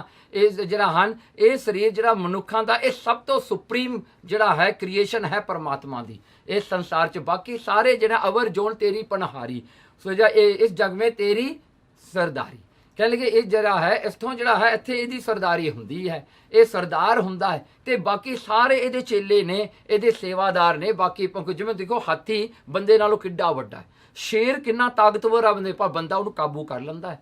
ਵਿੰਡ ਦੇਖ ਲਓ ਕਿੰਨੀ ਸਟਰੋਂਗ ਹੈ, ਬੰਦਾ ਉਹਨੂੰ ਕਾਬੂ ਕਰਕੇ ਇਲੈਕਟ੍ਰਿਸਿਟੀ ਪੈਦਾ ਕਰ ਲੈਂਦਾ, ਹੋਰ ਆਪਣੇ ਕੰਮ ਕਰਾ ਲੈਂਦਾ ਹੈ। ਪਾਣੀ ਕਿੰਨਾ ਪਾਵਰਫੁਲ ਆ, ਉਹਨੂੰ ਡੈਮ ਲਾ ਕੇ ਉਹਨੂੰ ਬੰਦ ਕਰਕੇ ਪਾਣੀ ਨੂੰ ਵਰਤੀ ਜਾਂਦਾ ਹੈ। ਪਾਣੀ ਦੇ ਪਾਵਰ ਦੇਖੋ, ਬੰਦੇ ਵਿੱਚ ਅਕਲ ਹੈ। ਦੇਖੋ ਇਹ ਜਿਹੜੀ ਹੈ ਮਨੁੱਖਾ ਜਿਹੜਾ ਸਰੀਰ ਹੈ ਇਹ ਸਭ ਤੋਂ ਸੁਪਰੀਮ ਮਹਾਰਾਜ ਨੇ ਬਖਸ਼ਿਆ ਹੈ। ਕਹਿੰਦੇ ਵੱਡੇ ਪੁੰਨਾ ਕਰਕੇ ਮਿਲਿਆ ਹੈ ਇਹ। ਕਰਤ ਰਹੇ ਤਪ ਮੈਂ ਤਨ ਘਾਲਾ, ਕਹਿਣ ਲਗੇ ਇਹ ਕਿਉਂ ਮਿਲਿਆ, ਕਿਉਂਕਿ ਪਿਛਲੇ ਜਨਮਾਂ ਵਿੱਚ ਤਪ ਕੀਤਾ, ਭਗਤੀ ਕੀਤੀ, ਇਸ ਕਰਕੇ ਇਹ ਮਨੁੱਖਾ ਜਨਮ ਮਿਲਿਆ, ਮਨੁੱਖਾ ਦੇਹੀ ਪ੍ਰਾਪਤ ਹੋਈ। ਸੇ ਸਵਰਗ ਸੁਖ ਭੋਗਹਿ ਜਾਈ, ਕਹਿਣ ਲਗੇ ਸੇ ਸਵਰਗ, ਕਹਿਣ ਲਗੇ ਜਿਹੜੇ ਹਨ ਇਹ ਸਰੀਰ ਵਿੱਚ ਆ ਕੇ ਤਪ ਕਰਦੇ ਨੇ, ਭਗਤੀ ਕਰਦੇ ਨੇ, ਕਹਿੰਦੇ ਉਹਨਾਂ ਨੂੰ ਤਾਂ ਅੱਗੇ ਜਾ ਕੇ ਸਵਰਗ ਮਿਲਦੇ ਨੇ, ਉਹਨਾਂ ਨੂੰ ਹੈਵਨ ਮਿਲਦੇ ਨੇ, ਕਿਉਂਕਿ ਉਹਨਾਂ ਨੇ ਭਗਤੀ ਕੀਤੀ। ਜਿਹੜੇ ਭਗਤੀ ਕਰਦੇ ਨੇ ਉਹ ਵੀ ਨਿਸ਼ਕਾਮਤਾ ਸਕਾਮਤਾ, ਜਿਨ੍ਹਾਂ ਨੇ ਸਕਾਮਤਾ ਨਾਲ ਕੀਤੀ ਉਹਨਾਂ ਨੂੰ ਸਵਰਗ ਮਿਲ ਜਾਂਦੇ, ਉਹ ਵੀ ਸੁਖ ਭੋਗਦੇ ਹਨ। ਹੁਣ ਜਗ ਮਾਨੁਖ ਦੇਹੀ ਪਾਈ, ਫਿਰ ਕਹਿੰਦੇ ਉਹ ਸਕਾਮ ਭਗਤੀ ਕਰਨ ਕਰਕੇ ਸਵਰਗ ਦੇ ਸੁਖ ਭੋਗ ਕੇ ਫਿਰ ਮੁੜ ਕੇ ਉਹ ਇਹ ਸਰੀਰ ਵਿੱਚ ਆਉਂਦੇ ਨੇ, ਫਿਰ ਉਹ ਮਨੁੱਖਾ ਜਨਮ ਧਾਰਨ ਕਰਦੇ ਨੇ। ਉਹਨਾਂ ਨੂੰ ਸੈਕੰਡ ਚਾਂਸ ਮਿਲਦੀ ਆ to progress in their spiritual life. ਕਹਿੰਦੇ ਵੀ ਤੂੰ ਅੱਗੇ ਹੋਰ ਵੱਧ। ਹੁਣ ਜਿਹੜਾ ਹਨ ਜਿਹੜੀ ਤੂੰ ਜਿਹੜਾ ਹਨ ਡਿਜ਼ਾਇਰ ਵਾਲੀ ਭਗਤੀ ਕੀਤੀ ਸੀ, ਹੁਣ ਤੂੰ ਡਿਜ਼ਾਇਰਲੈਸ ਕਰ। ਸੋ ਉਹਨਾਂ ਨੂੰ ਉਹ ਜਿਹੇ ਘਰ 'ਚ ਪੈਦਾ ਕਰਨਗੇ, ਉਹ ਜਿਹਾ ਉਹਨਾਂ ਦਾ এনवायरमेंट ਬਣੇਗਾ, ਸਾਧ ਸੰਗਤ ਮਿਲੇਗੀ, ਗੁਰੂ ਨਾਨਕ ਗੁਰੂ ਮਿਲਣਗੇ, ਫਿਰ ਉਹਨਾਂ ਦੀ ਪ੍ਰੋਗਰੈਸ ਅੱਗੇ ਹੁੰਦੀ ਹੈ। ਲਾਭ ਨਹੀਂ ਪਰ ਪੂੰਜੀ ਰਾਖੀ, ਦੇਖੋ ਭਾਵੇਂ ਕਹਿੰਦੇ ਉਹਨਾਂ ਨੇ ਸਕਾਮ ਕਰਮ ਕੀਤੇ, ਉਹਨਾਂ ਨੂੰ ਲਾਭ ਨਹੀਂ ਬਹੁਤਾ ਹੋਇਆ, ਫਾਇਦਾ ਨਹੀਂ ਬਹੁਤਾ ਹੋਇਆ, ਪਰ ਐਟਲੀਸਟ ਉਹਨਾਂ ਦੀ ਪੂੰਜੀ ਕੈਪੀਟਲ ਵੇਸਟ ਨਹੀਂ ਹੋਈ, ਉਹਨਾਂ ਨੇ ਆਪਣੀ ਪੂੰਜੀ ਕੈਪੀਟਲ ਵੇਸਟ ਨਹੀਂ ਕੀਤੀ। ਪੁੰਨ ਆਤਮ ਜੇ ਤਪ ਅਭਿਲਾਖੀ, ਦੇਖੇ ਪੁੰਨ ਆਤਮ ਜਿਹੜੇ ਪੁੰਨ ਆਤਮ ਨੇ, ਪੁੰਨ ਜਿਹੜੇ ਆਤਮ ਨੇ ਜਿਨ੍ਹਾਂ ਨੇ ਜੇ ਤਪ ਅਭਿਲਾਖੀ, ਜਿਨ੍ਹਾਂ ਨੇ ਤਪ ਕਰਕੇ ਜਿਹੜੀਆਂ ਹਨ ਪੁੰਨ ਆਤਮਾ ਨੇ, ਜਿਹੜੀਆਂ ਸੰਸਾਰ ਵਿੱਚ ਜਿਨ ਲਿਆ ਲਾਭ ਸੋ ਸੁਨੋ ਕਹਾਣੀ, ਜਿਨ੍ਹਾਂ ਨੇ ਇਹ ਸੰਸਾਰ ਵਿੱਚ ਆ ਕੇ ਆਪਣੇ ਬ੍ਰੈਥ ਦਾ ਲਾਭ ਲਿਆ, ਜਿਨ੍ਹਾਂ ਨੇ ਇਹ ਬ੍ਰੈਥ ਦਾ ਲਾਹਾ ਖੱਟਿਆ, ਕਹਿੰਦੇ ਉਹ ਕਿਹੜੇ ਹਨ, ਉਹਨਾਂ ਦਾ ਸੁਣੋ। ਸਿਮਰਹਿ ਨਾਮ ਕਰਮ ਮਨ ਬਾਣੀ, ਉਹਨਾਂ ਨੇ ਸਿਮਰਨ ਕੀਤਾ, ਕਰਮ ਮਨ ਬਾਣੀ ਕਰਮ ਕਰਕੇ ਉਹ ਸਿਮਰਨ ਵਿੱਚ ਲੱਗੇ ਰਹੇ। ਉਹਨਾਂ ਨੇ ਨਹੀਂ ਫਿਰ ਕੋਈ ਕਸਰ ਛੱਡੀ, ਸਵਾਸ ਸਵਾਸ ਪਰਮਾਤਮਾ ਦੇ ਸਿਮਰਨ ਵਿੱਚ ਲਾ ਲਿਆ। ਉਹਨਾਂ ਨੇ ਭਗਤੀ ਕੀਤੀ ਰੱਜ ਕੇ, ਵੀ ਪਤਾ ਨਹੀਂ ਹੁਣ ਸਵਾਸ ਕਿੰਨੇ ਕਹਿ ਗਏ, ਕਿੰਨੇ ਕ ਬਾਕੀ ਰਹਿ ਗਿਆ ਜੀ, ਸਾਰੇ ਹੀ ਸਿਮਰਨ ਵਿੱਚ ਲਾ ਲਈਏ। ਸੇ ਲਾਹਾ ਲੈ ਕੇ ਦਰਬਾਰ, ਦੇਖੋ ਉਹ ਲਾਹਾ ਲੈ ਕੇ ਇੱਥੋਂ ਪਰਮਾਤਮਾ ਦੇ ਦਰਬਾਰ ਤੱਕ ਪਹੁੰਚ ਗਏ। ਅਬ ਚੱਲ ਪਾਇਓ ਆਨੰਦ ਅਪਾਰ, ਉਹਨਾਂ ਨੂੰ ਅਬ ਚੱਲ ਜਿਹੜਾ ਹੈ ਨਾ ਚੱਲਣ ਵਾਲਾ ਨਾ ਹਿੱਲਣ ਵਾਲਾ ਉਹ ਅਸਥਾਨ ਪਰਮਾਤਮਾ ਦੇ ਵਿੱਚ ਉਹ ਜਿਹੜੇ ਹਨ ਮਰਜ ਹੋ ਜਾਂਦੇ ਨੇ, ਜਿਨ੍ਹਾਂ ਨੂੰ ਕਿਤੇ ਵੀ ਫਿਰ ਆਉਣਾ ਜਾਣਾ ਨਹੀਂ ਪੈਂਦਾ, ਉਹ ਪਰਮਾਤਮਾ ਵਿੱਚ ਸਮਾ ਜਾਂਦੇ ਹਨ। ਤਾਂ ਤੇ ਮਾਨੁਖ ਤਨ ਲਖ ਪੂੰਜੀ, ਕਹਿਣਗੇ ਇਸ ਕਰਕੇ ਇਹ ਮਨੁੱਖਾ ਦੇ ਜਿਹੜੀ ਹੈ ਇਹ ਕੈਪੀਟਲ ਪਰਮਾਤਮਾ ਨੇ ਆਪ ਨੂੰ ਦੇ ਕੇ ਸੰਸਾਰ ਤੇ ਭੇਜਿਆ ਹੈ ਸਿਮਰਨ ਕਰਨ ਵਾਸਤੇ। ਭਜੋ ਨਾਮ ਤਜ ਇੱਛਾ ਦੂਜੀ, ਇਸ ਕਰਕੇ ਇਹਦੇ ਨਾਲ ਸਿਰ ਪਰਮਾਤਮਾ ਦਾ ਨਾਮ ਹੀ ਜਪੋ, ਦੂਜੀਆਂ ਇੱਛਾਵਾਂ ਜਿਹੜੀਆਂ ਨੇ ਉਹ ਛੱਡ ਦਿਓ ਪਿੱਛੇ, ਉਹਨਾਂ ਨੂੰ ਭੁੱਲ ਜਾਓ, ਉਹਨਾਂ ਨੂੰ ਨਾ ਆਪਣੇ ਚੇਤੇ ਕਰੋ।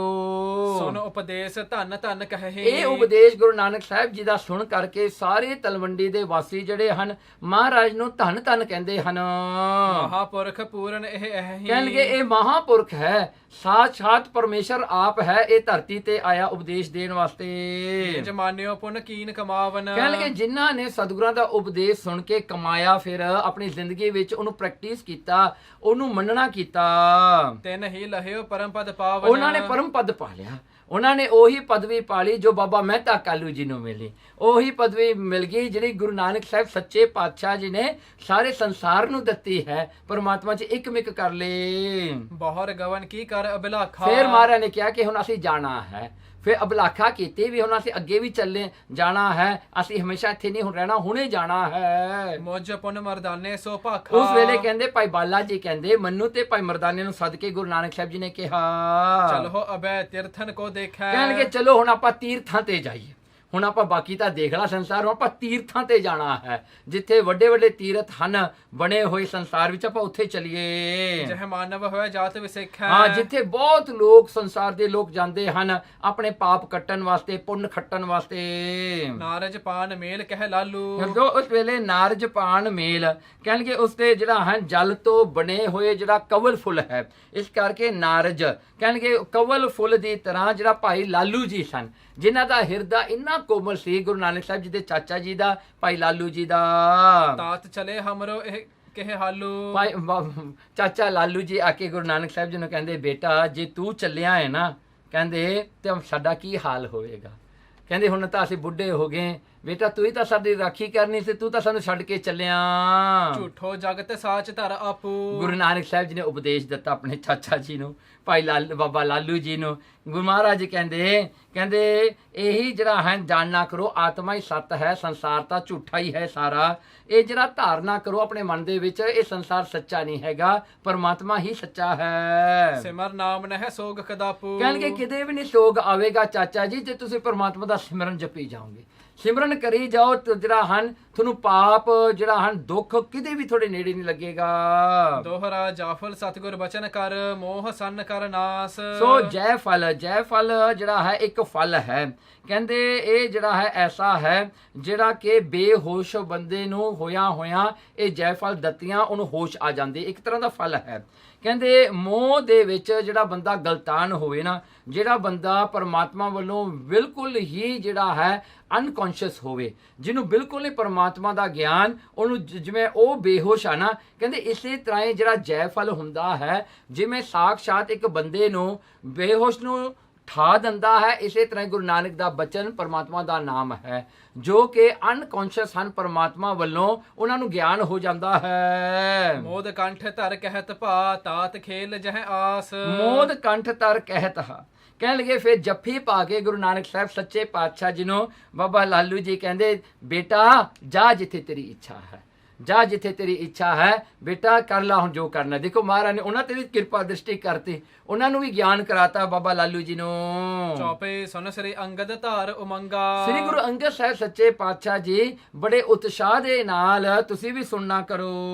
ਮੁਝ ਮਰਦਾਨੇ ਕੋ ਲਿਆ ਸੰਗਾ। ਮੈਨੂੰ ਤੇ ਭਾਈ ਮਰਦਾਨੇ ਨੂੰ ਨਾਲ ਲੈ ਕੇ ਗੁਰੂ ਨਾਨਕ ਸਾਹਿਬ ਜੀ ਮਿਲ ਸਭ ਕੋ ਕੀਨੋ ਪ੍ਰਸਥਾਨਾ। ਸਾਰਿਆਂ ਨੂੰ ਜਿਹੜਾ ਹੈ ਪ੍ਰਸਥਾਨ ਜਿਹੜਾ ਹੈ, ਸਾਰਿਆਂ ਨੂੰ ਮਿਲ ਕੇ ਗੁਰੂ ਨਾਨਕ ਸਾਹਿਬ ਜੀ ਤਲਵੰਡੀ 'ਚ ਸਾਰੇ ਆਏ ਮਹਾਰਾਜ ਨੂੰ ਮਿਲਣ ਵਾਸਤੇ। ਮਹਾਰਾਜ ਨੇ ਸਾਰਿਆਂ ਨੂੰ ਵਿਦਾਇਗੀ ਦੇ ਕੇ ਅੱਗੇ ਤੁਰੇ। ਜੀਤਨ ਦੰਭੀ ਜੇ ਅਗਿਆਨਾ। ਜਿਹੜੇ ਗੁਰੂ ਨਾਨਕ ਸਾਹਿਬ ਜੀ ਐਸੇ ਹਨ ਜਿਹੜੇ ਹਿਪੋਕ੍ਰਿਟਸ ਨੂੰ ਜਿੱਤਦੇ ਹਨ, ਹਿਪੋਕ੍ਰਿਸੀ ਨੂੰ ਖਤਮ ਕਰਨ ਵਾਲੇ ਹਨ, ਜੋ ਅਗਿਆਨਤਾ ਦਾ ਹਨੇਰਾ ਦੂਰ ਕਰਕੇ ਗਿਆਨ ਦਾ ਪ੍ਰਕਾਸ਼ ਦੇਣ ਵਾਲੇ ਹਨ। ਕਬਿਤ ਦਿਗ ਵਿਜੈ ਹੇਤ ਸਾਜ ਬੇਤੀ ਕੁਲ ਕੇਤ ਦਲ। ਦੇਖੋ ਹੁਣ ਇੱਕ ਅਲੰਕਾਰ ਬਣਦੇ ਹਨ ਕਵੀ ਸੰਤੋਖ ਸਿੰਘ ਜੀ, ਕਹਿੰਦੇ ਦਿਗ ਵਿਜੈ ਉਹ ਹੁੰਦਾ ਜਿਹਨੇ ਸਾਰੇ ਸੰਸਾਰ ਨੂੰ ਜਿੱਤ ਲਿਆ ਹੈ, ਜਿਹੜਾ ਵਰਲਡ ਨੂੰ ਕੰਕਰ ਕਰ ਲਵੇ, ਕਹਿੰਦੇ ਉਹਨੂੰ ਦਿਗ ਵਿਜੈ ਕਹਿੰਦੇ। ਚਾਰੇ ਦਿਸ਼ਾ ਸਾਰੇ ਦਿਸ਼ਾ ਨੂੰ ਜਿੱਤਣ ਵਾਲਾ, ਕਹਿੰਦੇ ਸਾਜ ਬੇਦੀ ਜਿਹੜੇ ਹਨ, ਬੇਦੀ ਦੇ ਕੁੱਲ ਵਿੱਚ ਪ੍ਰਕਾਸ਼ ਲੈਣ ਵਾਲੇ ਗੁਰੂ ਨਾਨਕ ਸਾਹਿਬ ਸੱਚੇ ਪਾਤਸ਼ਾਹ ਜੀ ਦੀ ਇੱਕ ਫੌਜ ਹੈ। ਮਹਾਰਾਜ ਹੁਣ ਆਪਣੀ ਫੌਜ ਲੈ ਕੇ ਚੱਲੇ ਹਨ। ਚੱਲੇ ਦੰਬ ਦਲ ਵੇਖੋ ਦਲੇ ਨ ਵਿਧਾਰਿਆ। ਕਹਿ ਲਗੇ ਦੇਖੋ ਹੁਣ ਕਿਹੜੀ ਫੌਜ ਨੂੰ ਜਿੱਤਣ ਚੱਲੇ ਹਨ। ਦੁਸ਼ਮਣ ਵਾਲੀ ਫੌਜ ਕਿਹੜੀ ਆ? ਹਿਪੋਕ੍ਰੇਸੀ ਜਿਹੜੀ ਹੈ ਉਹ ਇੱਕ ਫੌਜ ਹੈ ਦੰਭੀਆਂ ਦੀ, ਦੰਭ ਫੌਜ ਹੈ। ਉਹਨੂੰ ਜਿਹੜਾ ਹਨ ਮਿਟਣ ਵਾਸਤੇ, ਉਹਨੂੰ ਮਲਣ ਵਾਸਤੇ ਸਤਿਗੁਰੂ ਜੀ ਉਹਨੂੰ ਨਾਸ਼ ਕਰਨ ਵਾਸਤੇ ਚੱਲੇ ਹਨ। ਭਗਤ ਕੀ ਕੇਤ ਪਟ ਪ੍ਰੇਮ ਕੇ ਸਮੇਤ ਕਰ। ਦੇਖੋ ਭਗਤੀ ਜਿਹੜੀ ਹੈ ਇਹ ਸਤਿਗੁਰਾਂ ਦਾ ਫਲੈਗ ਹੈ, ਝੰਡਾ ਹੈ, ਉਹਦਾ ਜਿਹੜਾ ਫਰਲਾ ਹੈ ਉਤਲਾ, ਉਹ ਝੰਡੇ ਦਾ ਜਿਹੜਾ ਹੈ ਉਹ ਪ੍ਰੇਮ ਹੈ। ਕਹਿੰਦੇ ਉਹ ਪ੍ਰੇਮ ਰੂਪੀ ਜਿਹੜਾ ਹੈ ਫਰਲਾ ਲੈ ਕੇ ਕੀਰਤ ਨੇ ਸਾਨੂੰ ਕਹਿ ਹੈਰਾਨੋ ਕੰਨ ਭਾਰਿਆ। ਦੇਖੋ ਕੀਰਤੀ ਪਰਮਾਤਮਾ ਦੀ ਜਿਹੜੀ ਪ੍ਰੇਸ ਹੈ, ਇਹ ਧੌਂਸੇ ਨੇ, ਇਹ ਨਗਾਰੇ ਨੇ ਵੱਡੇ ਵੱਡੇ, ਜਿਨ੍ਹਾਂ ਦੀ ਆਵਾਜ਼ ਗਰਜਦੀ ਹੈ ਬੱਦਲ ਦੀ ਤਰ੍ਹਾਂ। ਗਿਆਨ ਕੋ ਖੜਕ ਧਰ ਜੁਗਤ ਕਮਾਨ ਕਰ। ਦੇਖੋ ਗਿਆਨ ਨੂੰ ਮਹਾਰਾਜ ਨੇ ਆਪਣਾ ਖੰਡਾ ਬਣਾਇਆ, ਜੋ ਗਿਆਨ ਜਿਹੜਾ ਖੰਡਾ ਹੁੰਦਾ ਇਹ ਵਾਰ ਕਰਦਾ ਹੈ। ਮਹਾਰਾਜ ਦਾ ਖੰਡਾ ਕੀ ਆ? ਗਿਆਨ ਰੂਪੀ ਖੰਡਾ ਲੈ ਕੇ, ਜੁਗਤ ਰੂਪੀ ਕਮਾਨ ਬੋਹ ਨੂੰ ਲੈ ਕੇ ਨਾਨਾ ਦ੍ਰਿਸ਼ਟਾਂਤ ਲੀਨ ਸਿਲੇ ਮੁਖ ਧਾਰਿਆ। ਤੇ ਨਾਨਾ ਤਰ੍ਹਾਂ ਦੇ ਦ੍ਰਿਸ਼ਟਾਂਤ ਕਿਸੇ ਦੀ ਜਿਹੜੀ ਹਨ ਗੱਲ ਕੀਤੀ ਹੋਈ ਨੂੰ ਸਿੱਧ ਕਰ ਦੇਣਾ। ਕਿਸੇ ਨੂੰ ਕਨਵਿੰਸ ਕਰ ਲੈਣਾ, ਉਹ ਮਹਾਰਾਜ ਦੇ ਤੀਰ ਨੇ, ਮਹਾਰਾਜ ਦੇ ਐਰੋਸ ਹਨ। ਜਹਾਂ ਡਿੱਡ ਕੋਟ ਤਹਾਂ ਕਰਾਮਾਤ ਦੋ ਪਸੰਗ। ਦੇਖੋ ਜਿੱਥੇ ਕੋਈ ਵੱਡਾ ਅਗਿਆਨਤਾ ਦਾ ਫੋਰਟ ਆ ਜਾਵੇ, ਜਿੱਥੇ ਬੰਦੇ ਮੰਨਣ ਹੀ ਨਾ, ਆਪਣੇ ਮੂਹਰੇ ਵਾਲ ਬਣਾ ਕੇ ਖੜੇ ਹੋਣ ਵੀ ਅਸੀਂ ਨਹੀਂ ਤੁਹਾਡੀ ਗੱਲ ਮੰਨਣੀ, ਤਾਂ ਉੱਥੇ ਗੁਰੂ ਨਾਨਕ ਸਾਹਿਬ ਜੀ ਕੀ ਕਰਦੇ ਨੇ, ਉੱਥੇ ਮਹਾਰਾਜ ਕੋਲ ਕੈਨਨ ਨੇ। ਉਹ ਕੈਨਨ ਕਿਹੜੇ ਨੇ? ਕਰਾਮਾਤ। ਉੱਥੇ ਮਹਾਰਾਜ ਫਿਰ ਕਰਾਮਾਤ ਨਾਲ ਗੋਲਾ ਮਾਰਦੇ ਨੇ, ਉਹਦਾ ਫੋਰਟ ਫਿਰ ਵੀ ਤੋੜ ਕੇ ਰੱਖ ਦਿੰਦੇ ਹਨ। ਢਾਹੇ ਕੇ ਮੈਦਾਨ ਕੀਨ ਮਿਲੇ ਅਰ ਹਾਰਿਆ। ਦੇਖੋ ਐਸਾ ਢਾਉਂਦੇ ਨੇ ਕਿ ਉਹ ਜ਼ਮੀਨ ਦੇ ਪੱਧਰਾ ਕਰ ਦਿੰਦੇ ਨੇ ਉਹ ਫੋਰਟ ਨੂੰ। ਕਹਿੰਦੇ ਉਹ ਫੋਰਟ ਨੂੰ ਮਹਾਰਾਜ ਆਪਣੀ ਕਰਾਮਾਤ ਰੂਪੀ ਜਿਹੜਾ ਹਨ ਇਹ ਕੈਨਨ ਮਾਰ ਕੇ ਉਹਨੂੰ ਧਰਤੀ ਨਾਲ ਮਿਲਾ ਦਿੰਦੇ ਹਨ। ਕਬਿਤ ਸਤਨਾਮ ਸਿਮਰਨ ਪਹਿਰਸ ਨਾਹ ਤਨ। ਦੇਖੋ ਜੋ ਸਤਨਾਮ ਦਾ ਸਿਮਰਨ ਹੈ ਉਹ ਮਹਾਰਾਜ ਨੇ ਅੰਮ ਪਹਿਨੀ ਹੋਈ ਹੈ ਸਿਰ ਤੋਂ ਲੈ ਕੇ ਪੈਰਾਂ ਤੱਕ। ਕੋਟਕ ਤਰਕ ਤਰਵਾਰ ਨਾ ਕਟਤ ਹੈ। ਕਹਿਣ ਲੱਗੇ ਜਿਹੜੀਆਂ ਤਲਵਾਰਾਂ ਰੂਪੀ ਜਿਹੜੇ ਹਨ ਕੋਟਕ ਤਰਕ, ਜਿਹੜੇ ਤਰਕ ਨੇ ਜੋ ਪਰਮਾਤਮਾ ਤੇ ਤਰਕ ਕਰਦੇ ਵੀ ਕਿਵੇਂ ਹੈ ਪਰਮਾਤਮਾ, ਨਹੀਂ ਦਿਸਦਾ ਜੀ, ਇਹ ਆ ਜੀ, ਉਹ ਜਾ ਜੀ। ਕਹਿੰਦੇ ਉਹਨਾਂ ਦੀਆਂ ਜਿਹੜੀਆਂ ਤਲਵਾਰਾਂ ਰੂਪੀ ਤਰਕਾਂ ਨੇ, ਆਰਗੂਮੈਂਟਸ ਨੇ, ਉਹਨਾਂ ਨੂੰ ਪ੍ਰੋਟੈਕਟ ਕਰਨ ਵਾਸਤੇ ਗੁਰੂ ਨਾਨਕ ਨੇ ਇੱਕ ਅੰਮ ਪਹਿਨੀ ਹੈ ਜੋ ਸਤਨਾਮ ਦਾ ਸਿਮਰਨ ਹੈ। ਨੀਵੋ ਮਨ ਰਾਖਨੋ ਅਗਾਰੀ ਹੈ ਸਿਪਰ ਡਿੱਡ। ਤੇ ਆਪਣਾ ਮਨ ਨੀਵਾਂ ਰੱਖਣਾ। ਗੁਰੂ ਨਾਨਕ ਸਾਹਿਬ ਜੀ ਨਿਮਰਤਾ ਵਿੱਚ ਰਹਿਣ ਵਾਲੇ, ਉਹਨਾਂ ਕੋਲ ਉਹ ਸ਼ੀਲਡ ਹੈ, ਉਹ ਸ਼ੀਲ ਆਪਣੇ ਅੱਗੇ ਰੱਖਦੇ ਹਨ। ਉਸ ਰੂਪ ਤੀਰ ਜਾਂ ਕੁਛ ਹੋਏ ਨਾ ਸਕਤ ਹੈ। ਜਿਹੜੇ ਕਿ ਗੁੱਸੇ ਰੂਪੀ ਜਿਹੜੇ ਤੀਰ ਹੁੰਦੇ ਨੇ ਦੁਸ਼ਮਣ ਦੇ, ਉਹ ਜਿਹੜੇ ਹਨ ਸ਼ੀਲ ਨੂੰ ਪੈਨੇਟ੍ਰੇਟ ਕਰਕੇ ਅੰਦਰ ਨਹੀਂ ਜਾ ਸਕਦੇ, ਉਹ ਨਾਲ ਨਹੀਂ ਲੱਗਦੇ। ਕਰੁਣਾ ਕੀ ਰਥ ਉਪਕਾਰ ਕੇ ਤਰੰਗ ਜੋਰ। ਕਰਨਾ ਜਿਹੜੀ ਹੈ, ਤਰਸ ਕਰਨਾ, ਕਿਸੇ ਤੇ ਤਰਸ ਕਰਨਾ, ਇਹ ਰਥ ਹੈ, ਇਹ ਚੈਰੀਅਟ ਹੈ ਗੁਰੂ ਨਾਨਕ ਸਾਹਿਬ ਸੱਚੇ ਪਾਤਸ਼ਾਹ ਜੀ। ਤੇ ਉਪਕਾਰ ਕਰਨੇ ਉਹ ਘੋੜੇ ਹਨ ਜੋ ਜੋੜੇ ਹਨ। ਸਤ ਕੀਨੋ ਸੂਤ ਬ੍ਰਿਤ ਡੋਰਨ ਜਠਤ ਹੈ। ਸਤ ਜਿਹੜਾ ਹੈ ਰਥਵਾਈ ਹੈ, ਜੋ ਰਥ ਨੂੰ ਚਲਾਉਣ ਵਾਲਾ ਹੈ। ਤੇ ਉਹ ਚਲਾਵੇਗਾ ਰਥ ਨੂੰ ਕਿਵੇਂ? ਘੋੜੇ ਮੂਹਰੇ ਬੰਨੇ ਹੋਏ ਹਨ।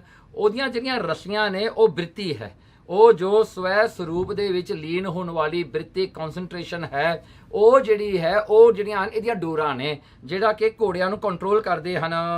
ਧੀਰਜ ਸੰਤੋਖ ਦਾਨ ਆਦ ਜੈ ਵਿਗਿਆਨ ਜੋਧਾ। ਸੋ ਧੀਰਜ ਸੰਤੋਖ ਦਾਨ ਤੇ ਵਿਗਿਆਨ ਇਹ ਸਾਰੇ ਯੋਧੇ ਨੇ। ਦੋ ਧੀਰਜ ਸੰਤੋਖ ਸਤ ਦਾਨ, ਇਹ ਸ੍ਰਿਸ਼ਟ ਜਿਹੜੇ ਦੇਵੀ ਗੁਣ ਨੇ, ਇਹ ਸਾਰੀਆਂ ਫੌਜਾਂ ਨੇ ਗੁਰੂ ਨਾਨਕ ਸਾਹਿਬ ਜੀ ਦੀਆਂ। ਛੱਡੇ ਮੋਹ ਜੀਤ ਬੇ ਕੋ ਮਾਰ ਹੀ ਰਟਤ ਹੈ। ਕਹਿਣਗੇ ਹੁਣ ਗੁਰੂ ਨਾਨਕ ਸਾਹਿਬ ਜੀ ਐਸੀ ਫੌਜ ਨੂੰ ਲੈ ਕੇ, ਐਸੇ ਐਮਿਊਨੀਸ਼ਨ ਆਰਟਿਲਰੀ ਨੂੰ ਲੈ ਕੇ ਸਤਿਗੁਰੂ ਜੀ ਸੰਸਾਰ ਨੂੰ ਜਿੱਤਣ ਵਾਸਤੇ ਚੱਲੇ ਹਨ, ਮਾਰ ਕਰ ਰਹੇ ਹਨ। ਦੋਹਰਾ ਸਰਦਾ ਸਮਤਾ ਸੁਮਤ ਧਰਮ ਭਾਉ ਭਲੇ ਇਸਨਾਨ। ਇਸ ਕਰਕੇ ਜਿਹੜਾ ਭਰੋਸਾ ਹੈ, ਜਿਹੜੀ ਭਾਵਨਾ ਰੱਖਣੀ ਹੈ, ਜਿਹੜੀ ਸਮ ਦ੍ਰਿਸ਼ਟੀ, ਸਾਰਿਆਂ ਵੱਲ ਇੱਕ ਜਾਸਾ ਦੇਖਣਾ, ਸਮਤਾ ਸੁਮਤ ਜਿਹੜੀ ਚੰਗੀ ਸ੍ਰਿਸ਼ਟ ਬੁੱਧੀ ਹੈ, ਤੇ ਕਹਿੰਦੇ ਅੱਗੇ ਧਰਮ ਭਾਵ ਜਿਹੜਾ ਪ੍ਰੇਮ ਹੈ, ਜਿਹੜਾ ਧਰਮ ਹੈ ਆਪਣਾ। ਸੋ ਇਹ ਸਾਰੇ ਜਿਹੜੇ ਹਨ ਭਲੇ ਇਸ਼ਨਾਨ, ਇਹ ਮਹਾਰਾਜ ਦੇ ਇਸ਼ਨਾਨ ਹਨ ਸਾਰੇ। ਇਤਿਆਦਿਕ ਦਲ ਲੈ ਗੁਰੂ ਕਰਤ ਭਏ ਪ੍ਰਸਥਾਨ। ਇਤਿਆਦਿਕ ਜਿਹੜੀਆਂ ਹਨ ਫੌਜਾਂ ਲੈ ਕੇ ਸਤਿਗੁਰੂ ਗੁਰੂ ਨਾਨਕ ਸਾਹਿਬ ਸੱਚੇ ਪਾਤਸ਼ਾਹ ਜੀ ਹੁਣ ਸੰਸਾਰ ਨੂੰ ਜਿੱਤਣ ਵਾਸਤੇ ਇਹ ਦੰਭ ਜਿਹੜਾ ਹੈ, ਹਿਪੋਕ੍ਰਸੀ ਪਖੰਡ ਜਿਹੜਾ ਹੈ, ਇਹਨੂੰ ਦਲਣ ਵਾਸਤੇ ਸਤਿਗੁਰੂ ਜੀ ਚੱਲੇ ਹਨ। ਐਸਾ ਸਤਿਗੁਰਾਂ ਨੇ ਕਿਰਪਾ ਕੀਤੀ। ਮਹਾਰਾਜ ਨੇ ਆਪਣੇ ਮਾਤਾ ਪਿਤਾ ਨੂੰ ਗਿਆਨ ਬਖਸ਼ਿਸ਼ ਕਰਕੇ ਤਲਵੰਡੀ ਦੇ ਰਹਿਣ ਵਾਲੇ ਵਾਸੀਆਂ ਨੂੰ ਮਹਾਰਾਜ ਨੇ ਉਪਦੇਸ਼ ਦੇ ਕੇ ਗਿਆਨ ਬ੍ਰਹਮ ਗਿਆਨ ਕਰਾਇਆ।